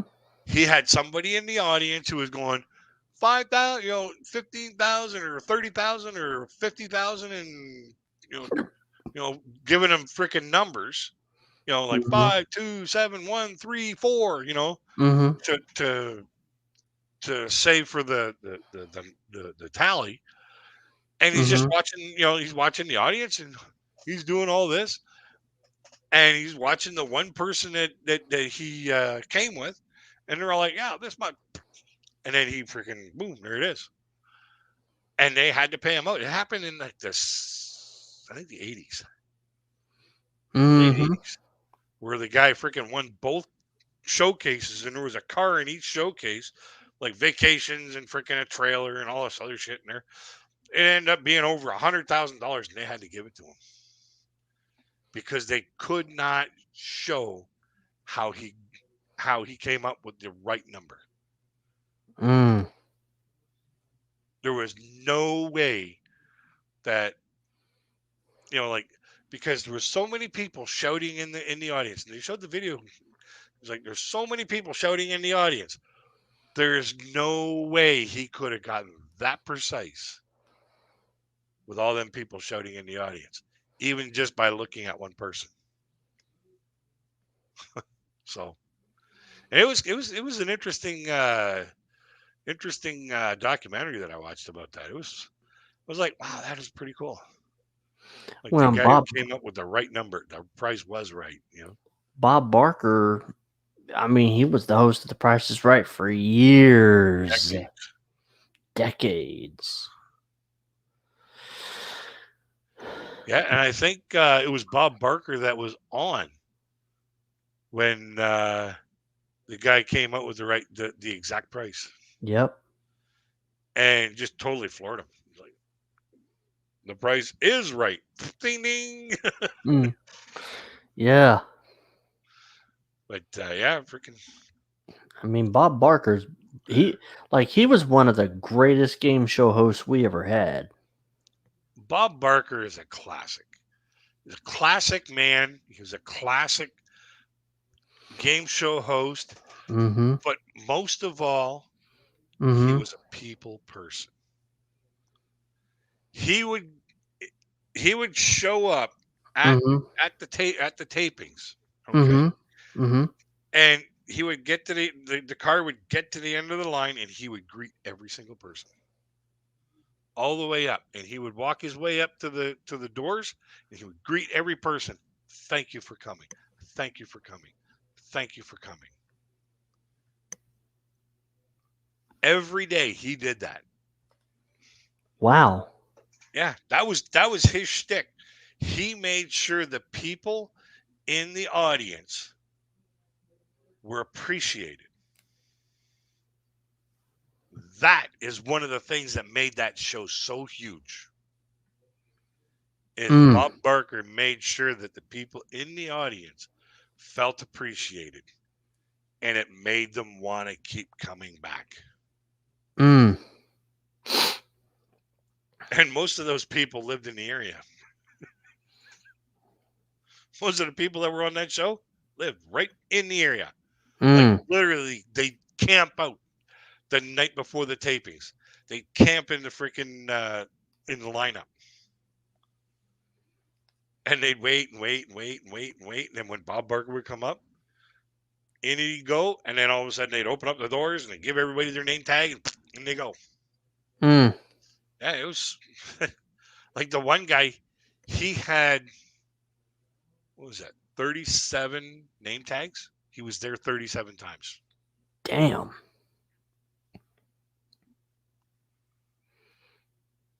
In the course of like 15 years or something like that. He was there like 37 times. And the one time that he went, he got on and he got the right number right away. It's like, holy shit. Mm-hmm. Like even at the front showcase, he got the exact number. Mm. Like he got the right number right out. Like, the price was right. Bang. Wow. Wow. Which they gave him an extra $1,000 just for that. Mm-hmm. And then when he went and did his freaking, like mini showcase there, like, oh, you could win this prize if you just do this. Bang, he did that. He won those prizes. And I think he won a car on that one there, too. I think he won 3 cars in one day. Come chill with edit Crazy Kid 939 Yeah. YouTube broadcast and to get button video. Yeah. Button, And like, and then when he did his spin, what was it? Mm-hmm. He spun, and he was like 25 cents short or something like that of $1. I think he spun 75 cents, but he was like 5 or 10 cents short of the highest number. Mm-hmm. Spun it again, fucking 25 cents. He got the $1,000 for that too. Like it was just nuts. The guy was the luckiest guy ever on that show, and he got the number right on the money on the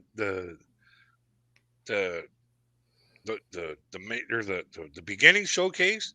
Mm-hmm. He got all the freaking prizes on the freaking his own showcase.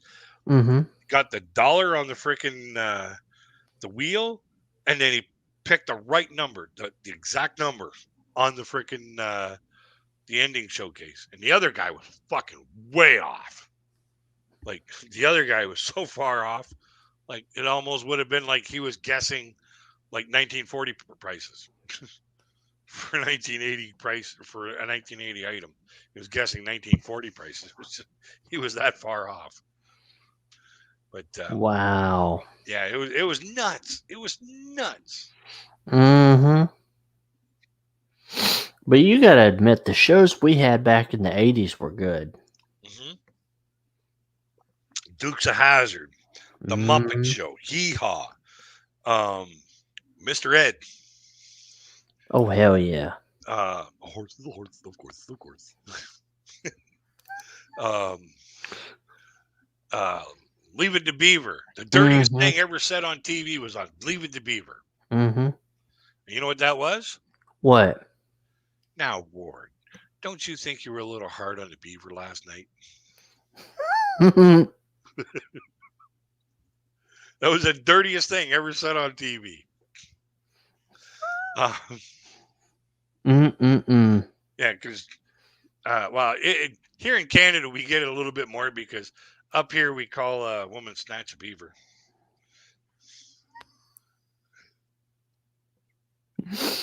Wow. So, yeah, Ward, weren't you a little hard on the beaver last night?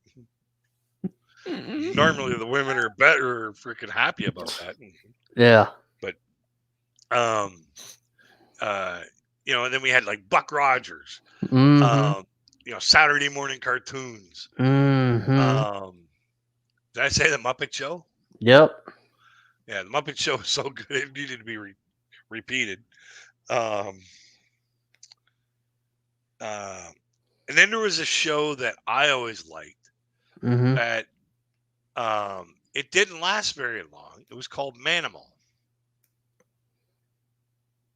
Yeah, I remember that show. Where the guy would turn into all kinds of different animals. I thought that was cool. Then you had the A-Team. And Mel's Diner. Hey Mel, kiss Margaret.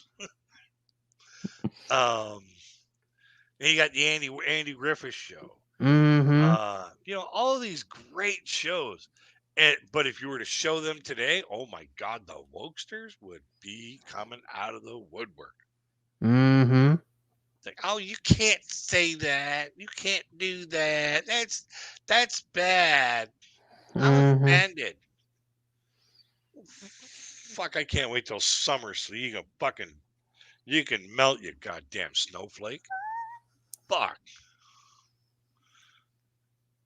We live in the snowflake generation, man. We actually have a TV station called Me TV, and they show all those old shows. Oh yeah? Yep. Well, as soon as you said Me TV, I was like, oh fuck. It's gotta be a snowflake TV show. It's like, oh, let's watch grass grow. Nobody can be offended by that. Let's watch. Oh, on our next episode of Paint Drying, we will watch Mauve.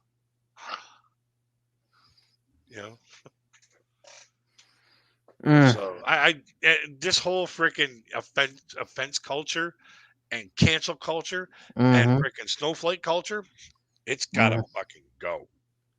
Oh yeah. Like these kids nowadays, man. Oh, I'm offended. Yeah, go fuck yourself. I'm offended by that. Good. I'm offended by you being offended. Yeah. That's when you just hit them with this one here. I'm offended by you stealing my oxygen. See if they get it. See if they understand. You're stealing my oxygen, and I'm offended by it. Yep. Oh, kids nowadays, I tell you, they look at you and you know, if it warms up 5 degrees, you'll melt all over the place. You fucking snowflake. Wow, I love it. Yep. I want to move to the Philippines. There's no snow there. Yeah. I don't have to worry about them damn snowflakes. Oh, there's with all the influx of the expats, there's bound to be one. Yeah. But they wouldn't last. No, the Filipinos would be like, you don't belong here. It's too hot for snow.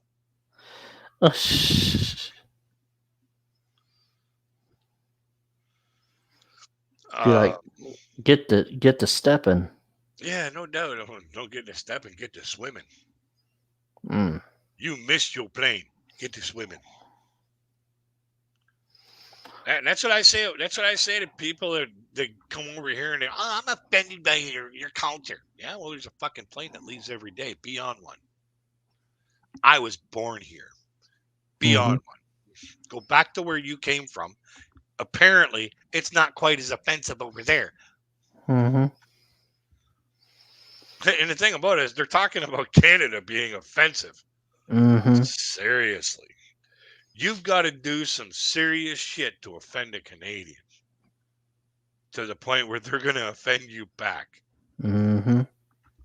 And I'm not saying that because I'm a Canadian. I'm saying that because I know the Canadian culture. Mm-hmm. We're And pretty laid back. We're mm-hmm. pretty chill about most things. Mm-hmm. But if you fuck around too much, you're gonna get it back. And you're gonna get it back in spades. Oh yeah. Like in the United States, you'll get it back right away. Mm-hmm. In Canada, we'll let it stew for a little while. And then we'll fire it back at you so bad that you'll want to leave. Going, get me the fuck out of here. If it ain't the weather that's bad, Mm. pissing these guys off is worse. We'll put you on the hockey. We'll put you on the hockey rink. I was listening to a Go ahead. YouTuber. He immigrated to Canada from somewhere. I can't remember where it was. I think it was from Belgium or somewhere like that. And he said, if you come here to Canada, if you're a foreigner and you come here to Canada and you piss them off, it's your fault. Yep. Oh yeah. And that's what I told a buddy of mine that I used to work with at Siemens. He was a Seike. Okay. Mm-hmm. And he came over here with all that, I'm going to change Canada attitude that they tell him to come over here with. And he come up to me, and it was like Christmas time. And we had a potluck Mm-hmm. every year for Christmas. Mm-hmm. Well, this guy here, he'd be like, oh, I'm offended by that. I'm like, okay, what are you offended by sharing goodwill? Well, nothing. That's part of the Quran. Exactly.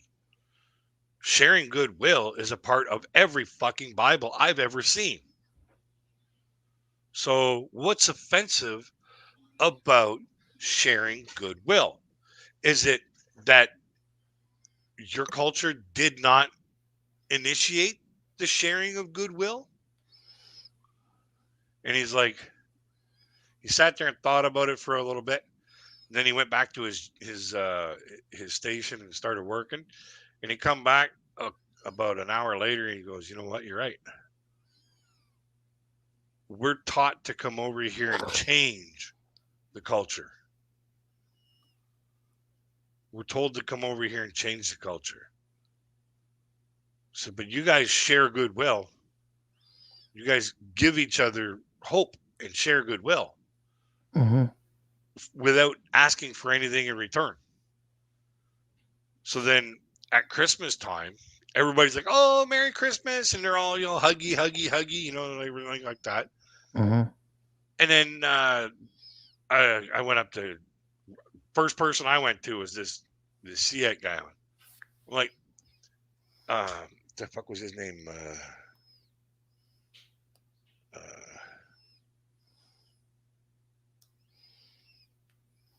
I was like, "Hey, buddy, Merry Christmas."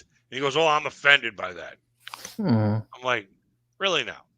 You're offended by me wishing you well during a celebration, during something that I celebrate, during Mm-hmm. a time period, a season that I celebrate.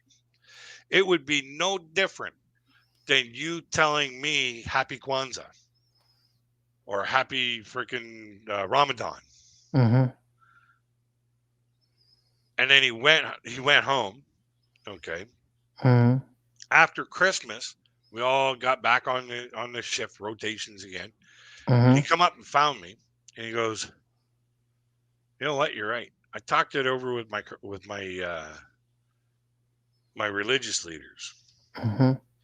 and I told them everything that you said about the idea of wishing Merry Christmas, the idea of like sharing goodwill and stuff Mm-hmm. like that." Mm-hmm. And he says, "You know what? It's changing us. Canada's changing us."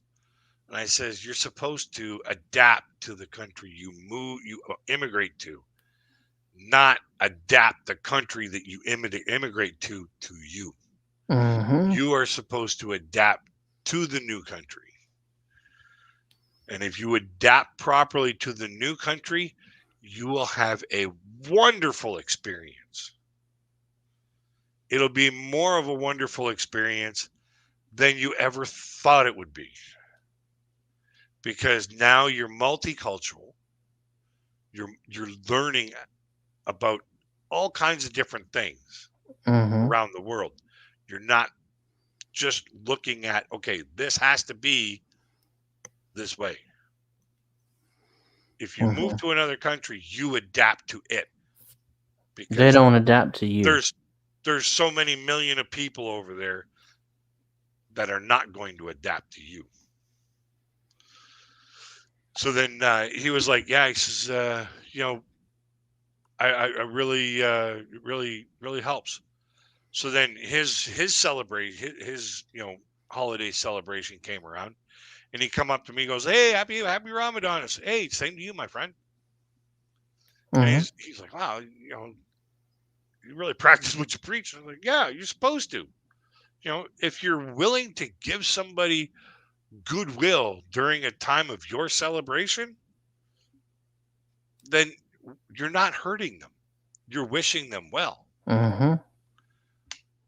What's the harm in saying thank you and same to you? There's no harm in that. Yeah.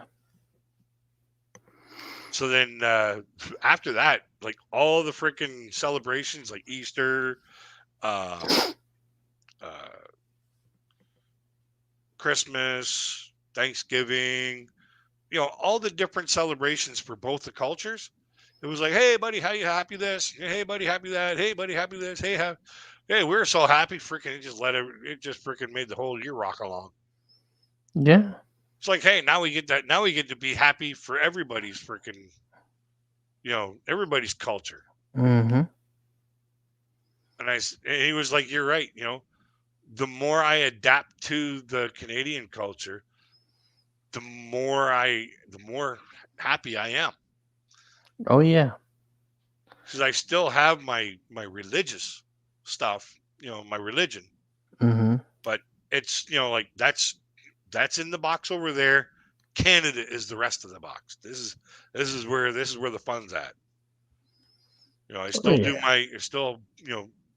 do my life by my religion, but Canada outside's the big box. But Oh yeah. Well, and like my dad was one of these. He believed that if you came to America, you learned English. yeah, That was his thing. You learned English. You come over here, you learn English. If you go to Mexico, you learn Spanish. yeah, And my dad did not believe that he had to cater to people if they were not willing to learn our language.